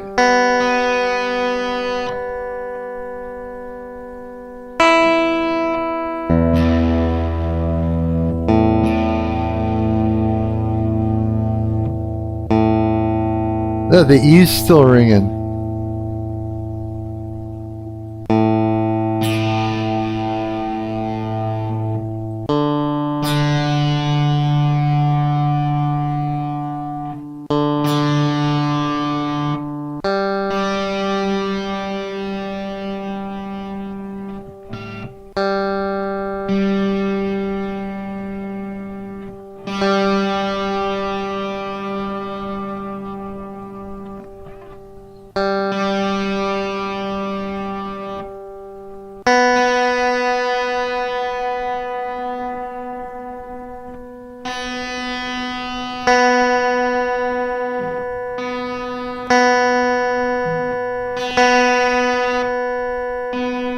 I hate tuning like this.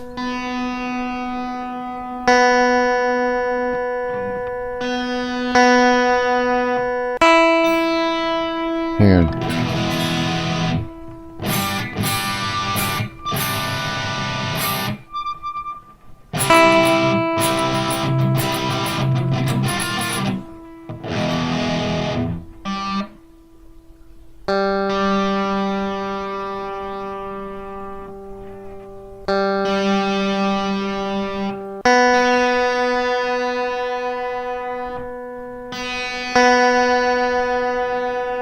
Ah.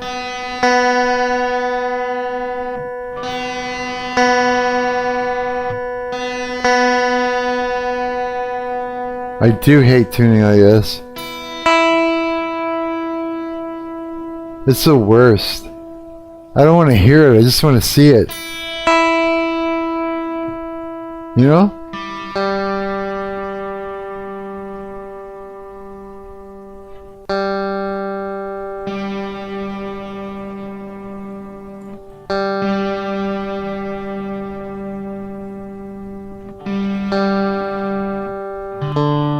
I think the smaller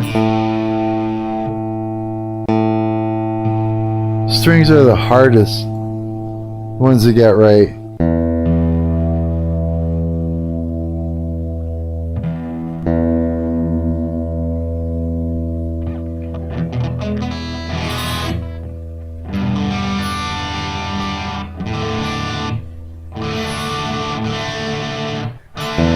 Come on, why? Stop looping.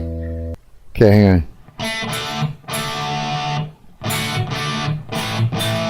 Hang on a minute. Maybe I'm doing that wrong. Oh, that's terrible.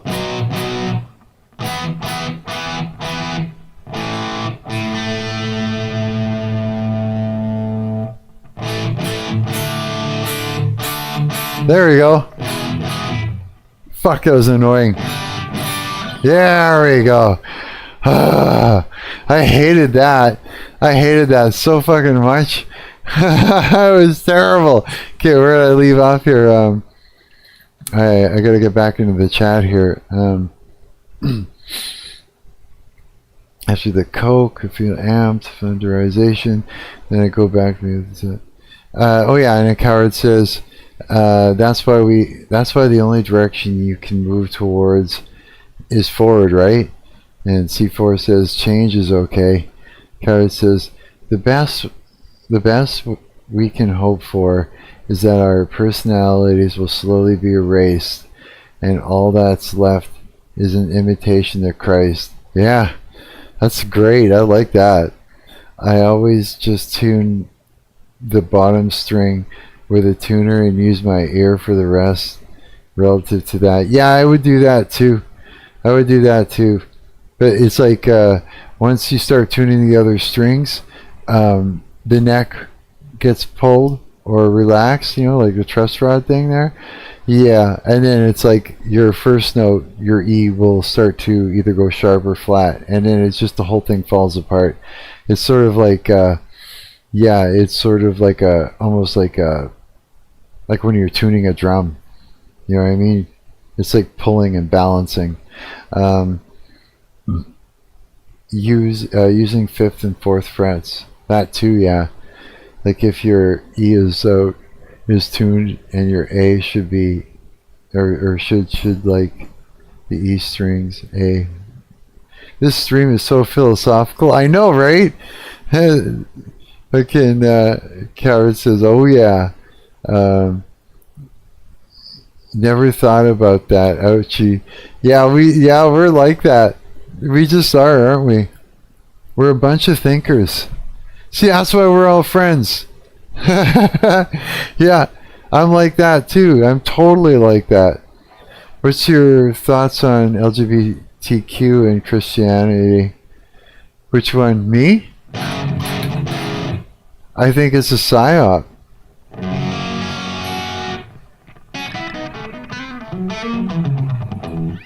I think that it's, I think,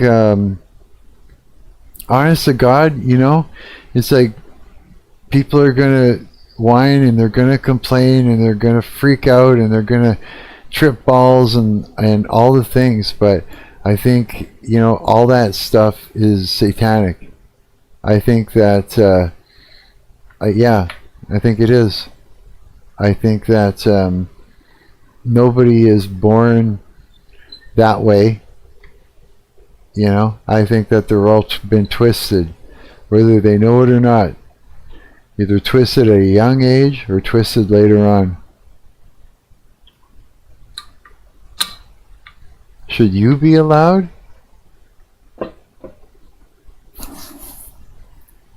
Or it? I think Christianity should be allowed for everyone. It is. It is, you know. We were made in God's eyes. We were made to, like, we were made for this spiritual war that's going on. And we were made to replace the fallen angels in heaven, yeah. I think that any gay, lesbian, trans, and everything in between is satanic. It's the devil trying to twist people up, literally. Yeah, he's trying to remake people in his image. And so he hates God, and we were made in God's image, so he's trying to remake us. Yeah, that's exactly what it is. And we've been told lies, man. Was it because it's such a hard question to really answer? One way to put it is that there is no reason for people to form cliques. It's like, is homosexuals not allowed to be in the Holy Lands? Of course they're allowed to be. Yeah. You know, it's like, don't look at it as don't look at it as, you know, someone that was born as a gay dude. You know what I mean? Look at it as a child of God has been remade in the image of Satan on purpose. And when you remove that demon from doing that, you can bring all that gay stuff can end. It's just, you know what I'm saying? It's true. I used to think it differently. I used to think, oh, it's not fair and this, that, and they were born like that and everything. And now I realize I've come finally to the conclusion that no, this is a twisting of reality. This is a twisting of somebody. It is a demon twisting up a person to do sick and twisted, reversed things. You know what I mean? It's demonic when it comes to that stuff, and it's not the person is demonic, it's the thing that is twisting up the person. It's not making the person demonic. So when somebody is gay, they're not demonic. You see what I'm saying? It's not the person. There's nothing, you know, the person is not evil, the person is not horrible, but there's something that is attacking that person and making them think, feel, and do things that are completely reversed to what reality actually is. When that demon leaves them alone, all that stops, is what I'm saying. Just like the Leviathan comes in and twists up somebody to act out narcissistically, and when that Leviathan gets hit over the head by God to loosen its grip on that person, the person stops feeling and thinking and acting like a narcissist.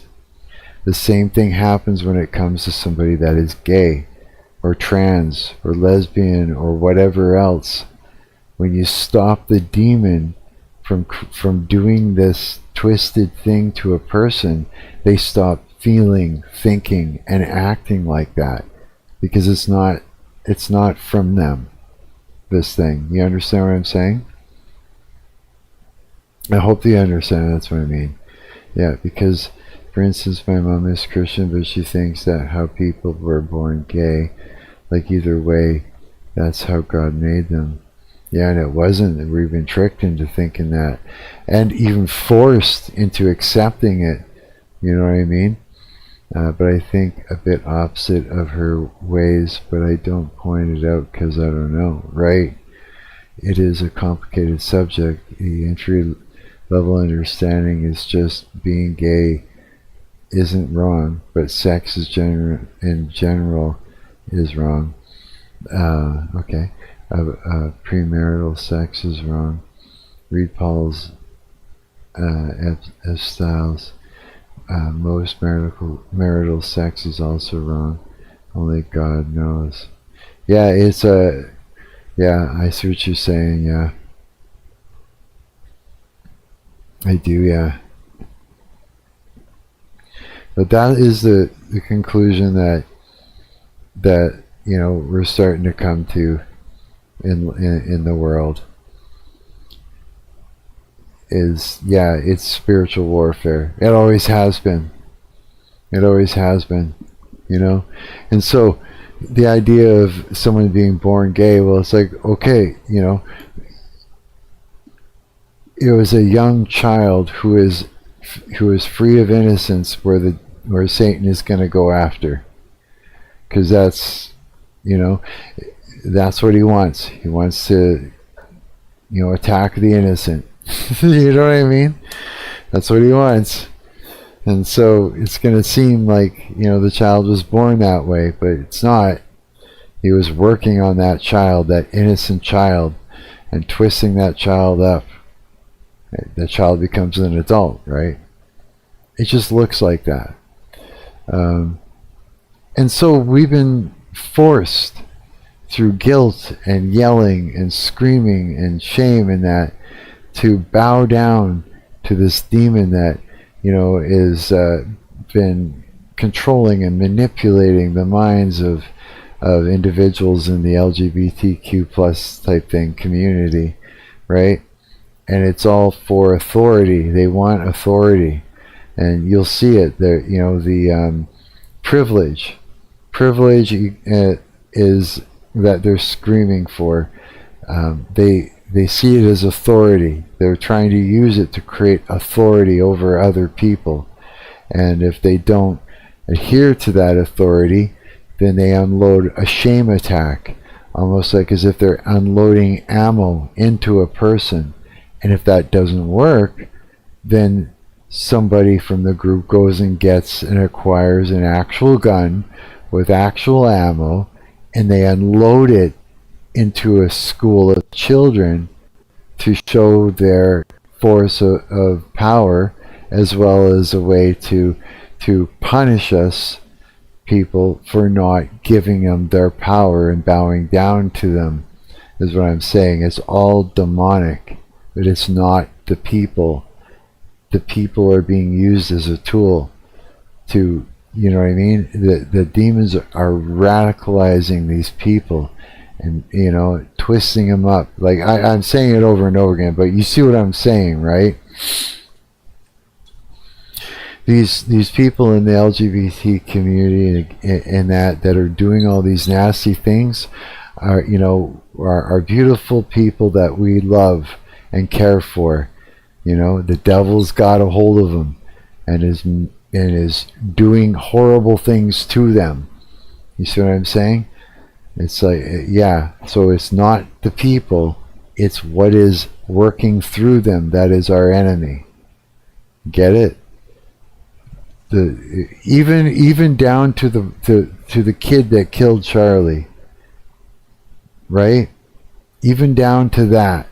It's not the kid that did it, it's what is working through the kid that did it, right?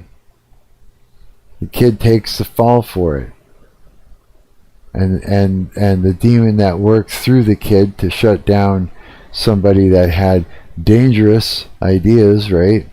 That could you know, or making people see clearly, right? That demon laughs and walks away, shakes off the kid, and the kid gets taken out by the rest of us in the court system, right? Or death penalty or whatever ends up happening, right? It's yeah, it's all spiritual warfare. All of it is, yeah, but it's not the people. We love the people. We do. All of them. All the gays, the lesbians, all the LGBTQs, all of them. We love them. They're our people. We love them. Full-heartedly. Every single one of them. I accept them. I accept every single one of them. All of them. I'm a Christian, or a true Christian. I love all of them. They're my people. They're our people. Being demolished by demons. And we need to do what we can to save them. They don't know this is happening at all. They have no real clue. And they've heard it lots of times.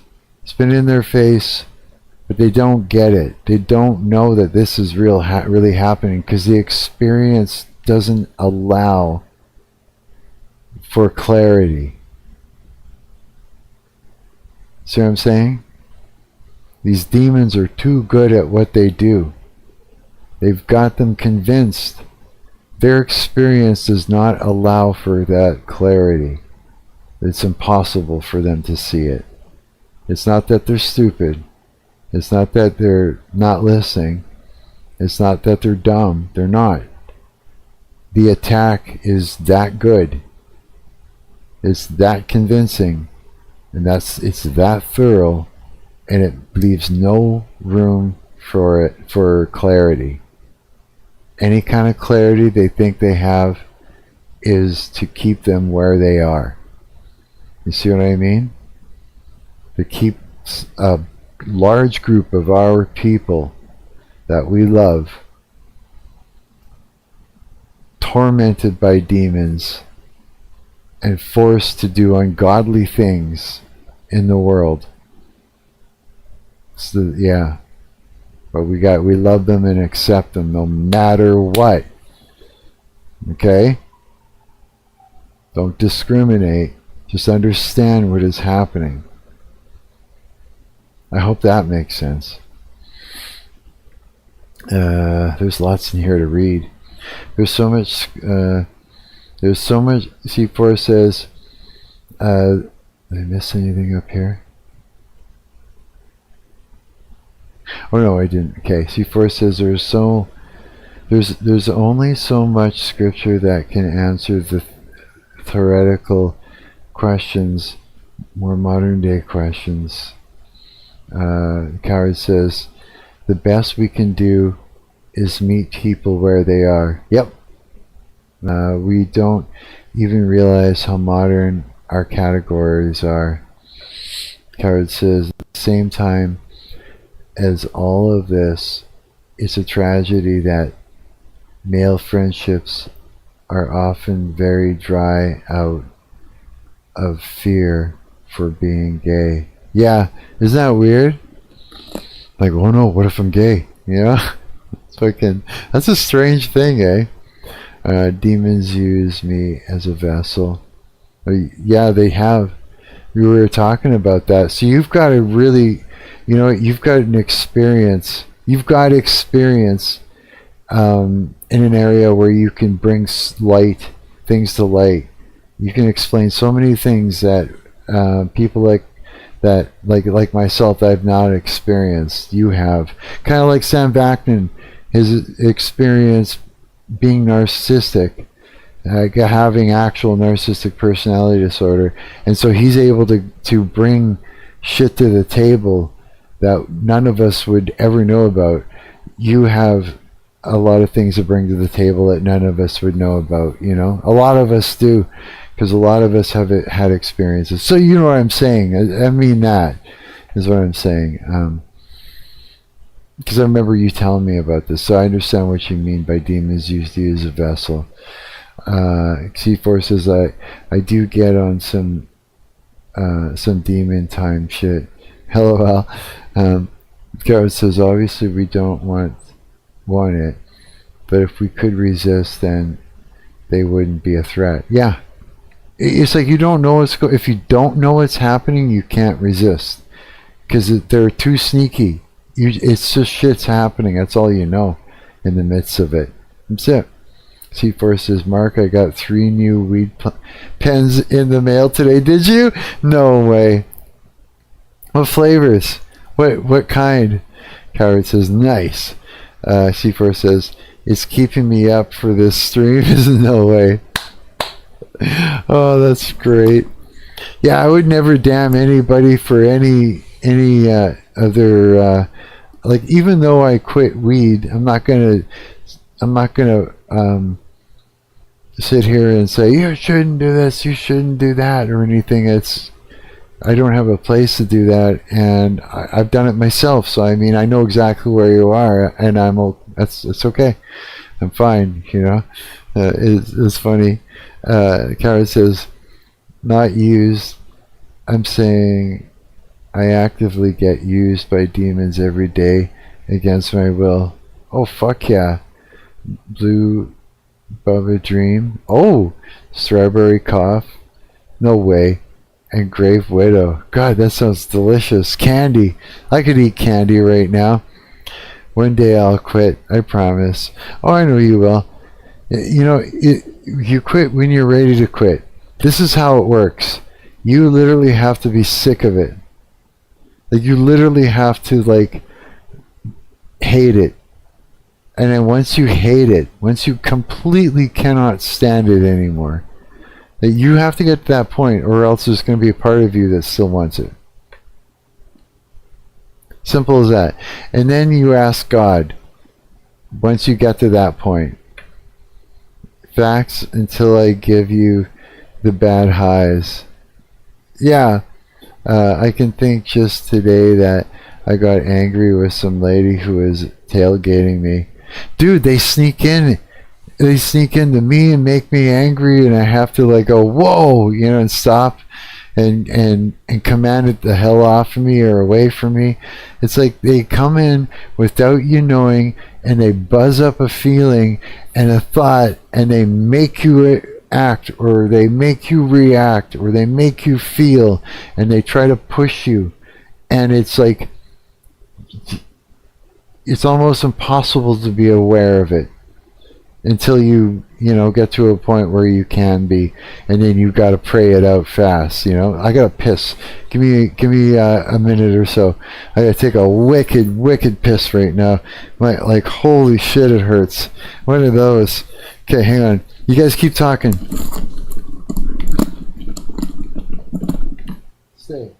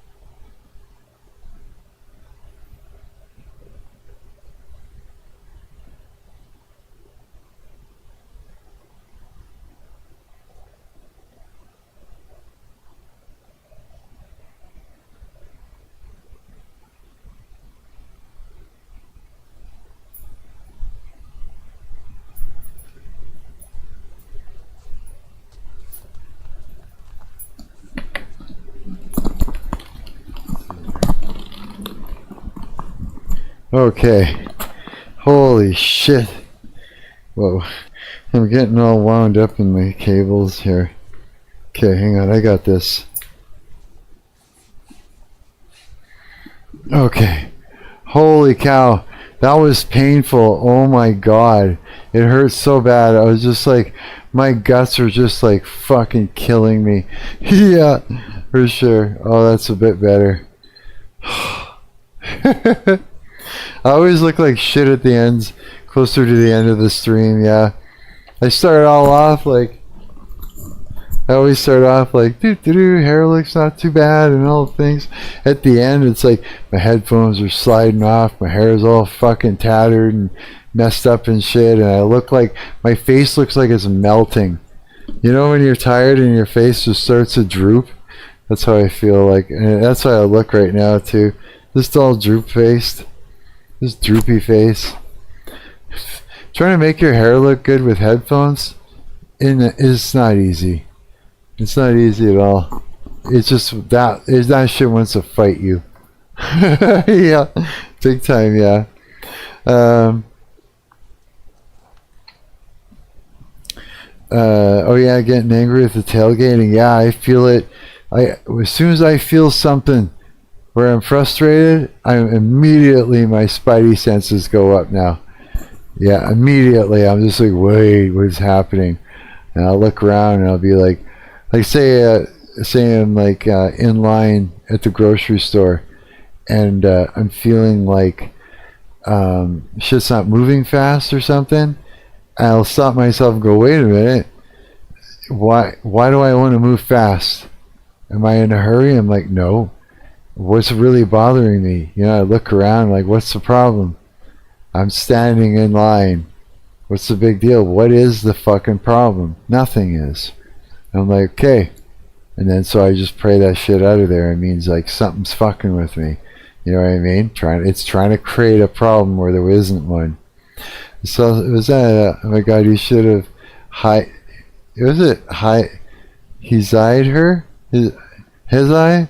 I saw some Hezai, a tailgater today on TikTok. I laughed my ass off. What does that mean? Hezi.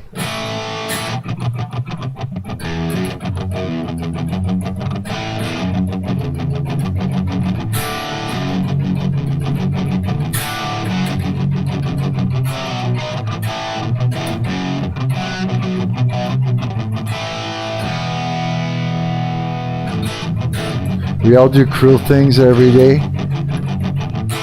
I'm only grateful that I get a chance to feel guilty after. Yeah, no shit, hey? That's true. Some people, they don't have that luxury. His eye is like brake check. Oh, really? Just fucking... ah! The worst is like having a semi truck fucking do that. C4 says I'm gonna let it through. I don't know why it says held for review. It's where you speed up and no blinker, turn right beside another car so their rear end and lose you. Oh really? Like that? Fuck, just a maneuver. Just a crazy ass maneuver on the scene. I was coming back from Kenora. I don't know if you guys know about the road to Kenora, from Winnipeg to there and back. Oh my god, it's just like fucking narrow as fuck at one point, and super, like when it's icy, it's like fucking black icy. You know, black ice? You're just sliding around, and I swear I had a semi on me one time. It would not slow down. I swear it was literally pinned and right on my tail, forcing me to drive faster than I should have been on black ice. I wanted to smash him in the teeth so bad. I wish I could have, you know, just pulled him over and got out and just wring his neck out. Because he was almost there. he was almost killing us. You know, we almost died a bunch of times. It was just crazy. Some people, you know. Coward says, I either speed up or slow down around big trucks. I don't want to be anywhere near those things. Yeah, exactly. There was no getting away from him. The situation that was before me, it was impossible. I couldn't get out of it. Yeah.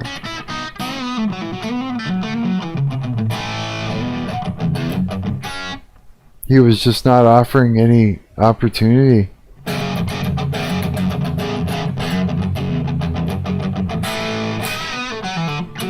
Oh my god, I can't even play. I must be getting tired.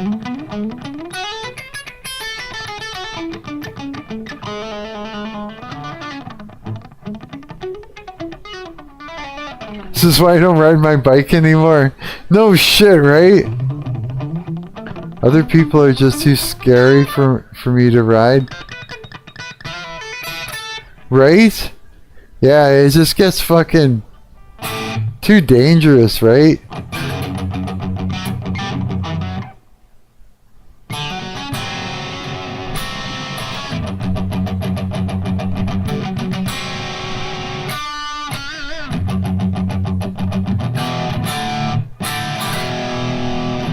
Oh god, I must be tired.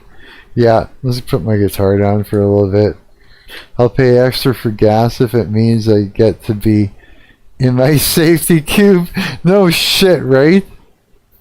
No shit. Here, let's play some more of this guy. She enjoys like the manic pixie dream girl, or kind of like the eccentric loner or quirky one. I think that a lot of people are naturally drawn to these personalities, especially when you see them in movies and TV shows. And it has been kind of like a symbol of universal attraction for years. But it's only until recent times, in this current day and age, that it's not so cute anymore. And especially when it comes to age, because if you are over 30, that type of personality is basically a signifier of unstable, and it's going to be an emotional roller coaster, and it's not somebody you can rely on. But in your 20s, it's the most attractive thing, because that's the only thing people are looking for. They're looking for fun, fashionable, interesting, right? Yeah. And in your 20s, dating is actually a lot easier in terms of getting them and doing it, but it's a lot harder to find somebody stable and reliable. That's like if you wanted to get a girl to like you and you started acting like The Rock and saying shit like The Rock would say. But what women want in dating is the Timothée Chalamets and the Ryan Goslings. I disagree. I acted like The Rock, and it got me digitally online famous, and a lot of women enjoyed me. Oh yeah, I remember all this. He went down. Hang on. I used to get 80 miles a gallon. Now we get like 40. This dude read Paul's epistles. Neither Jew nor Greek, neither man nor woman. Yeah, I can't wait to gamble. Was it you that lost a bunch of money? Or was that Diljan? Diljan did. I think it was Diljan that lost a bunch of money gambling. $200 or something? I gotta screw up to the thing. Where is it? Yeah, Dilson lost 200 today gambling. I've been practicing my blackjack. Have you? No way. That's funny. So personas they're talking about. They're talking about trying on different personas that they see in social media and online and in movies and that. So he's disagreeing with what women want. She had told him that women want a certain persona, Timothy Chalamet and Ryan Gosling's. Those are the two, she says, that women find attractive as far as personas go. Was that Rip when you only... What? Rip? Well, you only can lose if you quit. Oh shit. But unless you run out of cash. I've heard of, dude, be careful. I've heard of people that, this is going to sound gruesome, but I've heard of people that literally went ahead and lost everything and then went and took out, I guess it was like a, I don't know what they did exactly, but they took the equity of their house and put it on a thing, hoping they could go, you know, use it to get right back up there again, lost all that, and then off themselves. Yeah. I can't, true, unless you go morally bankrupt. Yeah, no shit, eh? Yeah. Oh, I don't know. Okay, so the women want those two, she says. Timothy Chalamet or Ryan Gosling, and he says... I disagree. I acted like The Rock, and it got me digitally online famous, and a lot of women enjoyed me. I would not recommend it for anybody else. I got really lucky with that, and unfortunately, it did not pan out very well in the long term. It was a great era, and I don't regret a single thing of it, but that's a great point. You can't exactly just adopt an outrageous and exaggerated personality that will translate directly to day-to-day life and dating. But if you want to kind of get out there and develop a persona that people in public will kind of consume in the masses, that process, that approach kind of works in a weird way. But here's the thing. She's saying that that personality doesn't work. The Rock or John Cena like a pro wrestler. Not anymore. And then she mentions Timothy Chalamet or Ryan Gosling. That is a modern shift in culture. Because I think before, these grandiose, overt, mysterious, and alternative manic pixie types of personalities were actually very attractive. I lived through it, right? And now I kind of want to, I guess, get rid of that and not be perceived in that way. But it's actually kind of a natural part of who I am. But that was a signifier of attraction during, I guess, the era where millennials were in their 20s. However, now, I think kind of like this soft boy, clean boy aesthetic, this kind of romantic partner that signifies stability and financial responsibility, women are a little more gravitated to these days because they've been with enough alt and emo boys of the past to know that it's an absolute mistake. I feel like most people put all their points into one skill tree, you know? Me, I'm like, put 3 points into magic, 2 points into strength, 1 point into stealth, 2 more points into charisma. I'm not maxed out in anything. I like some anime. That is not a negative trait at all. To be multi-talented, to be gifted and at least experienced in multiple things. You can call it a jack of trades and a master at none. But to be honest, in this current state of the world and how things are evolving, it's going to be better to actually be somewhat knowledgeable of multiple fields all at once. These days, if you're good at only one thing, you're gonna fall behind in a lot of ways, because the people that are basically kind of focused all of their energy and all of their time throughout the years on one significant field, guess what? All of those jobs are basically gone now, and they're going to be kind of outdated by the next decade or so. So these days, if you really want to stand out either publicly or you want to stand out career-wise or in the workforce or actually even dating, you kind of have that working to your advantage, that you are interested in multiple things and you have kind of a personality and different hobbies to kind of share. This whole one note kind of approach to life might have worked before, but these days everything is very fragmented and everything's kind of expanding. I read some manga. I like watching science videos on YouTube. I like reading smut. I'm not really into movies. I'm not going to comment on the smut thing, but everything else, those are actually really cool and hobbies that have a bit of social status these days, like reading manga, being into anime, and whatever other hobbies that you're into. I think later on she might even say that she's a designer and artistic minded. Honestly, I don't know where she's getting this whole loser thing from.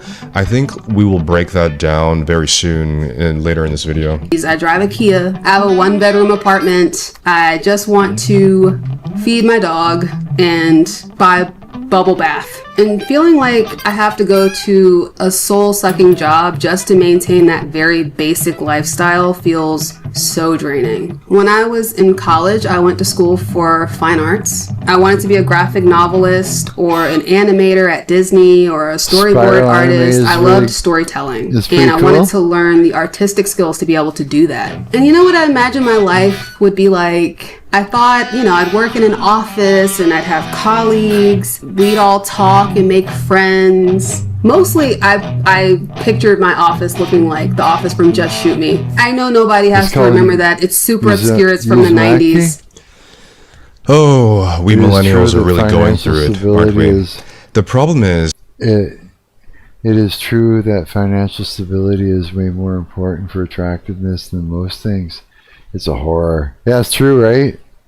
For the millennial generation that are now reaching their 30s, mid-30s, and even 40s, we grew up with such an opposite world. To put it simply, different movies, different music, but most importantly, a different attitude to life. Millennials really lived in one of the most positive and motivated and optimistic time periods in modern pop culture history. We grew up watching movies and listening to a message that was constantly pushing, hey, chase your dreams, anybody can do it, and you can do it too if you go all in on your dreams.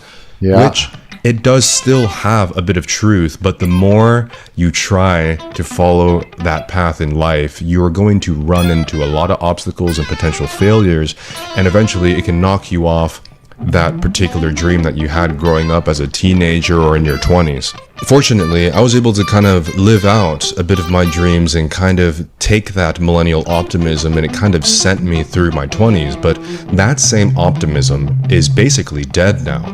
Dead now for kind of unfortunately a good reason, because the current economy, the current state of the culture, the current behavioral status of society doesn't ask for this type of optimism or motivated spirit. Hustle culture is basically dying now too, and that optimism that we saw, for example, in her sitcoms that she enjoys about, fun office colleagues, that's not really a realistic thing anymore. I mean, maybe it is, but either way, those jobs are disappearing very quick because robots are going to be the ones having fun in those offices now. And I think she's going through what a lot of millennials feel in terms of our attitude and kind of our perspective, waking up to the harsh reality of the world when we grew up in such a positive and optimistic one. At 34, you're supposed to be building a family and solidifying plans for your future, not getting let go from an entry-level writing job that you've only been at for a year, rapidly cannibalizing my savings just to stay afloat. The really fucked up part is I just want somebody to confirm that I'm never gonna have the things that I want and that I should just give up hoping for them. She's not alone. I think this is why this current video is capturing some momentum, because a lot of people her age are reaching a very similar position in life, basically living through your savings, can't get hired anywhere, maybe just recently fired, you're single, you don't know what to do with yourself, and you don't know what to do with your future.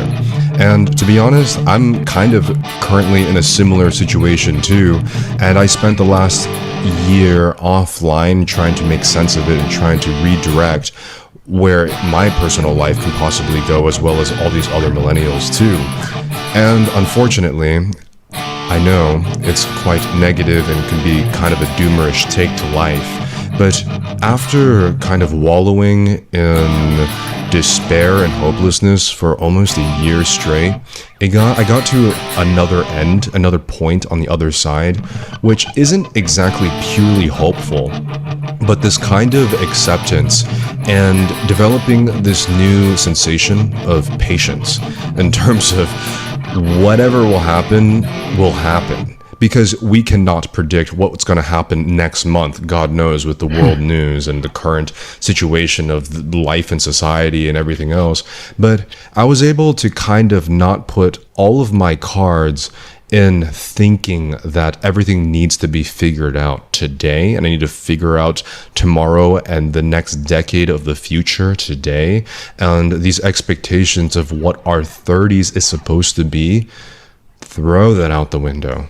Yeah, he's right. We were just talking about that a little while ago. Yeah. Yeah. Again, we take all these social cues from the things that we see all around us and that. And so, yeah, we do have some expectations. We do. And as to what life is going to be like at different ages. We just do. And it's never what you think it's going to be till you get there. Just don't even take the traditional idea of what we're supposed to be doing in our 30s out the window. It's a different world. We have robots. We have AI that somehow took out the fine arts first out of everything else it could have replaced. Don't know why it didn't just take accounting first. No, it took arts, right? Did any other age in human history have to take in consideration the fact that robots are going to be integrated into our society and He's right. He's right, you know. 'Cause it is true. It is. Like if you think, oh God, it's so true. It does have to go out the window. Because we've made a new reality. We've set the bar differently. Everything, well, actually everything, the scenery, the whole playing field is completely different. It's because artists suck? Well, it's like I come from, you know, a time where, like in the 70s, you know, we had the usual family type setting, right? And everything changed, and that means the basics of everything changed. The basis of where we all came from. Yeah, it's changed. I don't know how to explain this exactly what I'm thinking because I'm kind of tired or whatever. But no, he's so right. The landscape is different. So the landscape was a certain way when we, you know, at the 30s we were supposed to be here, let's just say, doing this sort of a thing. Well, now the landscape has completely changed. So now at our 30s, we have to adhere to what the landscape is. I don't know if that fucking makes sense, but no, I'm trying to solidify his point, and I can't make a point right now because I am that fucking beat. Yeah, but I still want to hang in there for a little bit. Jobs and careers and lives? No. Please just laugh at me. Because that's never happened before. We're living in the beginning of the new frontier, which should be exciting, but it feels like it's the complete opposite. And I think the expectations, the traditional expectations of what we should value within our 30s needs to be kind of reinterpreted.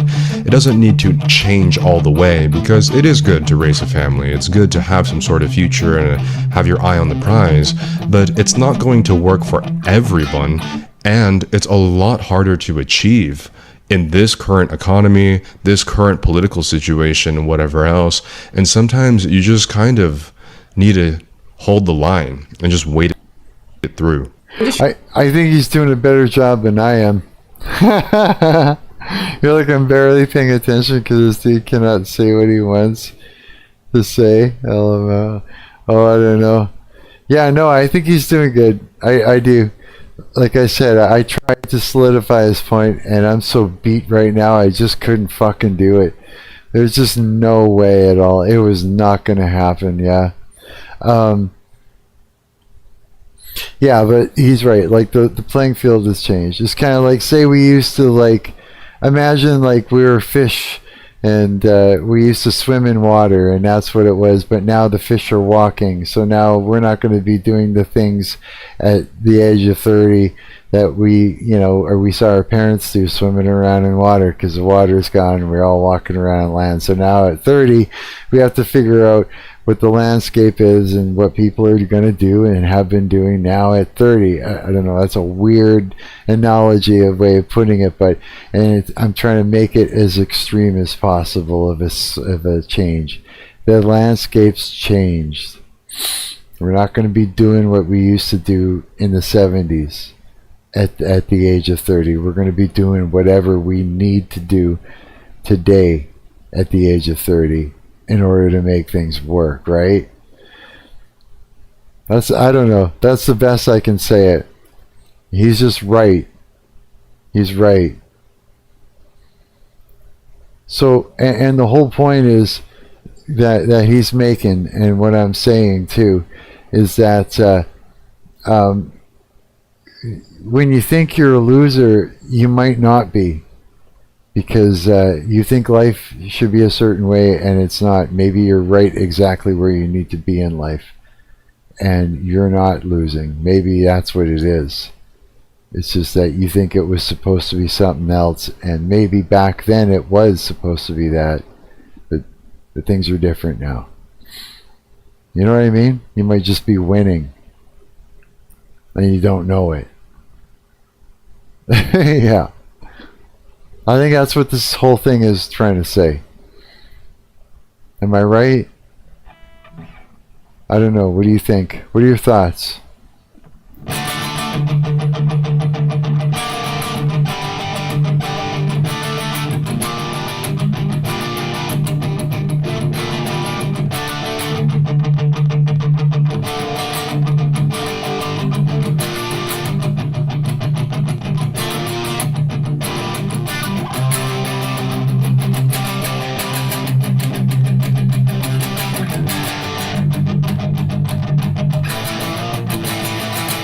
I don't know, that sounds kind of neat.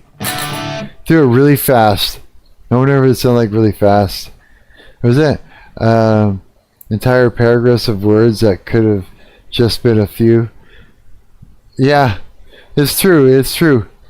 A lot of times it's like, if you're going to paint a picture for someone to look at in their mind over and over again, you want to make the painting as detailed as possible. For sure. And sometimes you got to say the same thing a few different ways in order to cover every detail. But you're saying the same thing. You know what I mean?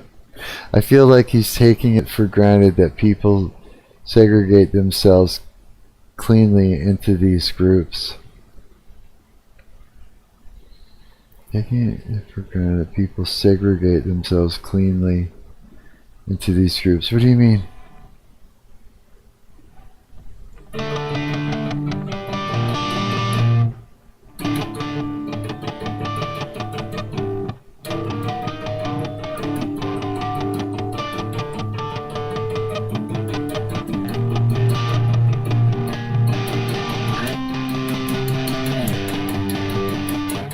Just slap it.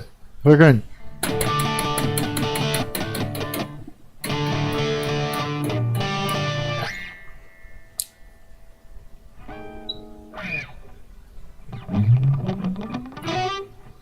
Like when he is talking about millennials.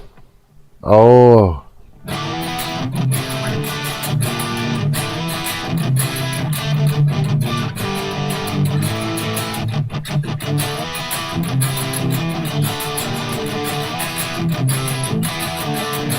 Ooh, that sounds neat.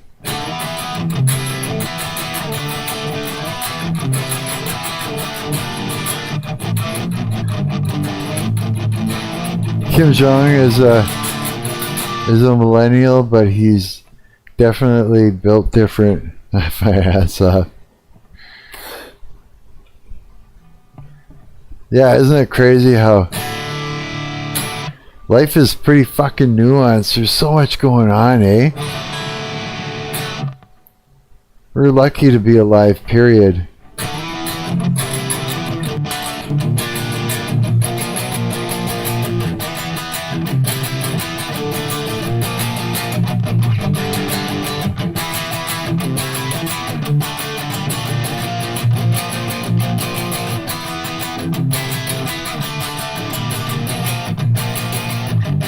I like that. I like that.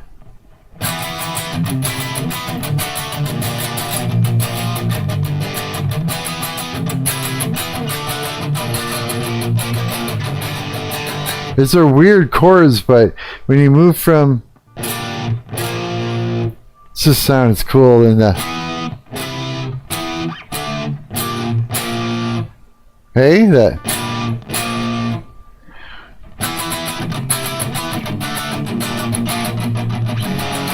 Oh wait.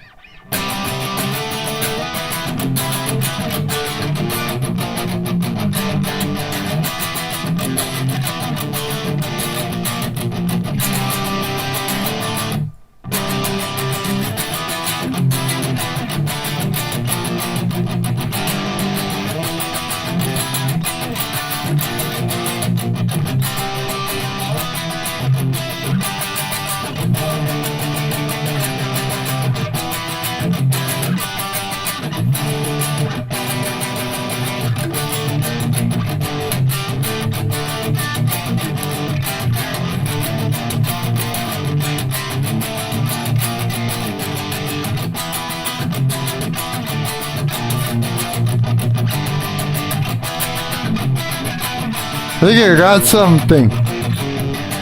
Now, if I remember that. Sometimes that happens. That sucks. Yeah, it's kind of cool. I kind of like that. That's not too bad.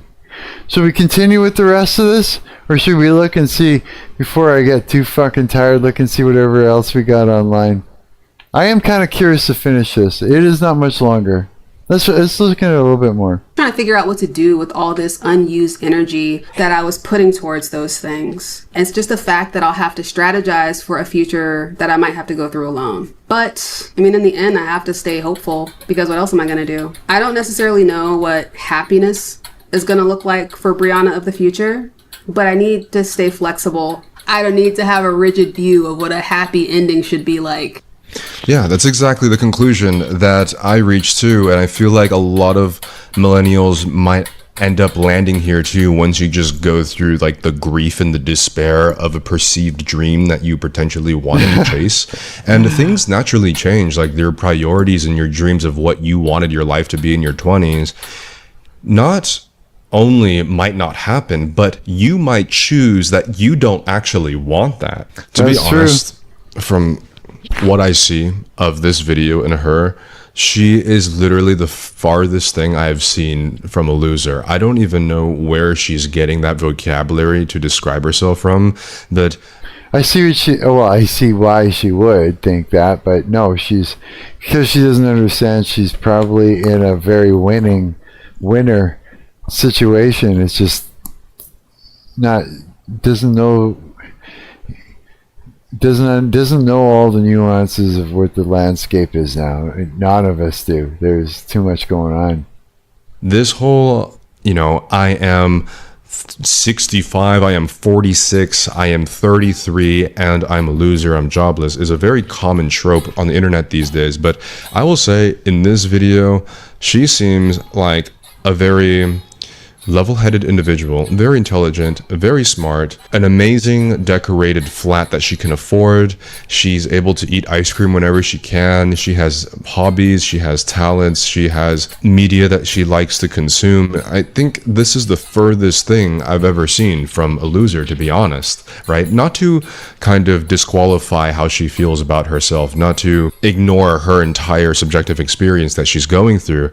I think it's just more of a result of having high standards for yourself, which is a good thing. I think everybody should have high standards for themselves, but it can get to a point where it can be very, entrapping. It can be very imprisoning to be stuck with what is perceived as high standards, and then you can't achieve any of the things that you actually want for yourself. I think we should kind of reach a balanced view of what you think is realistic and then where you want your life to be as well. But then you shouldn't talk down on yourself, and you shouldn't beat yourself up and speak to yourself so negatively because you can't achieve this one thing that actually doesn't really define you as a human being. Like, just because you've been single for a very long time, it's more of the prolonged isolation speaking negatively about you than your actual objective circumstance of the fact that you feel like a loser. People are lonelier than ever these days, and unfortunately we haven't exactly come up with a cure for it, but it is exactly kind of skewing our perceptions of ourselves just because we're alone for too long, and it can magnify things that actually aren't so bad. Like in her case, she's on paper and kind of at face value, she seems to be like doing okay, but because of prolonged isolation and then not having a job and then, you know, kind of being alone with yourself for so long, you kind of look at your current circumstances, which could be a lot worse. And I think it's hard to kind of gain some perspective sometimes the more alone you are, because you're kind of wallowing in your own feelings, right? But really, I think a lot of people are in situations not as awful as they could be, and there are certain things to kind of mitigate and level out their perception of life.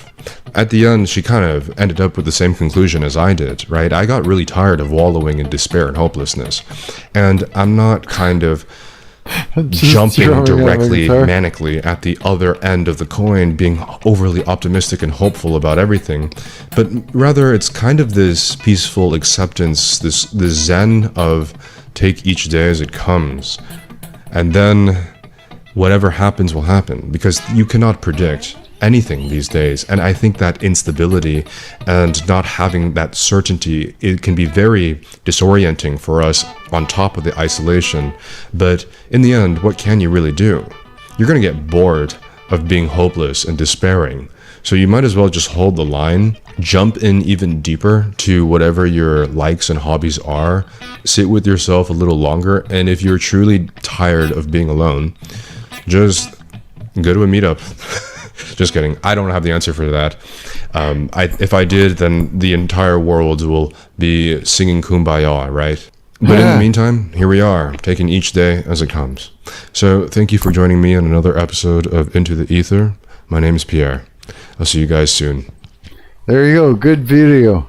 Yeah, good video here. I'm gonna do what everybody else is doing. I'm gonna link you to him and shit. I'm gonna give this motherfucker one of those. Paste. There you go. There's a link to his thing. I'm even gonna subscribe to this guy. I haven't seen this cat in a long time. Yeah, he's been around for a while, boy. I tell you that one. Yeah, he has. Yeah, I remember the chicks were all over him for a while. He's a musician too. Yeah, he's like us, coward. He's a musician. Yeah, so I'm just drumming away my guitar.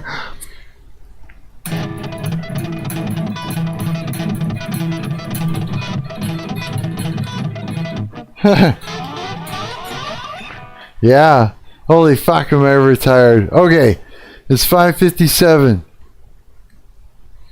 What do you guys think? Is it fucking bedtime? Should we end the stream? How tired are you guys? I'm pretty fucking wiped. Or should I just look for one more crazy thing to look at? What's happening on Discord? Did you do anything cool in there, C4? That's cool, I think. Mark is live. You know the vibes.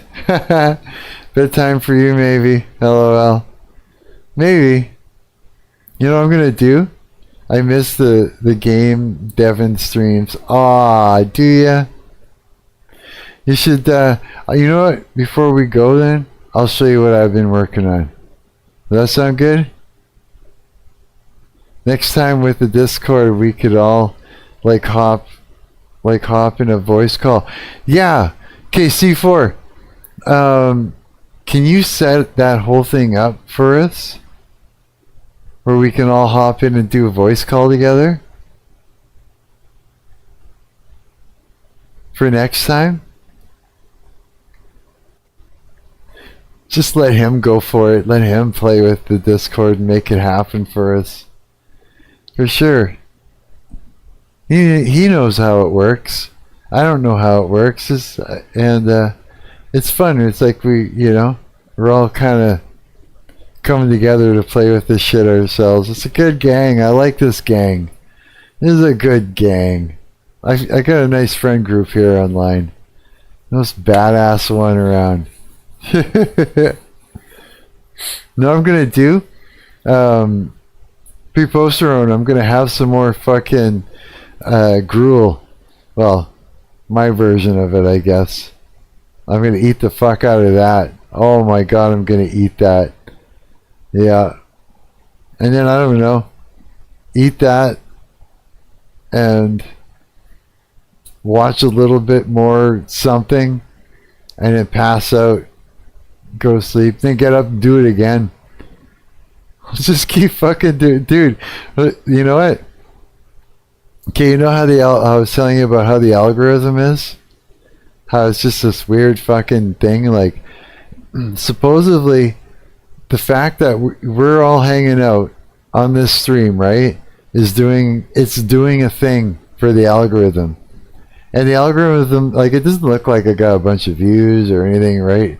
But I mean, not like that matters. I just want some friends, right, to hang out with, like you guys. This is good. But supposedly the algorithm is sitting there doing a thing. And as long as we're doing this all the time, it's doing a thing. And it's going to all of a sudden start pushing us around through the ether of YouTube and showing us all off. Showing us. It's us. This isn't just me, it's us. We're a little gang. Should just fucking call the YouTube channel us. You know what I mean, eh? I'm that tired. I'm like, yeah, I feel like I would feel like when I used to like get really blasted and at the end of the stream I was so high I didn't know what I was saying anymore. That's how I feel right now. I feel just done right now. Yeah, I barely have a thought in my head. I am serious. Yeah, I barely have a thought in my head. I don't even know. We probably just did a 6-hour stream, I bet you. I bet you we did. I think I started at midnight. And we just did a 6-hour fucking hangout session. Yeah. Fucking too funny. Okay, I'm gonna let you guys go. I'm beat. I know you guys are beat too. It was fucking great hanging out with y'all again. And let's tomorrow night, let's do something badass. Let's see if C4 Minds setting things up so we can do a voice call. And yeah. And I'll show you guys too what I've been working on in the game engine. It's not super impressive visually, but I'm trying to learn how to make things fun. And trying to do that simple Tron thing and make it work in the WebGL game with like some good frame rate. That's my whole thing for that one, yeah. But yeah, we'll play around with it. It'll be good. Yeah. Okay, guys. Fucking love yous. I'll see you tomorrow night. I'm looking forward to it already. Yeah, I'm already excited about it. And for anybody that's watching the VOD, you know, please go leave a comment in the comment section. My AI thing here is like giving me a hard time. It wants everybody to comment in the comment section, and I'm just like, yeah, but we're all talking in the chat. You know, it's like, what do I need that for? It's like, no, you need it. I'm like, oh, okay. So yeah, go say anything. Say anything you want in the comment section. And the VOD watchers, I'm Mark. I'm your parasocial friend on the internet. Come join in. I'm quite spontaneous when I do these live streams, but look for it. join in, come into the chat, and let's all be friends and hang out and chat together and do things. And you can direct me around to talk about and look at cool shit. We're a little gang, yeah. Come be part of it, okay?